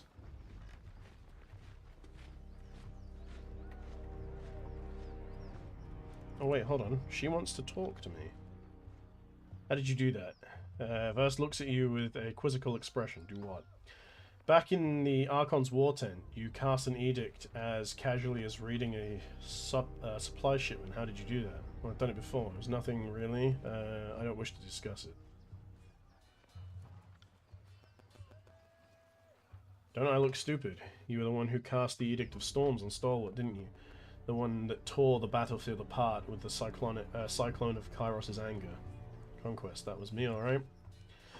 Well, call me impressed. Considering that you've read the words of Kairos more than once, I'm surprised that you're even alive to tell it. Your vocal cords should have turned to ash by now. I'm not trying to make you feel uncomfortable. It's just worth recognizing that you've done not only... recognizing what you've done. Not only are you Tunon's Fatebinder, you're the mouthpiece of the Overlord. Gives me plenty of reason to stick around. You're going places. I want to see where they lead. Right. Cool. Yeah, man. Yeah, man. Yeah, man. Okay, so this is Scarlet. We've got the Scarlet Chorus camp and the bridge. I want to go check out the camp first. Ambush. Your path is blocked by a small group of Vendrian Guard. You can go no further till you deal with them. Ooh. Combat. Finally, something that isn't just reading. Okay, we get a bit of strategy. That's far enough, Fatebinder. Ooh, we got a voiced person. A woman's voice booms from atop a nearby outcropping. Flashes of aquamarine body paint peek out from under her loose-fitting traveler's garb, and her outfit is festooned in braids and knots of a sailor's line. Flanked on either side by warriors dressed in Vendrian Guard regalia, the woman leans on an elaborate bladed staff pulsing with an arcane energy. A swath of blue fabric rests draped over her arm. The blue flag is a symbol of diplomacy and truce recognized. Okay, so it's like the truce between custom, the Cheersman hold dear. Okay, well, I don't really get it, but whatever. Did the voices of Nurat send you to gather my head and complete his collection? If so, we'll have to save our tussle for another time. Today I have business. Vengeance can wait. Okay. You may have consigned my school to a fate worse than death, but you've done well by the Vendrian Guard. Many of them are alive today thanks to the truce you forged years back. They seem to think you have a trace of nobility in you. Here's hoping they're right. In accordance with ancient customs north and south, I offer and request a delay of blade. There are matters we must discuss without fear of reprisal. Okay, so not combat then. More reading. Great. I just wanted a little bit of combat. Just a little bit of combat, but no. The woman bows deeply, lowering her head in a practiced display of etiquette. The warriors by her remain in a ready stance, their nerves clearly on edge. In accordance with ancient customs, north and south, I abide by this truce. You have me at a disadvantage, glare silently. You would detain a Fatebinder of the Archon of Justice unwise. Draw your weapon, run while you can. We'll listen to what she has to say. As is our custom, we are ready to kill to defend our lands, but we kill only in fair battle. We don't slay our prisoners. We know this isn't Kairos' way, but we must have hope.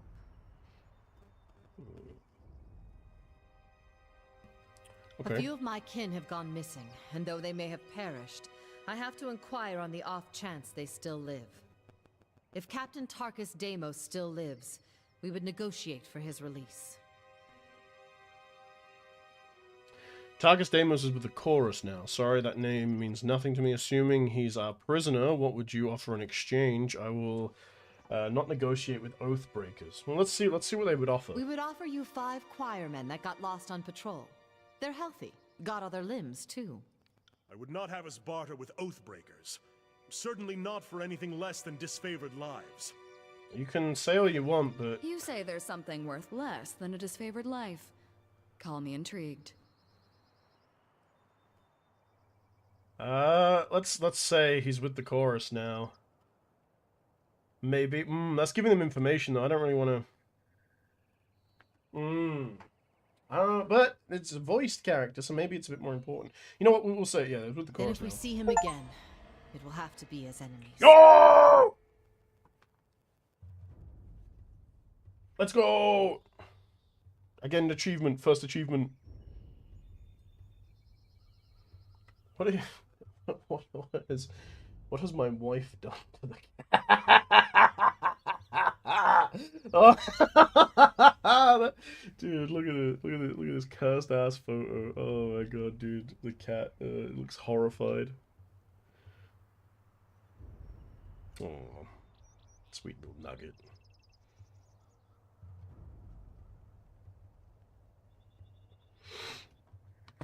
Okay. If I may make one more inquiry. What of Palox Tyrell? Did he survive? Another dead Oathbreaker, whomever. Palox Tyrell, who was that? I don't recognize that name. Oh, no, he's dead.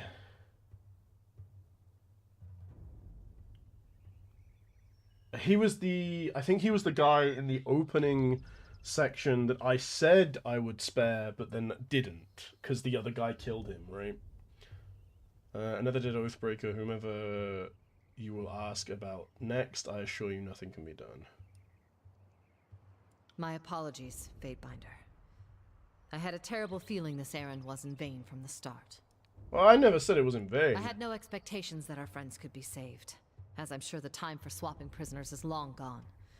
But at least I know of what became of them. That'll have to be enough. Barduly, sorry you cannot find what you're seeking for. I have some questions for you. We shouldn't be socializing with Oathbreakers. Yes, but information is important, you metal man.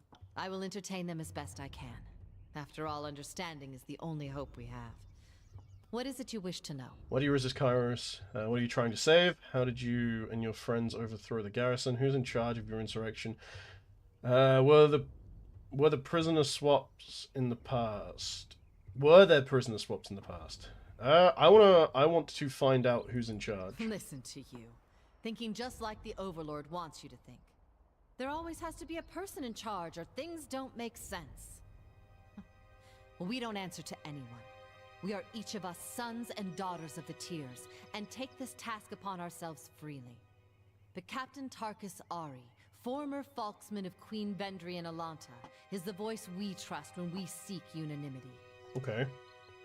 So, Captain Tarkus Ari. Okay, so we have a name. That's good, that's good. I assume Tarkus Ari and Tarkus Deimos are related. Yes. Deimos was Ari's brother. We were certain he was dead, but the captain takes family seriously. So I volunteered to find some answers. Ooh, that's useful And now here we information. That's very useful information. Maybe we can use that to barter, potentially. Anyway, why did you resist Kairos? I grew up without my knee bent to Kairos. And if I'm going to bow to someone, let it be another Tearsman. We've ruled ourselves just fine for centuries, so we'll give our lives so that our sons and daughters might rule themselves. The younger realms were beset with constant battle. You'd prefer that to Kairos' order? You make conflict sound like a bad thing. Yes, the younger realms saw frequent battles, but it was never this wholesale slaughter like we've seen of late. No Tearsman ever cast an edict on the soil, or forced prisoners to kill each other, or butchered beastmen tribes. Only your daughters are really free in the Tears. Why fight against Kairos' equality? There's freedom, then there's trusting idiots with power. Give a man 1,000,000 marauders, he'll lose sleep worrying over his neighbor's 1,000. I prefer my realms ruled by the braver sex. For centuries we've left the lands to the women, and the seas to the men. And we did plenty fine until Kairos came around. What makes you think you have a chance? But a mage like you would not be the subject of such superstition and fear under Kairos' reign. I doubt life is any better sworn to some mad Archon. I'd rather stand with my fellow Tearsmen. Or, I suppose, stand immediately behind them in the event of an attack. At that remark, the soldiers flanking her exchanged shocked looks. Oh yeah, she did just basically say to the guards that she has with her that was like, yeah, well, you know, if they attack, you're dead. Eb turns her focus to her compatriots. Yeah, you heard me. Way things were years back, you'd all be calling me a water witch and conspiring to sell me out to the nearest sage. Just because I'm helping you stop Kairos doesn't mean I've forgotten the hospitality of ages past. Okay. And people wonder why the Tearsmen could never unite in time to fight back. It's refreshing to see that some things never change. What makes you think you have a chance? Oh, we don't. Those who believed Kairos could be stopped all died years ago, in the first wave of fighting. It's not about the hope of victory. It's about the hope of inspiring others. It is very likely we will fall here in Vendrian's Well. But perhaps others will arise elsewhere. Okay. Interesting. The prisoner swaps That in is the our past? way, Binder. Here in the South, only thugs and bandits kill prisoners. The younger realms may be guilty of constant fighting, but we never slay each other when the battle's long over. We're not about to change that now. Okay. As a rule, Kairos' forces haven't been keen on swapping prisoners. But I know our disfavored prisoners aren't prisoners anymore. I just assumed they were swapped for some of our own. Okay, how did you and your friends overthrow the garrison? I would joke that the voices of Nerat left the gate unlatched, but dozens of warriors lost their lives taking the Citadel. There was no secret to it. We simply attacked with speed and certainty at a time when the Archons were elsewhere in the Tears. The Scarlet Chorus had a rout, and what few disfavored soldiers were present made an impressive showing. But they were surrounded and overwhelmed once the chorus fled. Okay, that's all. Fair enough. But now a question for you. Okay. The Edict. I can feel its magic coursing through the air. Everyone can. Uh-oh. But those of us enlightened to the currents of magic feel it most.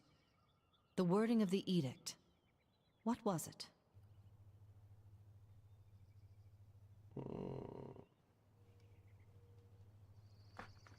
I don't want to tell them this. I think this is a bad decision. If I tell them this, they're going to hold out as long as they can so that Kairos' own forces get destroyed. So I think it's either this or this. It's a curse on the valley. Those disloyal to Kairos will slowly weaken and die. Sure, let's try it. Two armies aren't enough. Kairos needs an edict to weaken us too? We must have the Overlord terrified. Well, if that is our fate, so be it. Seems no worse than fire bubbling up from the soil. Thank you for letting me know. I've another question for you, if you will entertain it. Are we really standing here and chatting with Oathbreakers? It's hard to watch, like cuddling a goat you're going to kill for dinner. When I was young, my parents told me the Tears were special, and the Overlord's edicts and armies could never touch us. Seems I've been told a hefty sum of lies. So answer this honestly for me, please. Is it true that Tunon's Fatebinders can smell truth from falsehood? Yo, what up, Ben? Yeah, your boy is live. How's it going, buddy?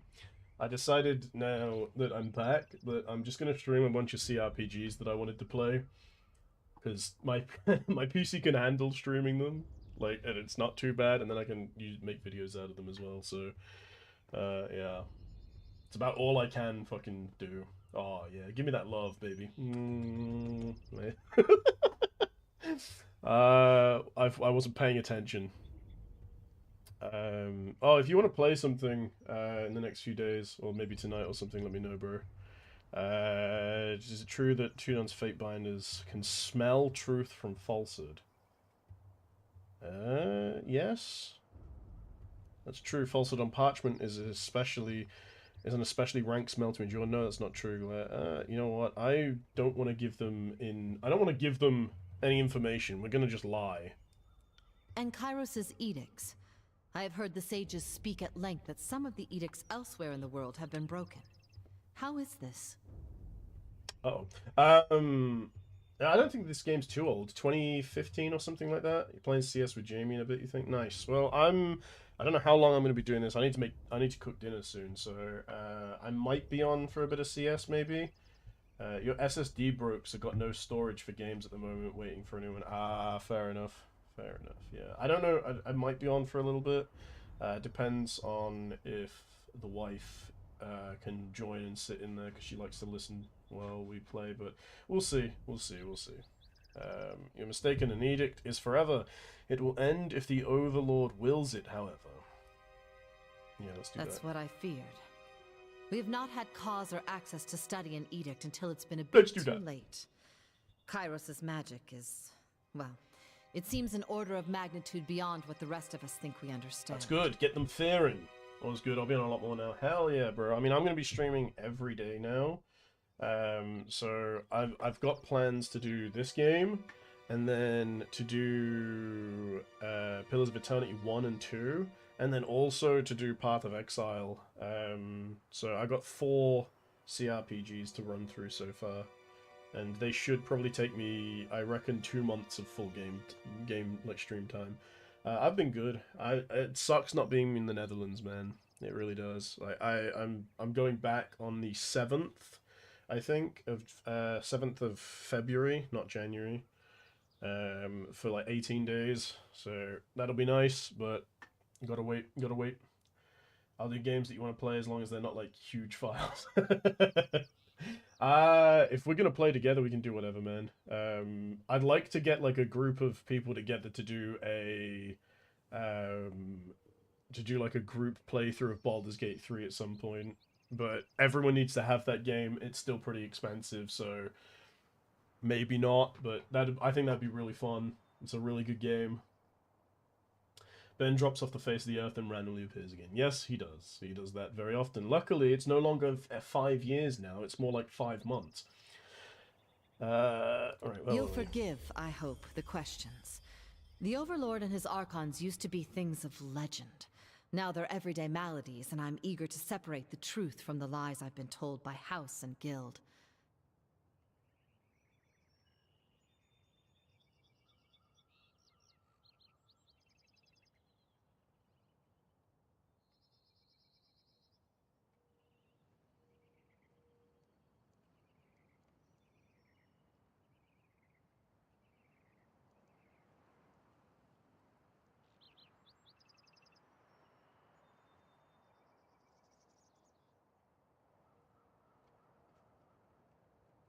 In accordance to our most ancient customs, let us depart in honorable accord. May peace find you, Fatebinder. It'll always be my thing. Yeah, we should do Baldur's Gate 3 though, man. I'll have to do it when I'm on my other PC though. Because I don't think I can run it very well on this one. I definitely can't stream it, but you know, I'd be down to try like a hardest difficulty playthrough.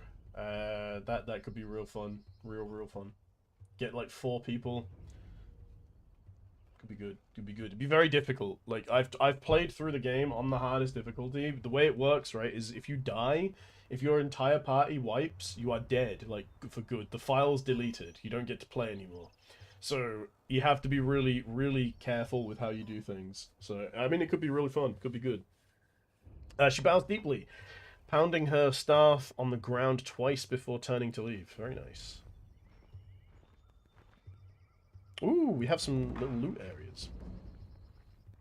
Wait, can I kill the deer? Can I? Does it...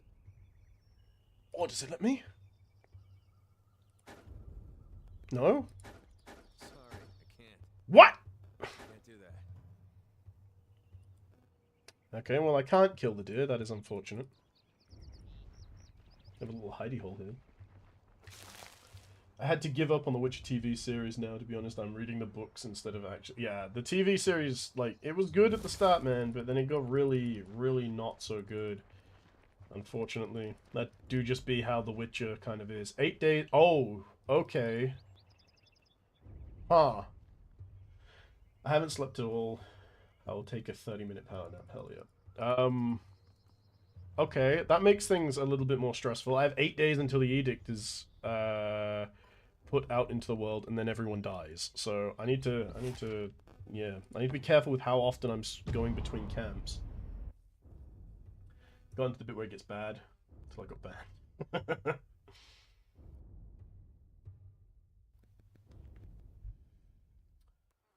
Okay, so because if the edict goes off, I'm fucked. Do you have anything to say? Quiet Shiv. Nice name. It proves everything. The warrior slams her fists together in a resounding clap. Like, for instance, whether you're fit to lead that flock of children.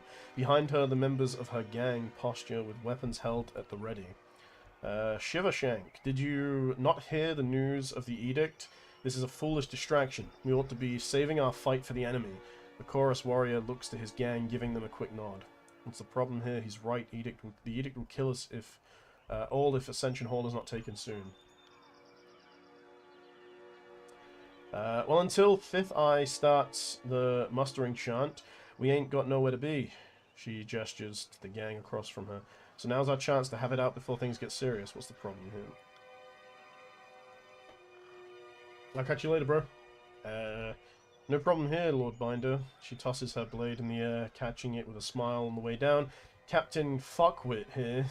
Dude, this game's crazy. Captain Fuckwit here seems he's about to balk from this challenge. Thinks just because he used to run a ship, he's qualified to run a gang. She spits on the ground, looking up with a scowl. So I'm calling him out, because the way I see it, his warriors ought to follow me, not this new blood.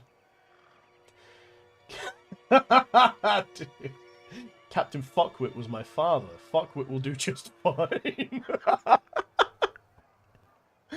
The warrior points at the opposing gang. If we have to prove our strength, we'll do so happily, but I'll have your hands and feet removed from the rest, and the rest of you kept for my own use. Jesus!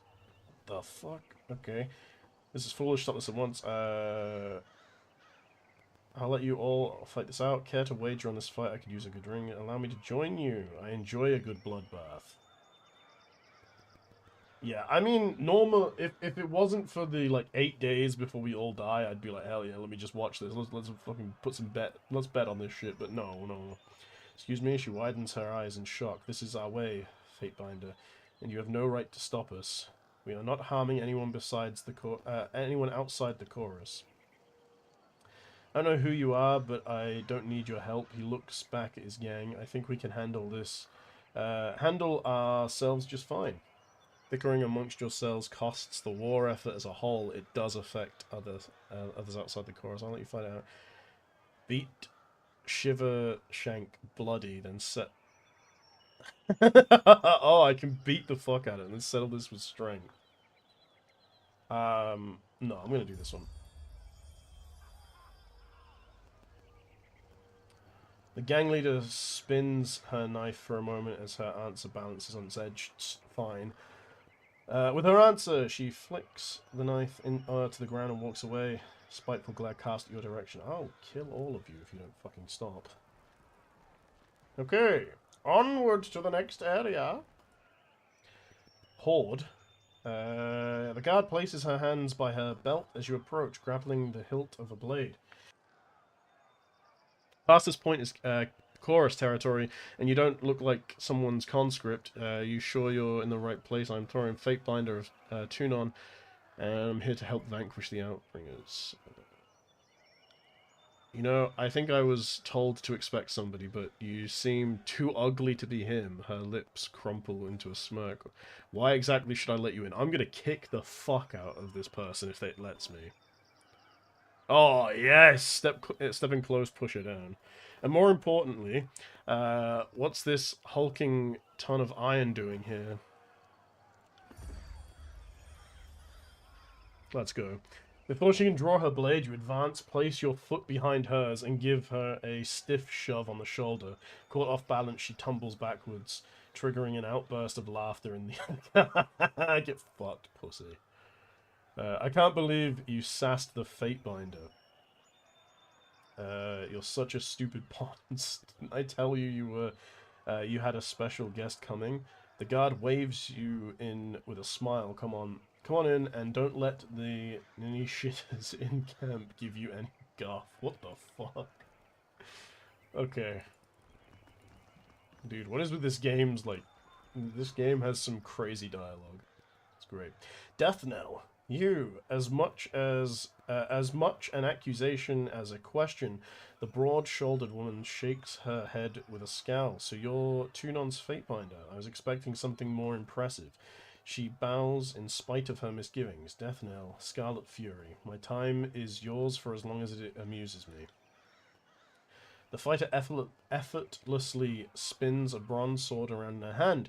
Let's get one thing clear. Stick to your words and law. Leave the fighting to the grown adults. Your corpse would just be a tripping hazard for those... Okay, well, that's rude. We've got enough useless twats dying for our name as it is. All our Horde recruitments seem good for of late. Is pulling in a shit-reeking mound on the battlefield. She I said humps. She humps low. She hums low to herself and flips her sword side to side with several deft flicks of her wrist. Keeps up, and we'll have to toughen our recruitment standards again. What do you need? Insult me again, and I'll bury that blade in your belly before you can scream. Yeah, hell yeah. She peels a surprised but pleased laugh at your threat, tapping the flat of the blade against her thigh. She cants her neck until it audibly cracks. Maybe there's something more to you Fatebinders after all. You said something about horde thinning. Yeah, I'm not really interested in that stuff. Thanks though, I got to insult and I got a bit of XP. That's what we like to see. A little bit of XP.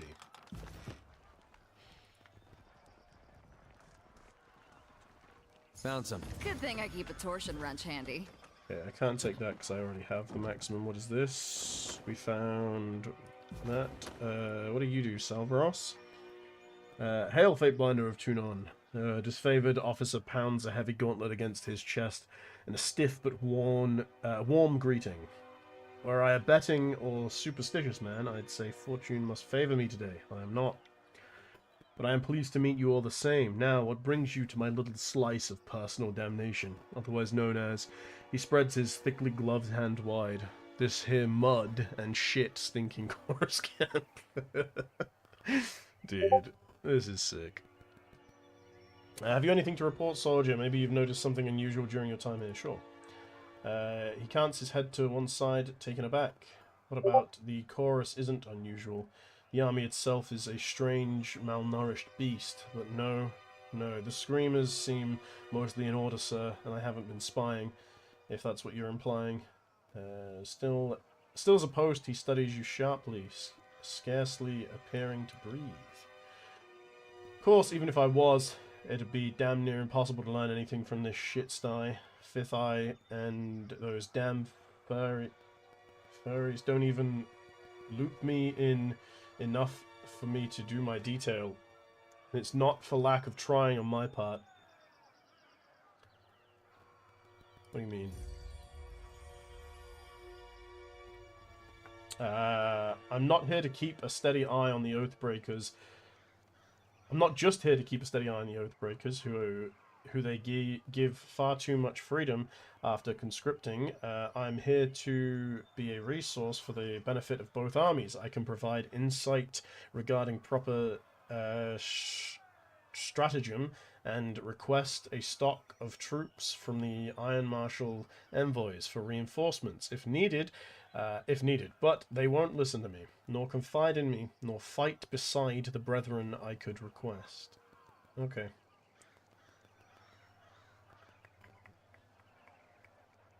Okay. Alright. Cool. Oh yeah, I already checked that. I can't do that. What is this guy? Oh, these are prisoners, I guess. Do any of them speak? Nope. Quiet Shiv, I've already spoken to you. We did the thing outside. I will take that. We have Reg and Baz. Look what we have here, chewing on some manner of cud. A heavy-set soldier flings spittle and crumbs as she talks. The Fatebinder finally shows himself.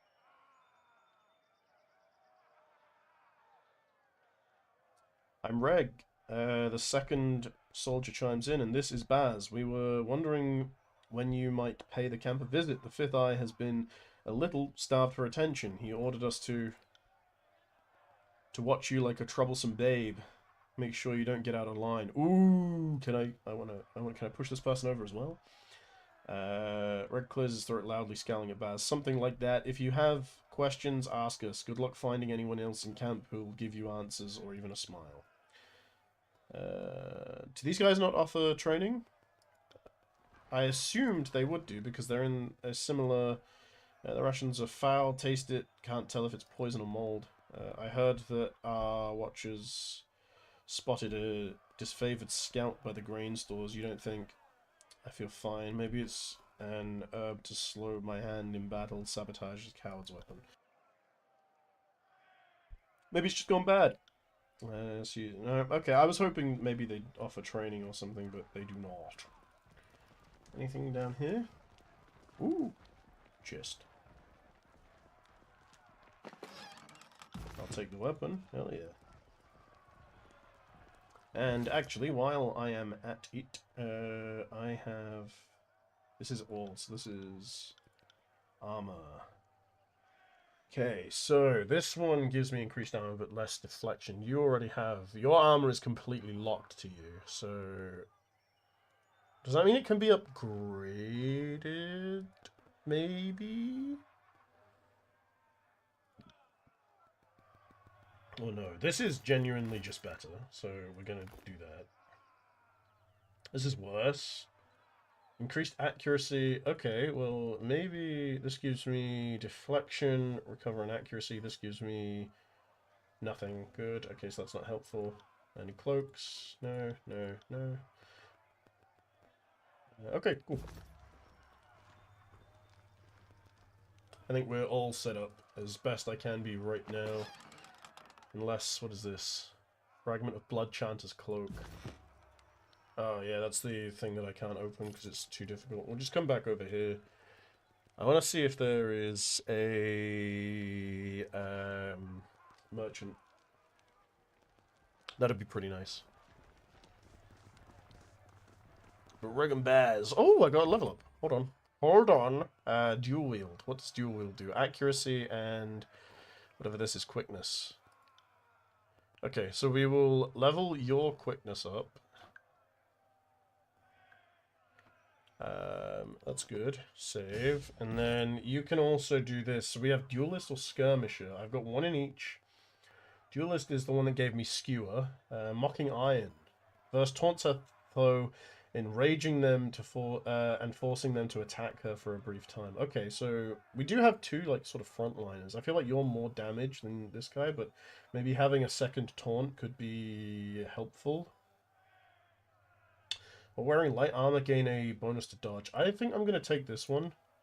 Because I want to keep him off of the back line. His only job this entire like run is to do damage. That's the only thing he has to do.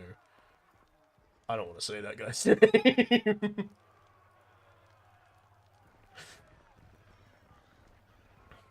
Okay, so what does this do? Scroll! Read. Scroll sits here glowing. Okay, so I can't do that because I don't have high enough lore. I can take this though. I need to talk to Fifth Eye and then this other guy. Bronze Hammer, we have Bloodhound Hood. Alright, what do you do? Upon noticing your approach, the merchant Oh, it's a merchant. We do have a merchant here. Hell yeah. The merchant straightens his posture and smiles. What an honor. The name's... Okay. The name's Snigler Dagos. Originally from the relative tranquility of the Northern Empire, I've since accepted a nomadic life for the sake of keeping Kairos's forces supplied with only the finest goods, local and imported. Let me see your wares. It's not much, but let me know if you see anything that piques your interest. Okay. I want to sell. I want to sell everything that I do not need. So this is... This is the same as the one that I have on, so that's not useful. The bronze hammer is two-handed. What do you use? You use a sword and shield, so the bronze hammer is not required. These are not required. These are broken, so we can sell those. This is not required.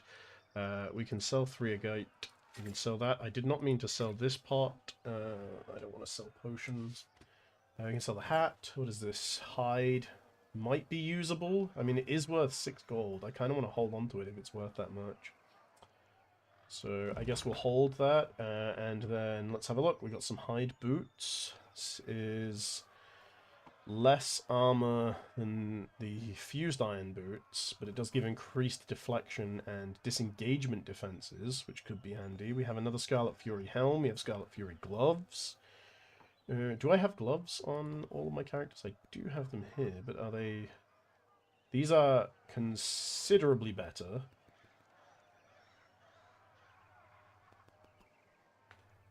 Oh, and this Scarlet Fury helm is actually better as well.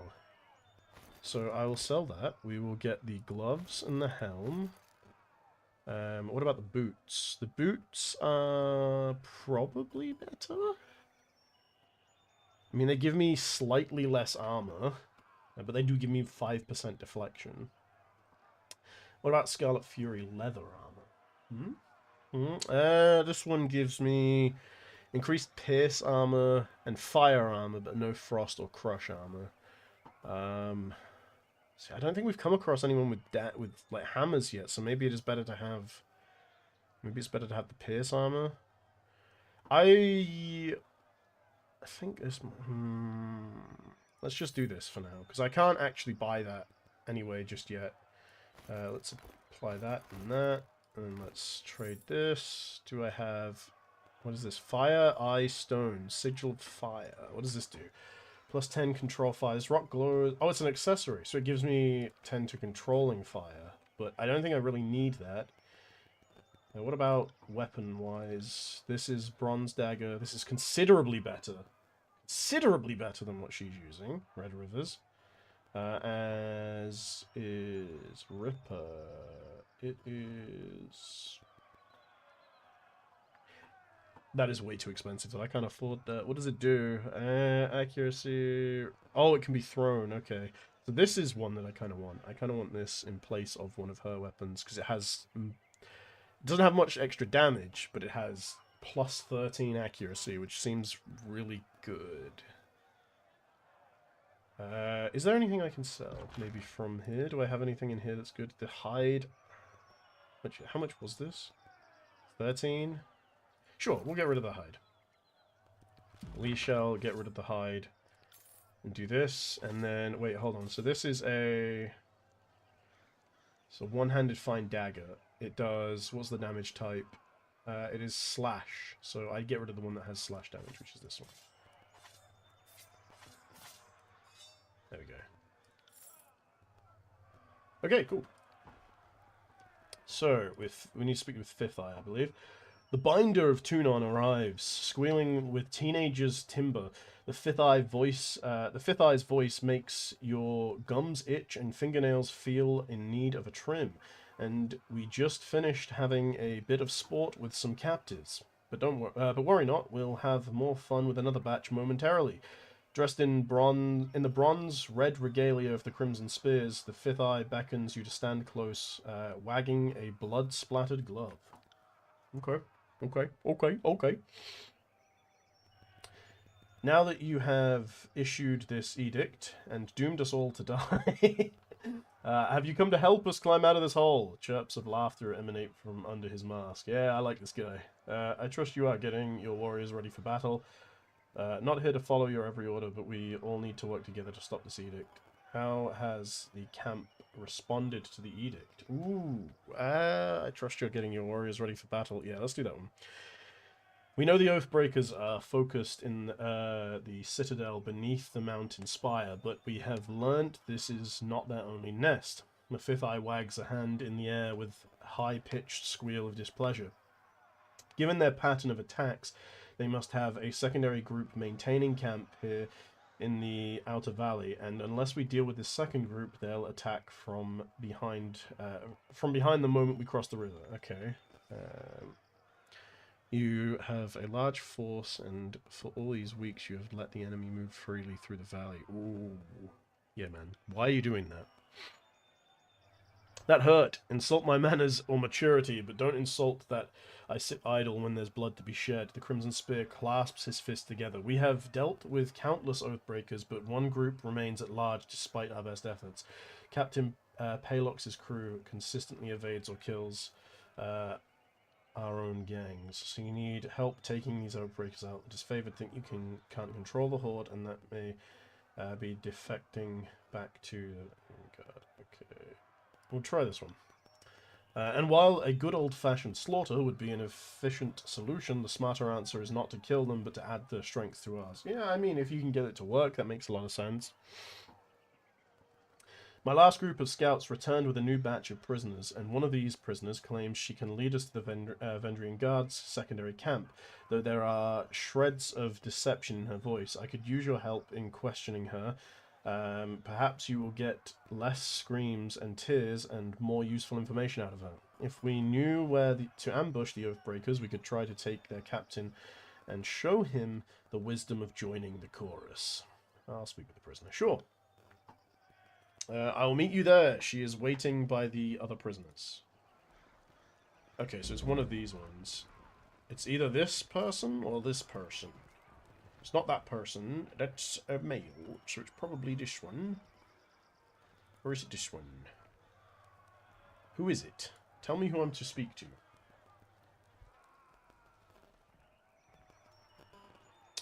I mean, if I'm going to speak with her. Very well. Very well. You got it, sire. That's this. Is it all of them, or... Who is he untying?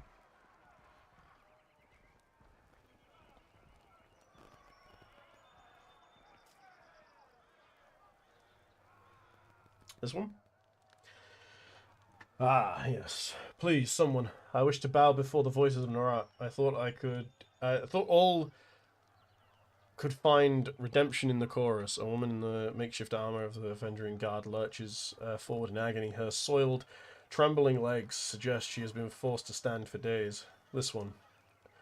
He flippantly waves at the prisoner. Was hollering earlier that she knows the location of the Vendrian Guard camp, but she isn't being entirely honest. Ooh, naughty, naughty. I told this thing. The prisoner turns pale for a moment before a look of determination comes over her face. That I wanted a guarantee I'd live and be welcomed into the chorus as a captain. Then I'll talk. Otherwise, they'll just kill me once I've opened up. I was dumb enough to join with the Vendrian Guard, but I'm not dumb enough to give away my bargaining bronze. You claim you would disavow your people for the Scarlet Chorus. Why the change of heart? Why should I trust words of an Oathbreaker? Tell me what you know, and I concede to your release. Okay. I suppose I have no answer for that. Vera's eyes fall to the ground as she swallows nervously. When I joined with the Vendrian Guard, I accepted their broken vow unto myself. Have you not felt passion for a foolish cause when you later came to regret? Well, my surrender is sincere, and I'm willing to bow before the voices of Narat to prove it. Okay. I heard the chorus is looking for Captain Pelox Florane and his crew. I can lead you to them, but only if you release me. She turns her head, taking a long look at skewered and smouldering corpses around her. She tugs at her restraints, but to no avail. You're lying. Why don't you tell me what you actually know, and I'll see about saving you. We could have the voice of Narat extract what you know from your mind.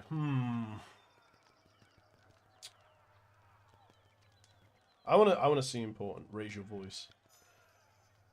Okay, well, you see, shaken by your demand, her lips move wordlessly for several seconds. So I don't know exactly where the rest of my crew is, but I can tell you, she shakes her head, catching her breath. Search that one. She reaches up with her right leg and points with her foot, calling attention to a nearby pile of corpses. The tall, dark one missing most of his face. Check his left boot. He was the literate one in our crew. He had the orders. Ooh. Maybe she is telling the truth. With a snap of his fingers, a pair of choir men yank the boot off the fallen guardsman. Rolled parchment slides out of the boot and is thrust into the Fifth Eye's hands. He unfurls the scroll to give it a read. It's nonsense, just mash of words. Laughter erupts from under the mask. She said she had information. She gives us garbage. Slay this wretch for wasting our time. He snaps his fingers at a nearby Scarlet Fury, who promptly snatches a long knife from her belt. I heard her say she'd swear fealty to the voices of Narat, and initiation rite would be in order. Seeing as you are an expert on the subject of fate, I will entertain your wisdom on the matter. What then would you propose we do with her? Point to the other two prisoners. Let's test her loyalty. Vara, kill these guardsmen with something blunt. Yeah, let's fucking do that, man. Let's test her loyalty. She fucking does it as well, violently by the sounds of it. Varaya looks at the prisoners, wants her allies, and closes her eyes as her bonds are untied. The onlookers snicker and cheer when a heavy rock is placed in her hands. Mouthing something inaudible, she lifts the rock above her head and smashes it down on the prisoner's skull, wincing back a scream as she hoists the stone over her head a second time to finish the job on the other prisoner. The bloody rock hits the ground and Varaya slumps to her knees in defeat a moment later. She mouthed something there that I couldn't tell. I wonder if she can be trusted. Good, good. Fifth Eye places his bloodied hand on the trembling woman's shoulder and nods to her. Welcome to the Scarlet Chorus. Do not fail us. As a pair of soldiers come to lift Variah, the Fifth Eye turns to you, his voice filled with glee. Where's a slave to clean up the offal when you need it? Jeez. Well, she got what she wanted. We're no closer to finding the Oathbreaker's position, not with this cryptic mess. She promised us answers and all she gave was gibberish. Sorry to interrupt, but I highly doubt it's gibberish. More likely, it's one of the local scripts.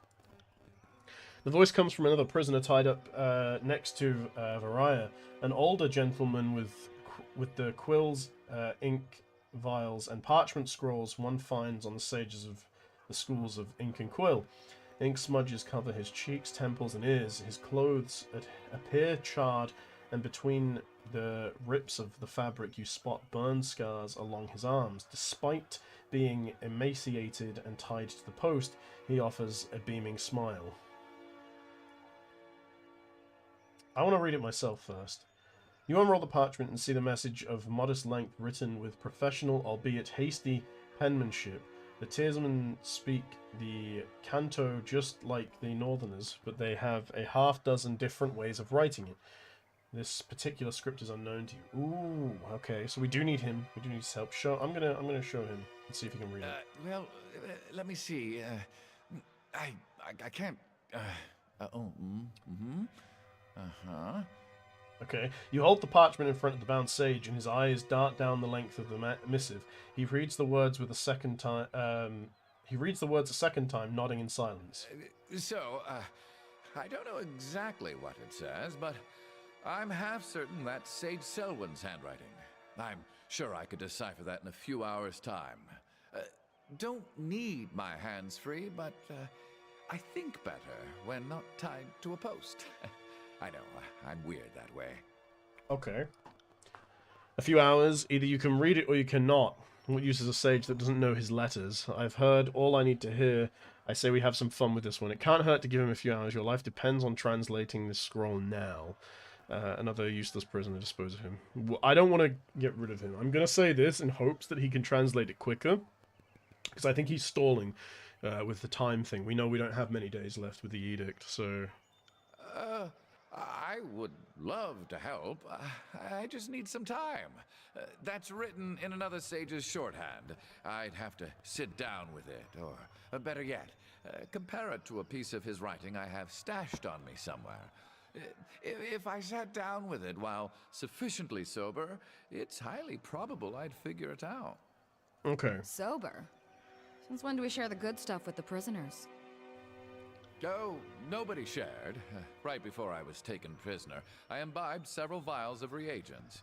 I wanted to be numb and disconnected when my captors used me for carnal catharsis. It's made these last few days tied to a post almost enjoyable. Yeah, I mean, he's our only lead to finding these other guys that are behind us, so I think we give him a few hours.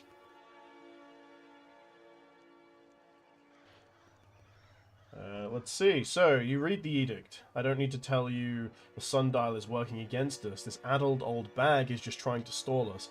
Untie him, give him the chance to translate. The voices of Marat will be upset to know you squandered a source of enemy intelligence. He's trying to help. Isn't that something? Yeah, I think this one. How true. Then we shan't put him to waste. He will serve as a most riveting source of amusement as we put him on trial. Fatebinder, I beseech you, be my advocate for this trial. I'm no fool. I know the chorus uses blood, not words, to settle these matters. But you are a servant of the Archon of Justice, are you not? I don't really want to fight here, because these guys are very good fighters. If I get put up, this is on the hardest difficulty I could lose. I don't know if I'm going to have my companions. I think I've made a pretty shit character. I have a tendency to do that in these games. So I'm going to say, release this prisoner at once. I'm taking him into my custody. Well, chance he's our prisoner. Do you think you can crack the information we need out of his skull without troubling the Archon? That's one thing, but you're not walking out of here with our... Grab him by the mask. Did you just tell me? No! Ho, ho, ho. badass as fuck, dude. The chorus warrior emits a whimpering squeal as you grab him by the chin of his mask and pull him close. Gloved hands pressed against you, but try as he might, his push cannot exceed your pull. Release the prisoner to me, and I won't shame and degrade you in full view of your followers. Very brave of you to insult me to my face. Let's have your little try. Let's do this one. Yes, yes. He grunts and stammers as he struggles to wrest free of your grip. Once you release him, he shuffles to regain his composure. You two. Dusting himself off with one hand, he waves to two nearby conscripts with the other. Release the sage. He's the Fatebinder's problem now. Okay. Okay, good. The sage is unbound from the post. Stiff legs nearly buckle as he attempts to walk, and his arms flex and flail in new freedom. Wiping sweat and grime from his brow, the sage steps close to you with an unnerving smile. Thank you. Oh, I thought I was going to wind up as another corpse in that pile. Now, hand me that parchment. The sooner I can find out what it says, the sooner I can get out of this place. Oh, I was muted. I was coughing. Yep, we'll do that.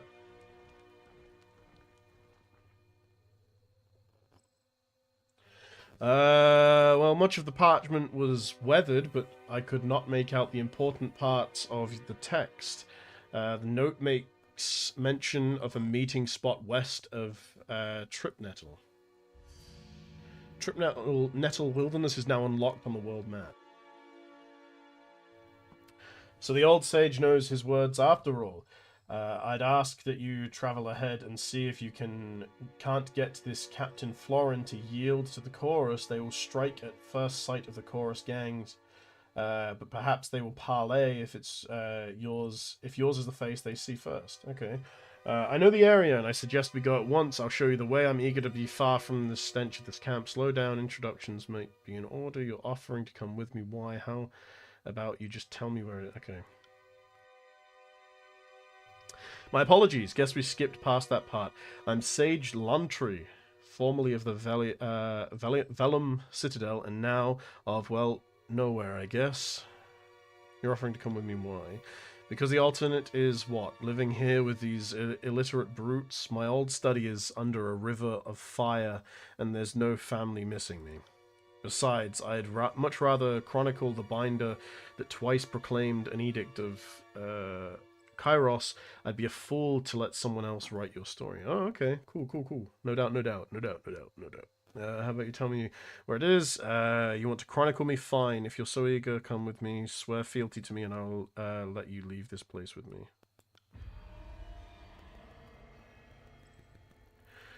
If that is your price, I will pay it. I, Sage Lantry of the School of Ink and Quill, do pledge my services and skein to the Fatebinder, and by extension to the crown of Tunon.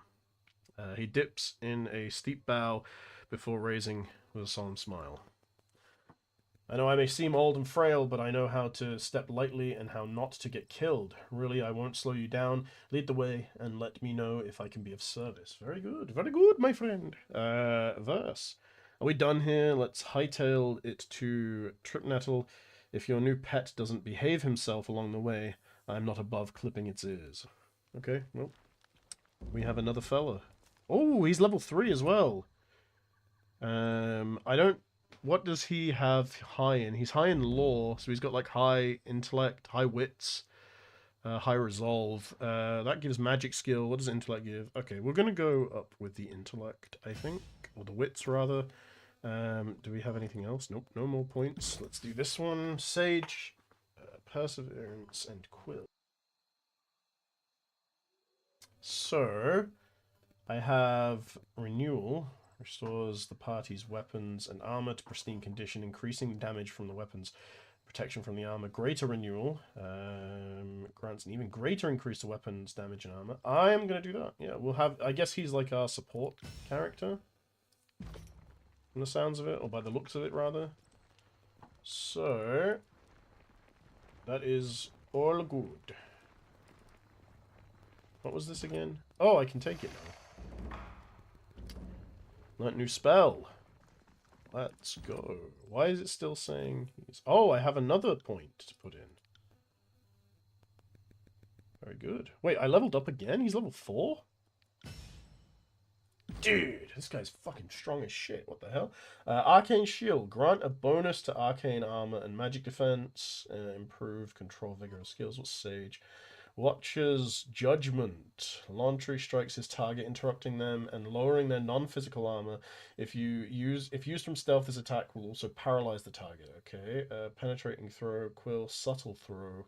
Let's have a look. So this one, range, adds armor penetration to his throw weapon. Rapidly attacks his target with a series of thrown strikes. So I need 3 for this next tier. I kind of want to go for this next tier. Maybe Arcane Armor. Improves Control, Life Skill, improves Control, Vigor Skill. Let's try this one. Let's go for the Arcane Armor one. I don't know if that's good, but it's, it'll do. Ooh! Chest.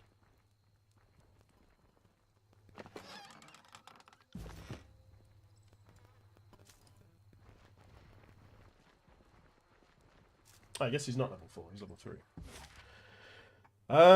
So I have a few different places that I can go. I have Echo Call Crossing, which is unwise because they will pincer us if we go there now, as they've just said. So I think it's probably best to go to Tripnettle Wilderness.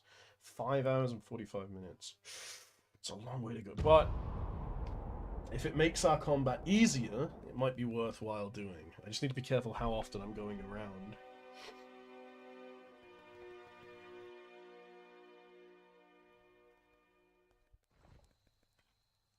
Fake Limp. That's a fun name, eh?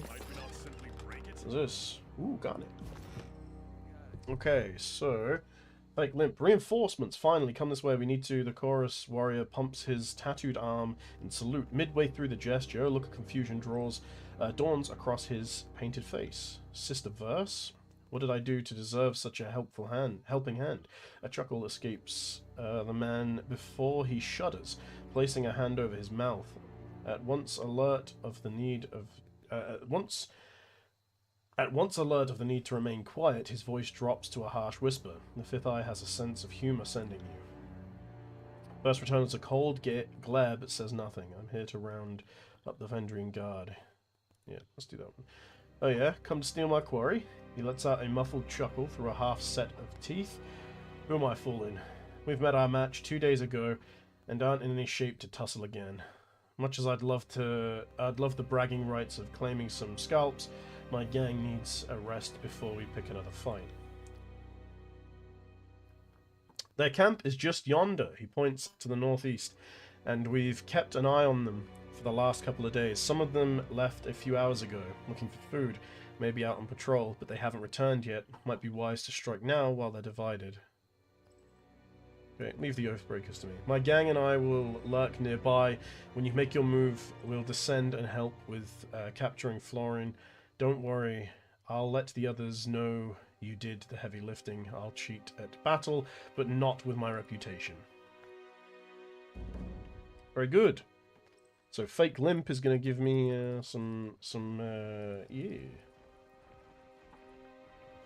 He's going to give me all the credit, just like I deserve. Okay. Ooh, what is this? Bronze axe. Nice. Curious. Curious. What's this? Ooh, Staff of Titans. Sounds fun. What do you use, weapon-wise? You have a quill. What is this? Nope, that's the broken staff. What? Oh, here it is. Titan's two-handed. This is a Lathandri's quill, Sigil of Life, armor penetration. What is it? Just slash? I'm going to give him this as his secondary. Might be useful.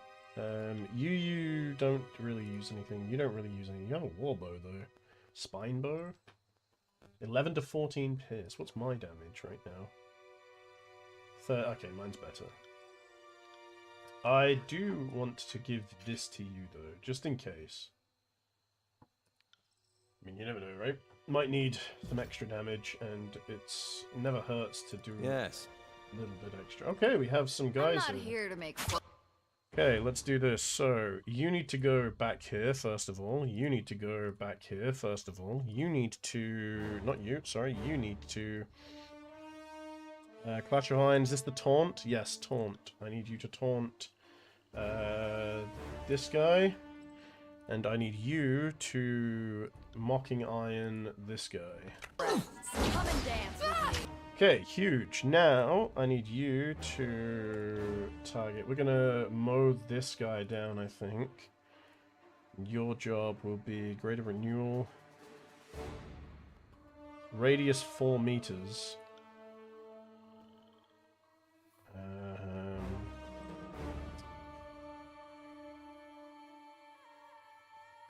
Quickly heals the Faint Binder with the Surge. Let's do... I have set myself for damage, so let's give this one to me. And then you're going to do this, and you're now going to do Striking Iron. Consider it done. Let's try that. I'll tear your skin out by your ass. I will aid you. Okay, we don't really need to do much here. I Attack. see you there. At once. Is he going to attack? Near death. Okay, we've almost got these guys.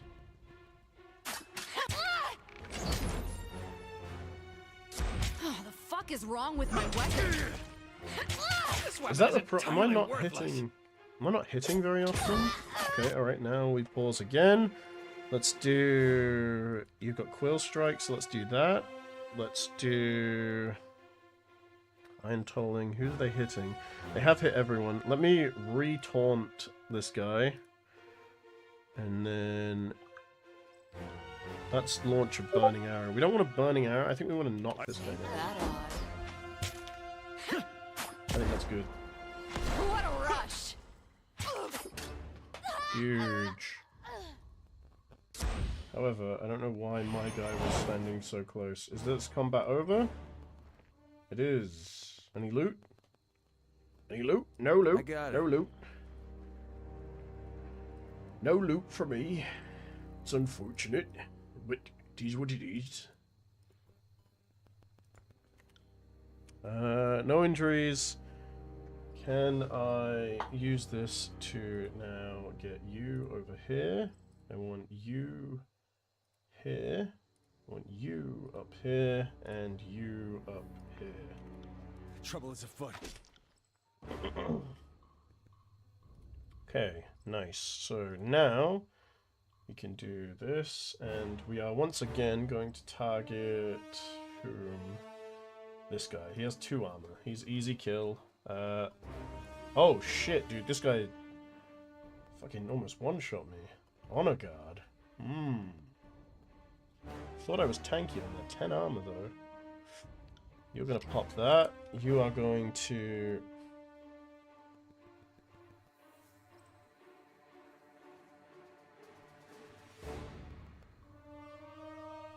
Does it only heal the Fate Binder, or can I have it heal someone else? No, I guess it only does heal the Fate Binder. I'm going to put this on you. We're then going to do this, and your job is going to be to kill this guy. You need to back up a little bit. Okay. Now that we're here...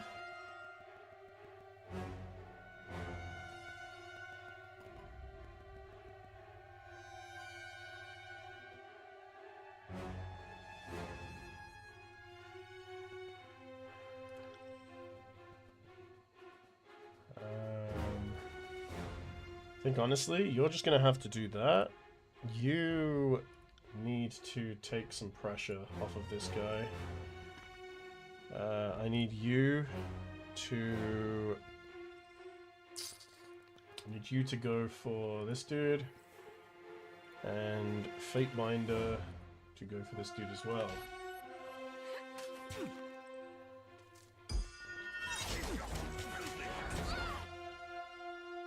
Okay, right, so we repause. Restoring Touch. Channels healing energy into the target Restoring health instantly. Okay, so I want to do this immediately on you. I want to do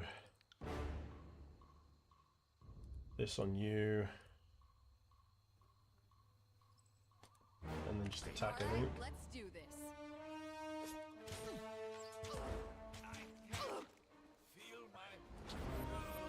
Why am I not using... Okay, he's dead. That's unfortunate. This might not be good. We might be in a bad spot. My armor is dented. Let me repair. Take me if you can. Okay! Very bad spot. Very, very, very, very bad spot.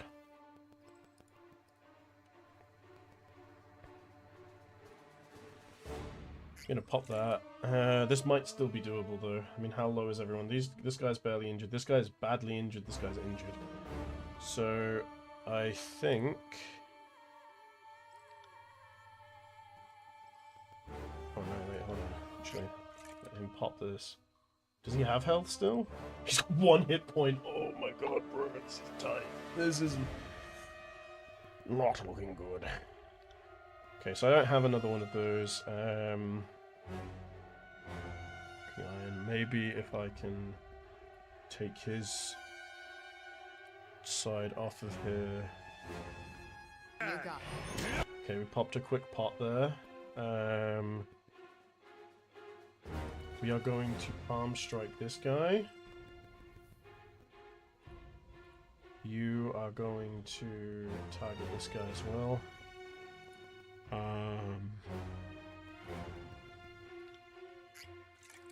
Sorry about that. And she's going to target him. No, why are you... You're not hitting the right... I'm telling you to target this dude. And I also told you to do this. Why are you not... Will do. My armor is dented. Let me... This is going very badly.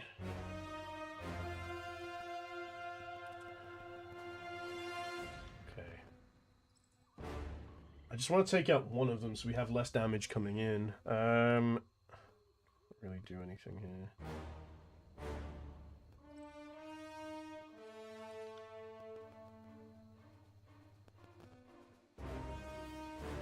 You got it.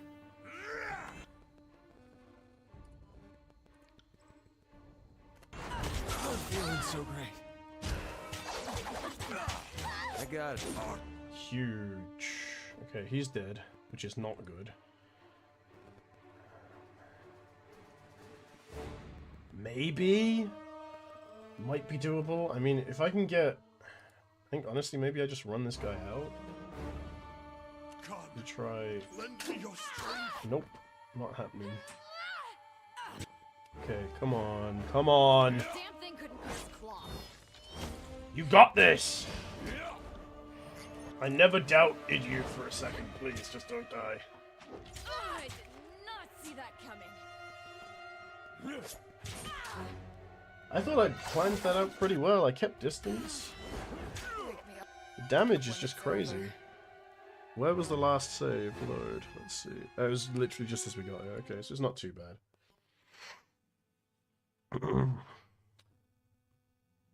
That is tough, though.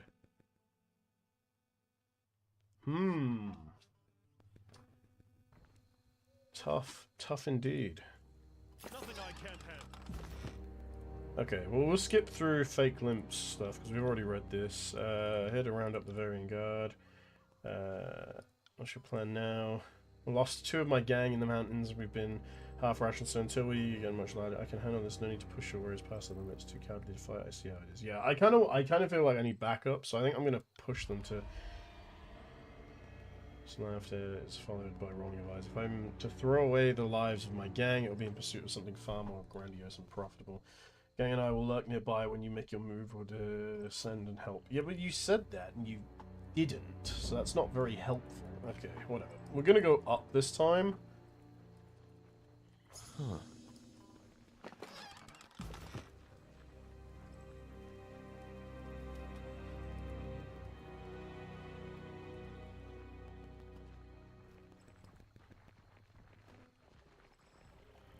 Okay, we're not gonna go up this time because this is as far as it lets me go.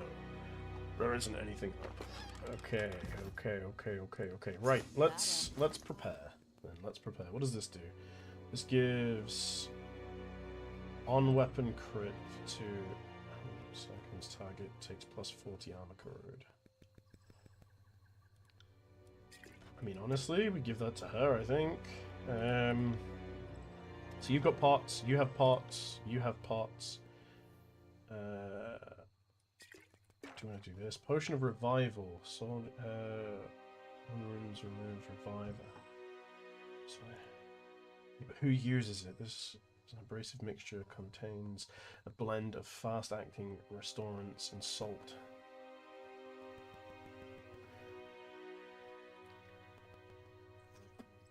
I guess I'll give that to you. What are these things? That's a Sigil of Strength.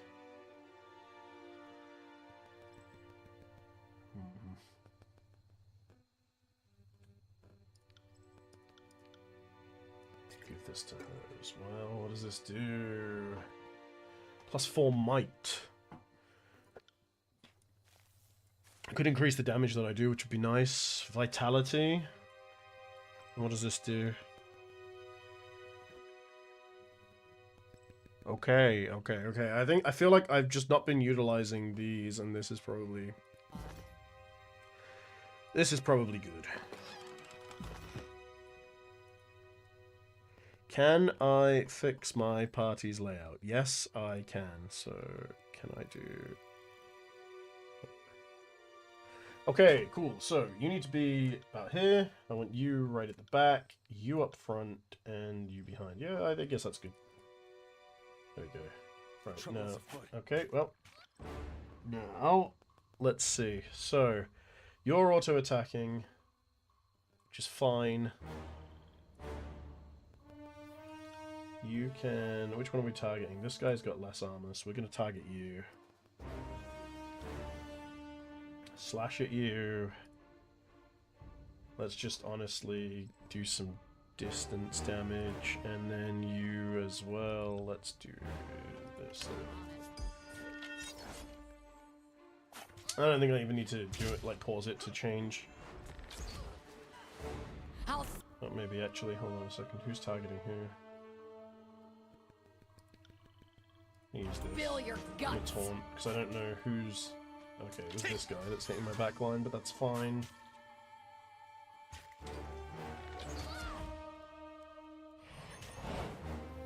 Should be good. Let's do... There we go. Let's hit this. Let's hit one of these.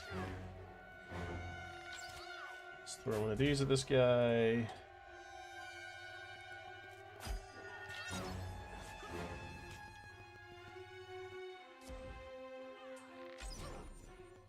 Take me if you can. Ah, yeah, I see a problem.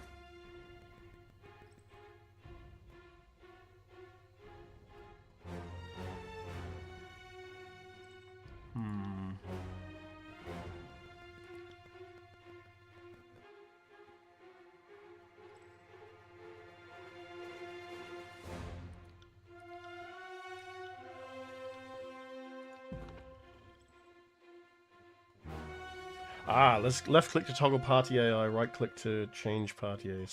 So I don't want party AI on any of these. I want it... That's what was wrong, I think, because they were running up doing things that I wasn't telling them to do. And that, I think, is what was fucking ruining it and getting me killed.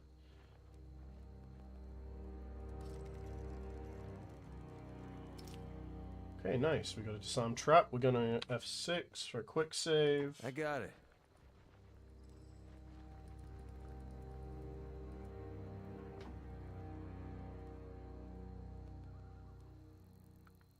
We'll F6 here, actually. And let's do this. We'll have them walk up. We will pause. Ah, he is wounded, so if this goes badly, I will have to redo that again. So let's take the Marshberry. Let's have you take this. And why do you not have the thing that I gave you? That's very upsetting. It's fine there. Okay, we need to pick someone. Who are we gonna go for? Outrunner. Let us do... I mean, honestly, maybe going for the backline might be the strat, you know? Maybe we do that. We send you for the backline. You can also do this to the backline. Let's see who goes where. Okay, not good. Is he dead? He is dead. Can I...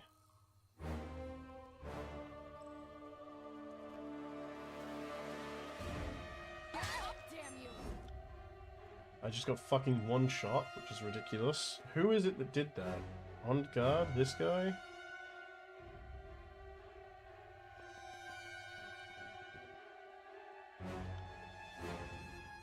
You heal yourself. You kill the archer. And you also hit the archer.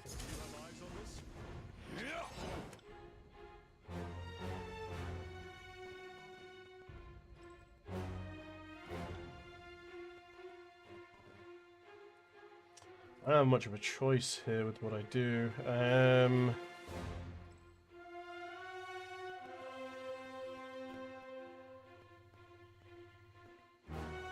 So the trouble is the range. It's not very far. Maybe I give this to her. Okay. Do you now have... No, not yet. Okay. Really a lot that this guy can do. Maybe just get like an attack off here. Or 2 attacks. He's down.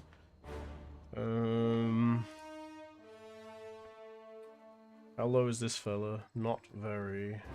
How are you doing?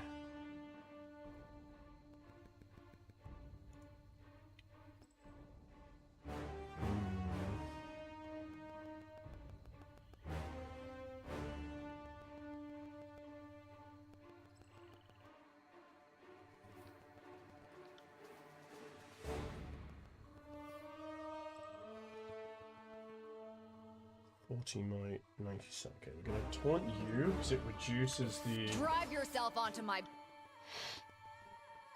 It reduces that. blade. I'm gonna then come to here. You've almost got this back up.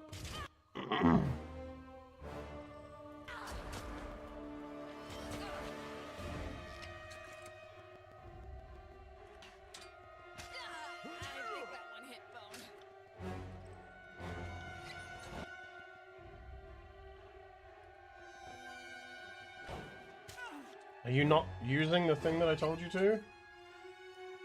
I will aid you. Okay, now I need you to taunt... I don't even know who's doing the most damage here. Probably taunt you.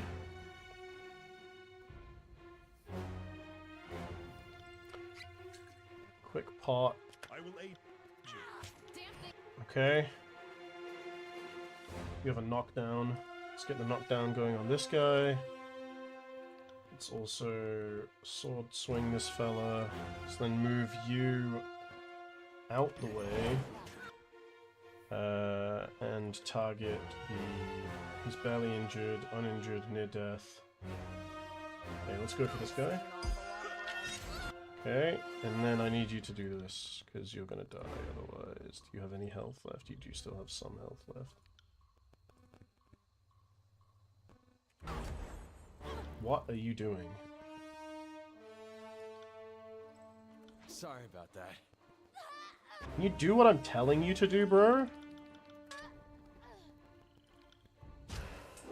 Hey, thank jeez. Did I get one of them? Oh, I did get one of them. Okay.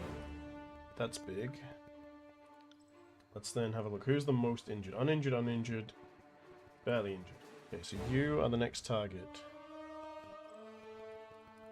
I want this guy to run out, so maybe I can survive. Wait.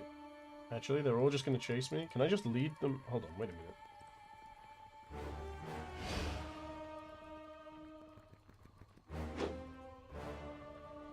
You're telling me I can't just lead them into... That is ridiculous, by the way. I can't just lead them back into... Okay, well, I did get rid of one. That's important. That's good. I got rid of one of them. And now... You can...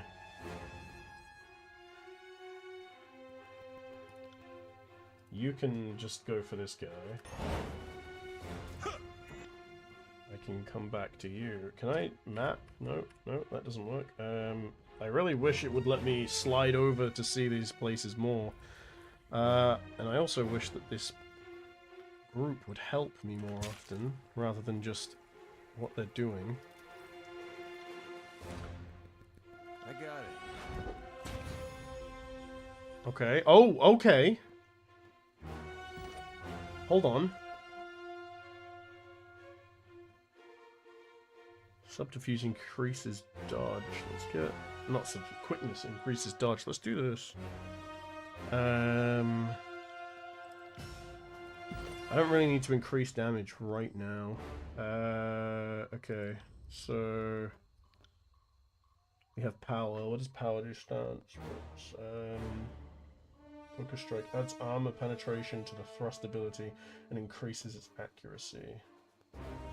Sweeping cone. No.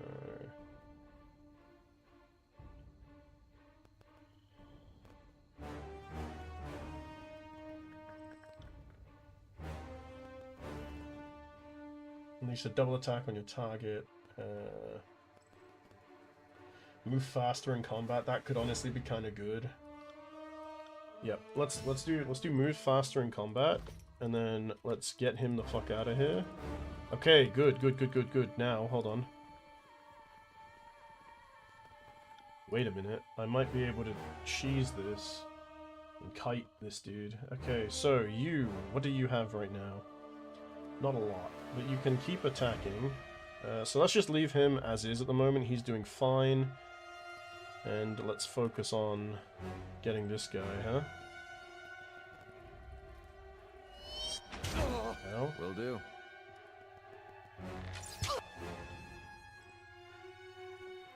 now let's have you take a pot.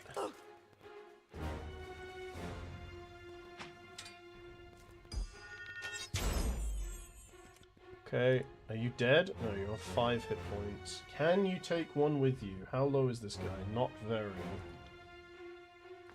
You can try. Take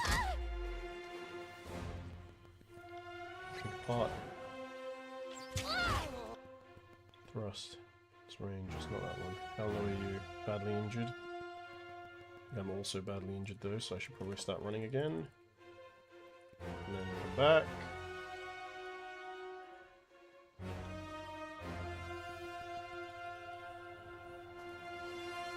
Is he healing? He is not healing. So oh, let's go. The bleed got him. Okay, the bleed got him. Now I'm out of combat.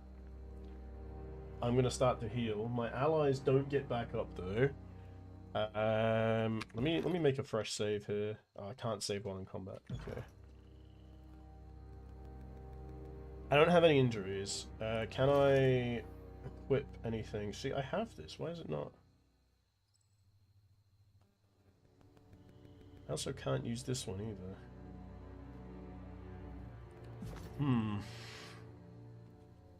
Can I save? No. Okay, so I am still in combat. I have to deal with these two. We have 2 uninjured people. Can I get maybe one of them to follow me?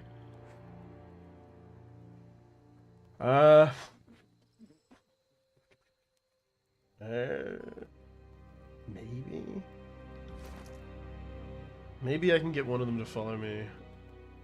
It's like, it's a little risky, but it should be possible. Can I have quick items on, why is it not letting me... Oh, use. Okay, fuck it, let's give this a try. I don't have really anything to lose. Let's do the outrunner. On it. Okay, let's go. Just keep running. Will do. Okay, I managed to grab one of them. Okay,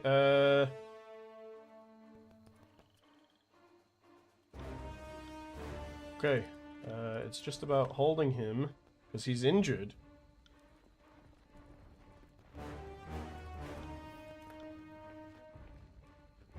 Can you hit him, please?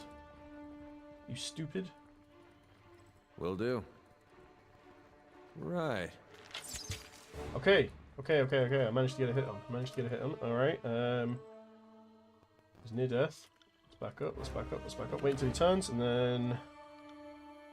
I got it. Nope. No! Dude, this is fucking stressful as shit.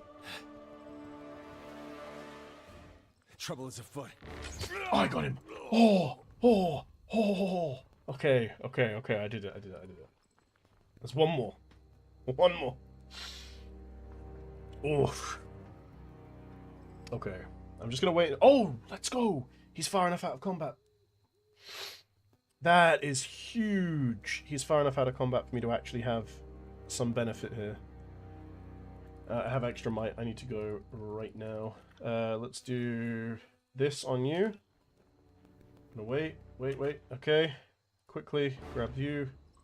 Throw that. Okay. Huge. Place that there. Okay. How low is he? Barely injured. Okay. Then we are going to just attack. I don't want to use any potions just yet. This should give me a bit more extra might, and then you can then continue attacking as well. It doesn't really matter if you go down. All that really matters... actually, hold on, I might be able to... not this one. Might be able to keep them alive. Okay. Okay, we fire this. Will do. I'm gonna attack there. Near death. Let's go. Actually, so good. I'm so glad we did it. Fucking... that was tough. Right, let's take a long rest. Let's save. And then... oh shit. Dude, that counts towards the time. Oh, I've got to be so careful with rests. Okay, I had not thought about that.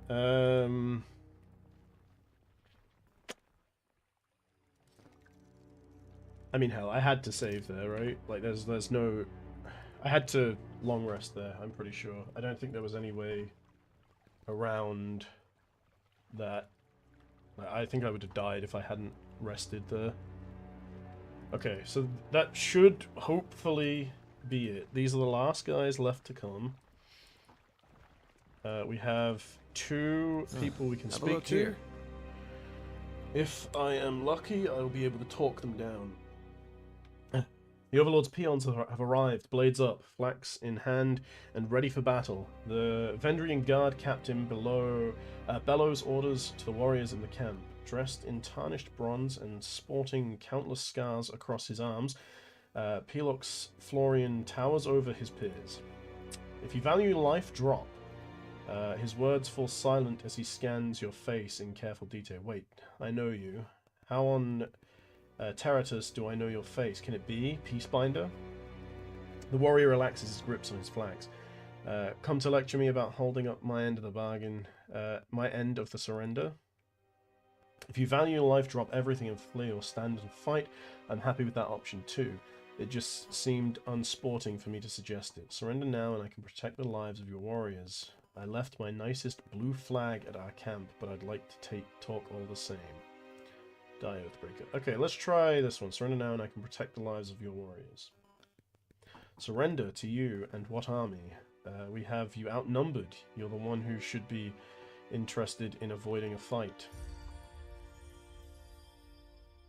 Brother, restrain your blade. A warrior flanking Florian steps forward, placing his hand on the captain's shoulder. Remember, I told you it wasn't just any Fatebinder that saved my life. It was the Peacebinder. Listen before you taunt your way into a fight. Fine, I'll listen all you want, but I'm not sure what'll come of it. You're not talking to some frightened peasants. We're all here to die on our feet opposing Kairos. Okay.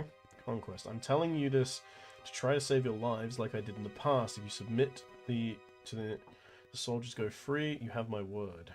Okay, well, let's try this. We did the conquest for a reason, so, you know, let's do it.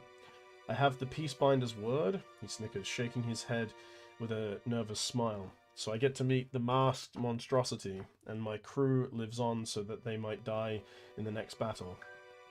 I think it'd be less worrisome if you told me I had to be Ken's peg.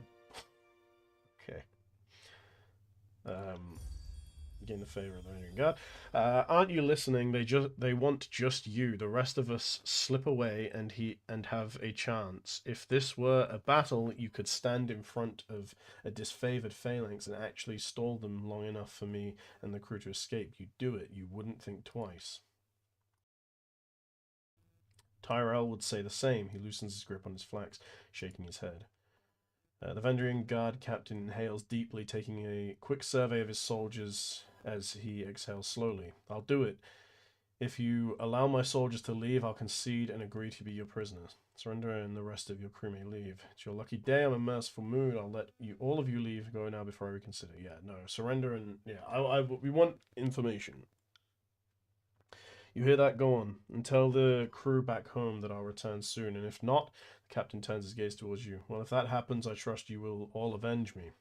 But if this fate binder speaks true, I'll be back soon, even if I bring back a souvenir, the severed head of the voices of Nerat. Nothing personal, but I can't come back empty-handed. That said, I only need you, the rest of you are free to go. Say your farewells, I'm feeling charitable, make a right. Say your farewells, you're coming with me. None will forget your sacrifice. The brothers lock arms and press their foreheads together. Worry not, I'll take up the rudder. Each warrior in turn approaches. Florian embraces and readies to depart with a silent nod. When the warriors have said their goodbyes, they hoist their rucksacks and depart. Very well.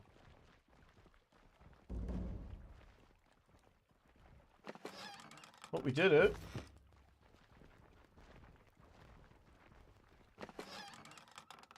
Ooh, what is this? Studded iron gorget. And a seeker. It is a one-handed thrown weapon. On it.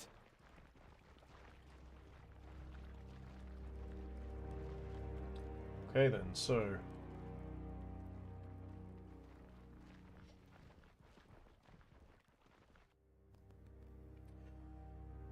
Fake limp. Striding into camp at the tail end of the sprint, the Scarlet Chorus warriors begin to speak, but stumbles forwards, bracing himself short of collapse as he catches his breath. More on the way, his words roll out between labored breaths. Patrol from his morning coming back. Well, look at that. He smiles, an exhausting grin. The captain is in one piece, just as requested. The voices will be pleased. Captain looks down at his feet. A slow smile creeps over his face. You haven't won just yet. Second patrol should be returning right about now. You can tackle the incoming patrol. My gang and I will make sure the Oathbreaker sees the voices of Nerat. Warrior salutes you with a wicked smile. Good hunting with you, Binder. The Archon of Secrets will be most pleased. Okay. So all I've got to do is survive this combat. And then we're good. I'm going to quick save because I do not wish to die. So, okay, we're also going to stealth. Shh. No, we are not. Because that is ruining my setup. Look at that, a future... Okay, so first off we have Honored Guard, Archer, Archer, Archer. Okay. 3 Archers, 1 Honor Guard. I need to kill the archers immediately. So, you have the highest armor, so you're going to taunt. Guard. You are going to then target this one. You are going to target Thorin. Take me if you... Okay, and now that that's happened... Oh, it hasn't happened yet. You are going to do this. And you gain a level up, which is huge. I am actually going to do that now. Vitality, maybe... Deflection...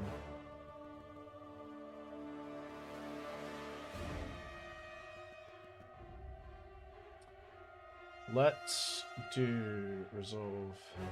Yeah, let's do Resolve. Let's then do Sentinel Pursuit. At the start of combat, Beric gains a large boost of movement speed for a short time. No, that's not helpful. After using Clash of Iron, which is this, will attack twice with his normal strikes for a short time. Okay, yeah, let's do that. I now need you to also strike this guy. And I need you to heal.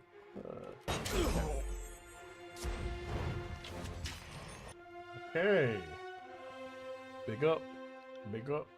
Big up.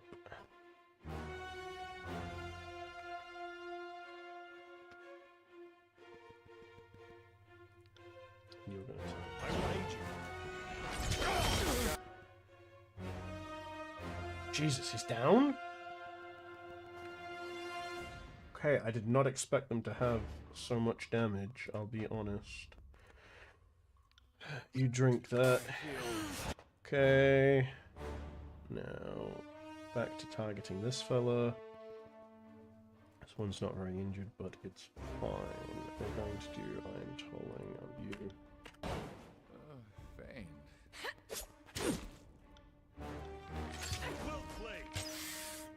Why? Okay.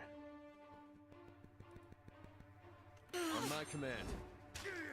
What in the fuck are you doing, bro?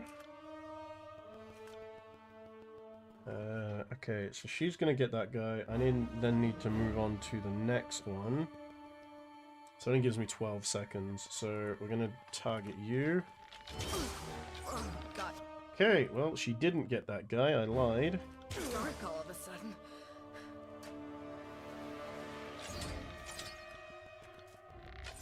Bro, are you kidding me? I will aid you. Let's have it then. I will aid you. Okay, I'm just reloading that. That is ridiculous. That damage is crazy. Okay, so I can't have them all standing in a straight line. I need to keep the healer further back as well. Although I think he does heal on touch. The question is, how do we do this? How do we do this? I think... Don't you have something that does... like a lot more damage? You know what? Let's have a look in here. Hold on, first of all. Potions. Let's see what we have. So, you have lesser strength, distant impact. What does this do? Oh, you have... What is this? Potion of protection. +2 armor, pierce, crush, and slashing. Okay, so I think we need to give this one to her. Armor penetration by attackers for 200 seconds. Let's do this one. So then this resolve, quickness, it's 10 law, wits. No, that's not very helpful. 50 defense against bleeding attacks for 50 seconds, immunity to bleeding. Revive when defeated for 120 seconds. Ooh! Ooh, ooh, ooh, ooh, ooh. Yeah. Yeah. Let's do that. So let's have a look. Okay, so this is 300 seconds, so we want to use this one first. This one's in 120 seconds, so then when we use this one, what do you have? You have increased stamina. This is 300 seconds, so we're going to use this. You have vitality for 600 seconds. Let's do that. Yeah, you know what? Let's do. Wait. What's this? This is quickness. This is resolve. Law. Magic skills. Yeah, let's do this one on you. So everyone's eaten. Okay, I think this is about as prepared as I can get. Let's then run them all here. Come at me. Get in quickly before the other people at the back can get in. And then let's let you do... Let's all just target this guy. All of everyone, just every ability that you possibly have on this fella.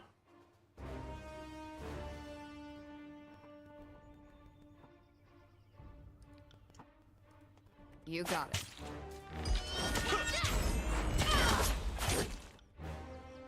You're then going to self-heal.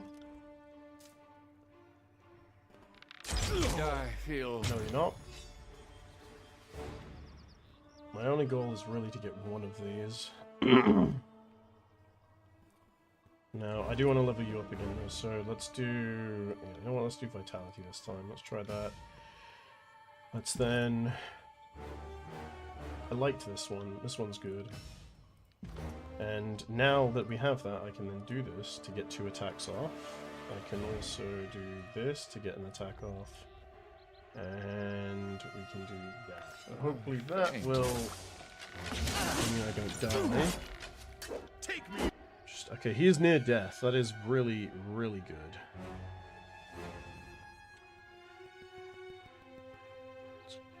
Let's see. There's nothing else that she can do right now.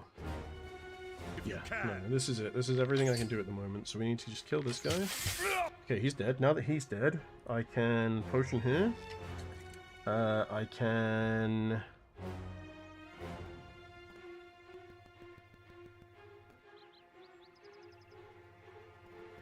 Ah, okay, that's why. So it's coordinate with her to knock them down. I don't necessarily want to do that just yet. Or possibly at all. So, you're uninjured. We're gonna target this person next, I think. So, you run over there, you run over there. You also run over here. We're gonna take some disengage damage. Which is fine. Because my only goal is to kill the archers. It's the most important thing. Okay, we're gonna target you quickly. I got it. Okay, and you're gonna run back over here. Somewhere. And then target the badly injured fella. You can now pot again. And you can strike. I will aid you. Get up, Fate Binder. Fate Binder dead. He dead as hell. Come on. Not good. Not good, not good, not good. She can heal, so maybe I need to target her first. Oh wait, she shares health by the looks of it. Okay, we kill this one and then I think we book it. Oh man. Okay, you have a taunt. You get 2 free attacks on a taunt. There we go, now can you run and get away from them? Like, lure all of these guys out of the way. Keep your filthy hands off me! Where is he standing? Oh my god, is he actually just gonna stand on top of their fucking bodies?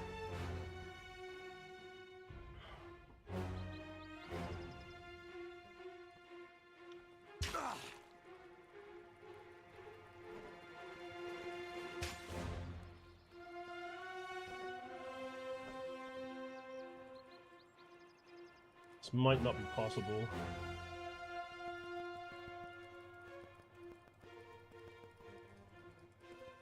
Yeah, I might be cooked here. I'm cooked. Oh fuck, dude, that's this is tough.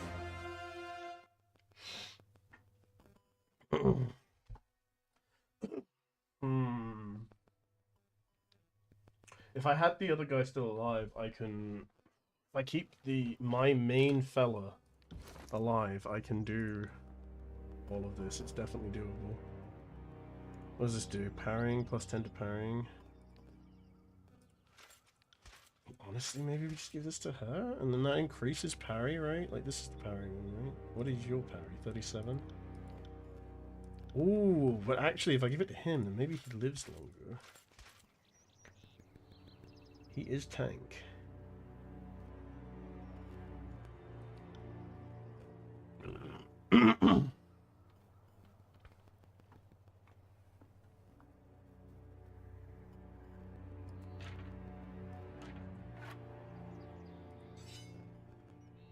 What's the range on this one, though?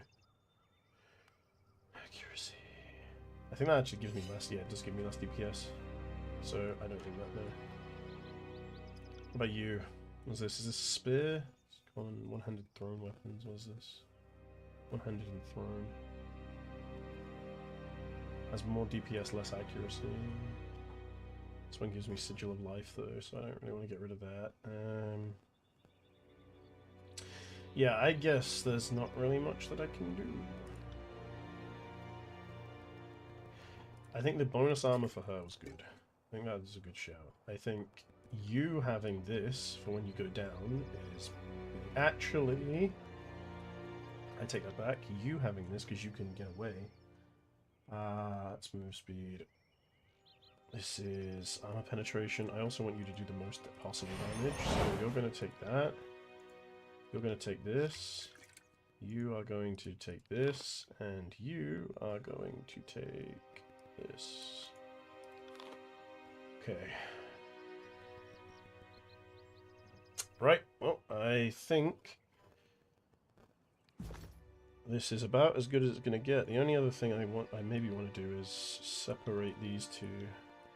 Have these two up front like this, maybe, to get it a bit more spread out.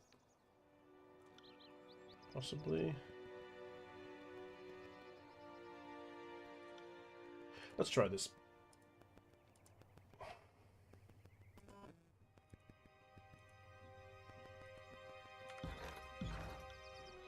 Yes. Okay. We have a few of them here already, so I don't want them all to run up that far. I want to try and get them here. I want to position this guy around here, possible, and I want to position you, like, over here, with this fella up front, and you up front. Heads up, we have come. Okay, sick. Right, let's start by flaming arrow you. Let's then bleed you. Let's then do this on you. And then we want to save the taunt, actually, and we want to do this on you. Right. So after the first death, get the... Okay, so you are a little hurty. So you're going to come over here. Also, you're going to buff. I'll take care of it. My armor! This is what we're waiting for. Okay, so we're going to do this one. Yep, and this one, I think, right? 2 strikes, yep. Okay, and now you are going to... Who is... I wish I could see who was targeting whom. Luckily there's only one left there, so I want to target... I guess you? If we can kill this one and then 2 of the archers, I think I can just, like, do the rest of it with this fella, and then we're going to heal yourself. You are going to target this one. Feels lighter. We're now going to move over here. Okay, now we know who's targeting this guy, so that's handy. That means I can do this. And these 2 will target you. You'll target this fella. So, barely injured, barely injured. Still don't have time on that. What are you looking like on your abilities? Nothing you can do. There's a few things that I can do, but not really anything useful just this second. Alright, let's go.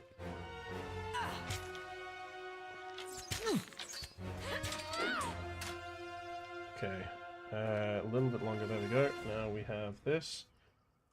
You don't have the taunt yet, you don't have anything yet, but I am going to pot you now because it's only 25%. How long do you have left on your heal?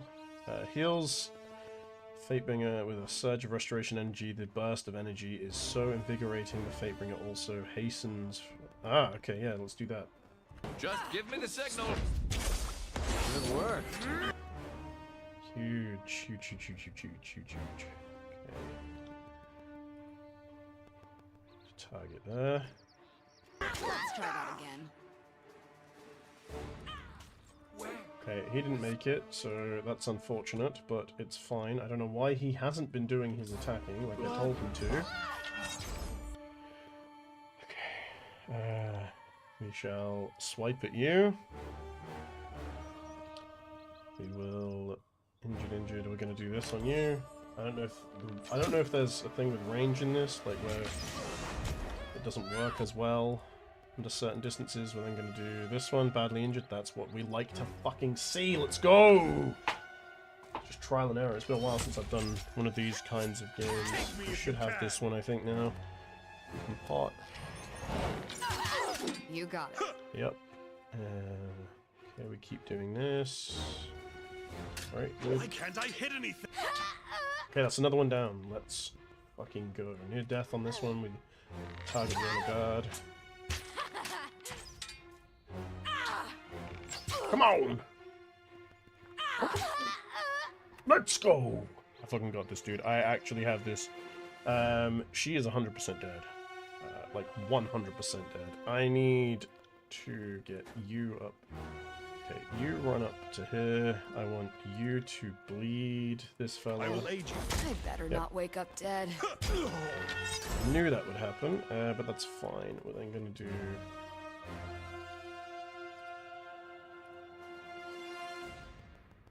I will aid you. Target here. It's fine. He is targeting me, but that's not too bad. I have a pot open on both of these guys.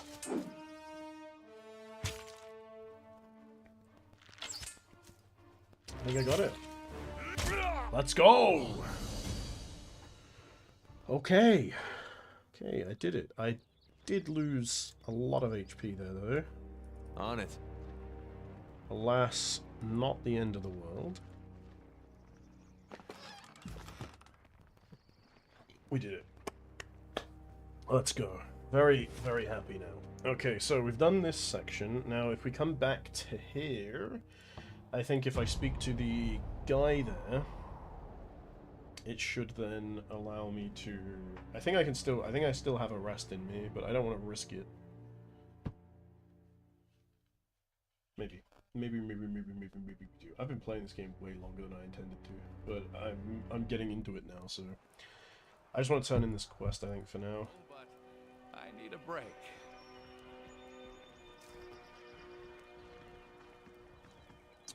It was Fifth Eye, I think, that I needed to do this with. Commander of the camp, watching your stillness as all manner of violence and revelry occur around him. He offers a slight nod at your approach. Was there anything else? What is your role? Was it not him?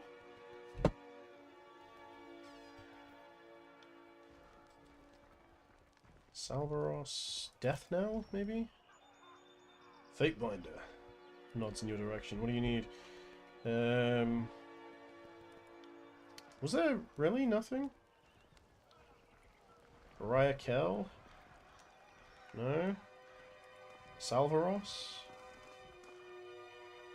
Oh, it's this guy. No, we don't need to talk to you. Oh, Claws at Throat. These are new people. Night Yowl. Nope. Claws at Throat. Oh, hello. A young beastman stands in the shadow of an enormous beast woman, whose stature still manages to loom over you. Even in her crouched position, the beastman's mouth fronts with spittle that launches in every direction as he snarls at her. Night Yowl, you promised worthy, tough prey for joining. Jesus. But Beastwoman only allows Night Yowl to hunt weakest of humans, saves best kills for self. He pounds the earth, causing a small fissure to erupt. Nightyowl was second strongest to Stonestalker males before joining Scarlet humans, rutted even with 100 blood with Tribe's primer. Was promised own pack for abandoning tribe mates. The crouched beast woman lets out a deafening cackle, her brood, sharp teeth appearing between each bellow. Strong stone stalker, beast woman worth rutting. She snorts. No, claws at throat, sees only mewling first season cub before beast woman now. Sees only tenderfoot, only weak whelp fit to chase injured. Dying prey, not best fighters on battlefield. Nightyowl bares his teeth and lunges for the beast woman, but she is swift to stand, hackles raised, and a calloused palm far larger than his head harshly pins him to the ground in one deft swipe. His face smashes into the earth with a whip-like crack of stone followed by a deafened whimper. Claws at throat, stares down at you with as much regard as she might show a wild dog that roam the camp. Human. She sniffs in your direction, and her nose wrinkles as she scowls, disgusted by your foul scent. Humans, she hacks, always are encroaching on Beast Woman. Have you no sense of danger, no recognition for prowling, hungry predators? Are worse than sniveling beastmen. She grinds the beastman's face deeper into the dirt before lifting her clawed and gnarled fingers off of him. He quickly scrambles off his feet to nurse his head. Strange. Speak quickly. Bare your teeth in wild, dangerous grin. Don't worry, I know how to properly respect beast. Allow me to gift you an offering of blood and bone. I don't really want to start a combat right now, but fuck it, we're gonna try it. Oh! I gained favor, let's go. So where were we? Here we go. Beast woman perks up at your enticing words. She sniffs you curiously, more thoroughly than before, and she smacks her lips softly, longingly. Jesus. Beginning to slather and drool. For a moment you think she'll make a grab at you, but she merely sits back on her haunches, relaxed and watching you, pleasantly piqued as she scratches the taut stretch of her muscled stomach. Yes, Beast woman, Yes, Beast Woman like gifts of blood and bone, of fresh kills, but Claws at Throat does not want such treats now. Instead,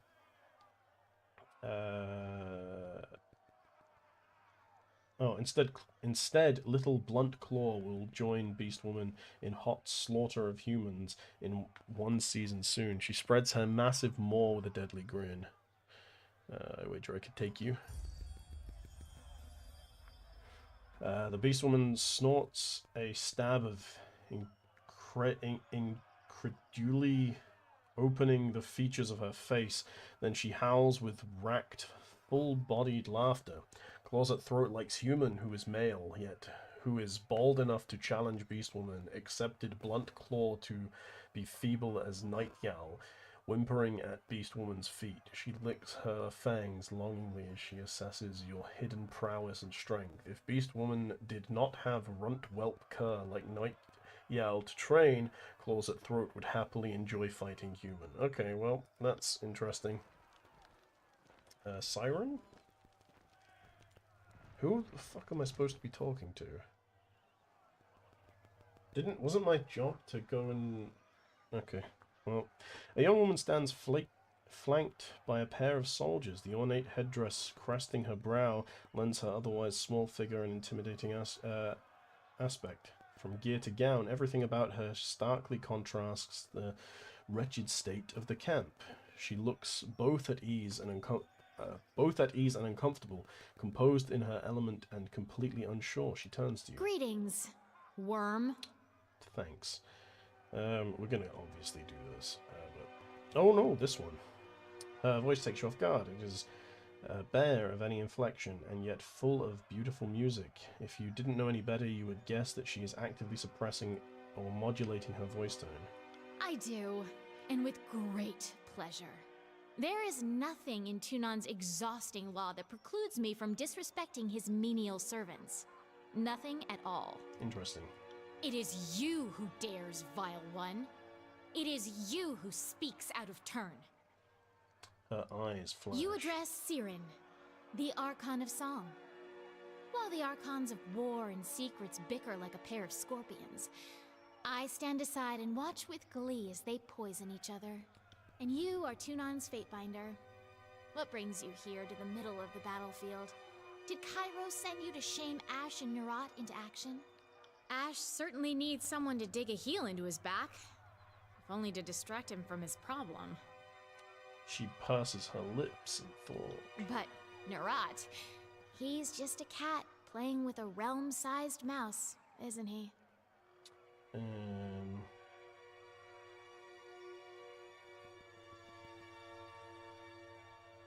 Stand aside and watch with glee looks more like we've been tossed aside. That's absolutely fascinating.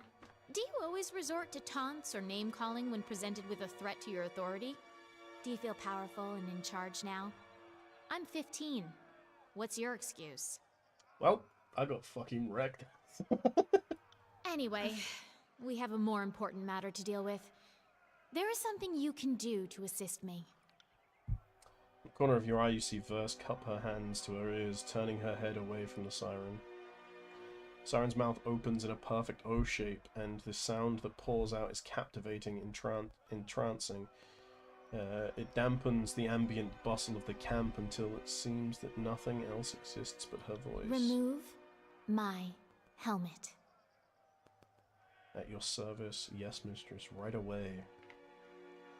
Fuck. You discover the siren's helmet is locked behind her head with a complicated mechanism. You want nothing more than to bash the lock apart and free the Archon, satisfying her command. Before you make the attempt, one of the siren's guards places her hand on you, on yours, and shakes her head. She points to a wad of cotton sticking in her ear. The distraction shakes you from the stupor. You feel dizzy and sniff back a trickle of blood from your nose. Really? That's it? How disappointing.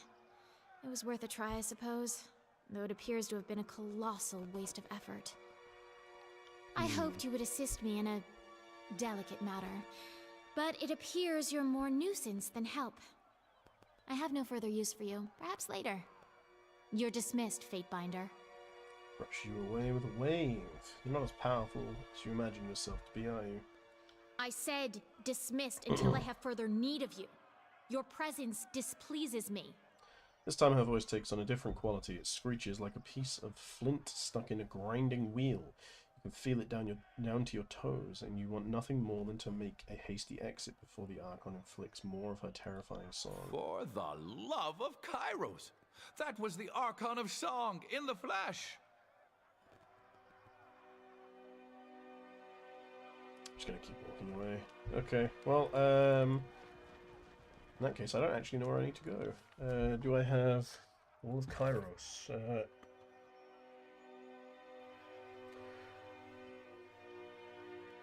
Oh, this is a letter.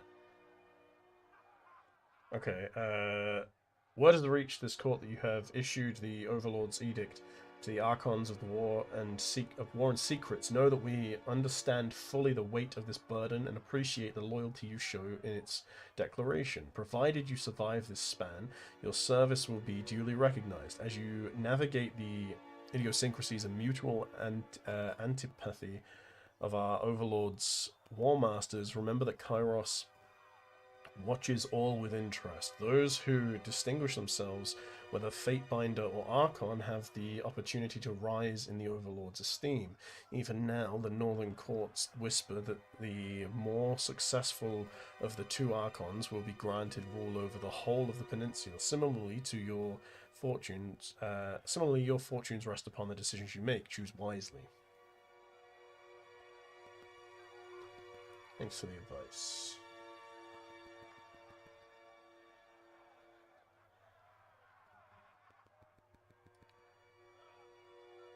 Yep, sure. Ooh, we got to send our first missive. I actually do want to see where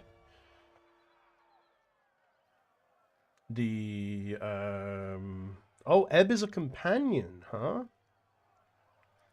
Ah, Interesting.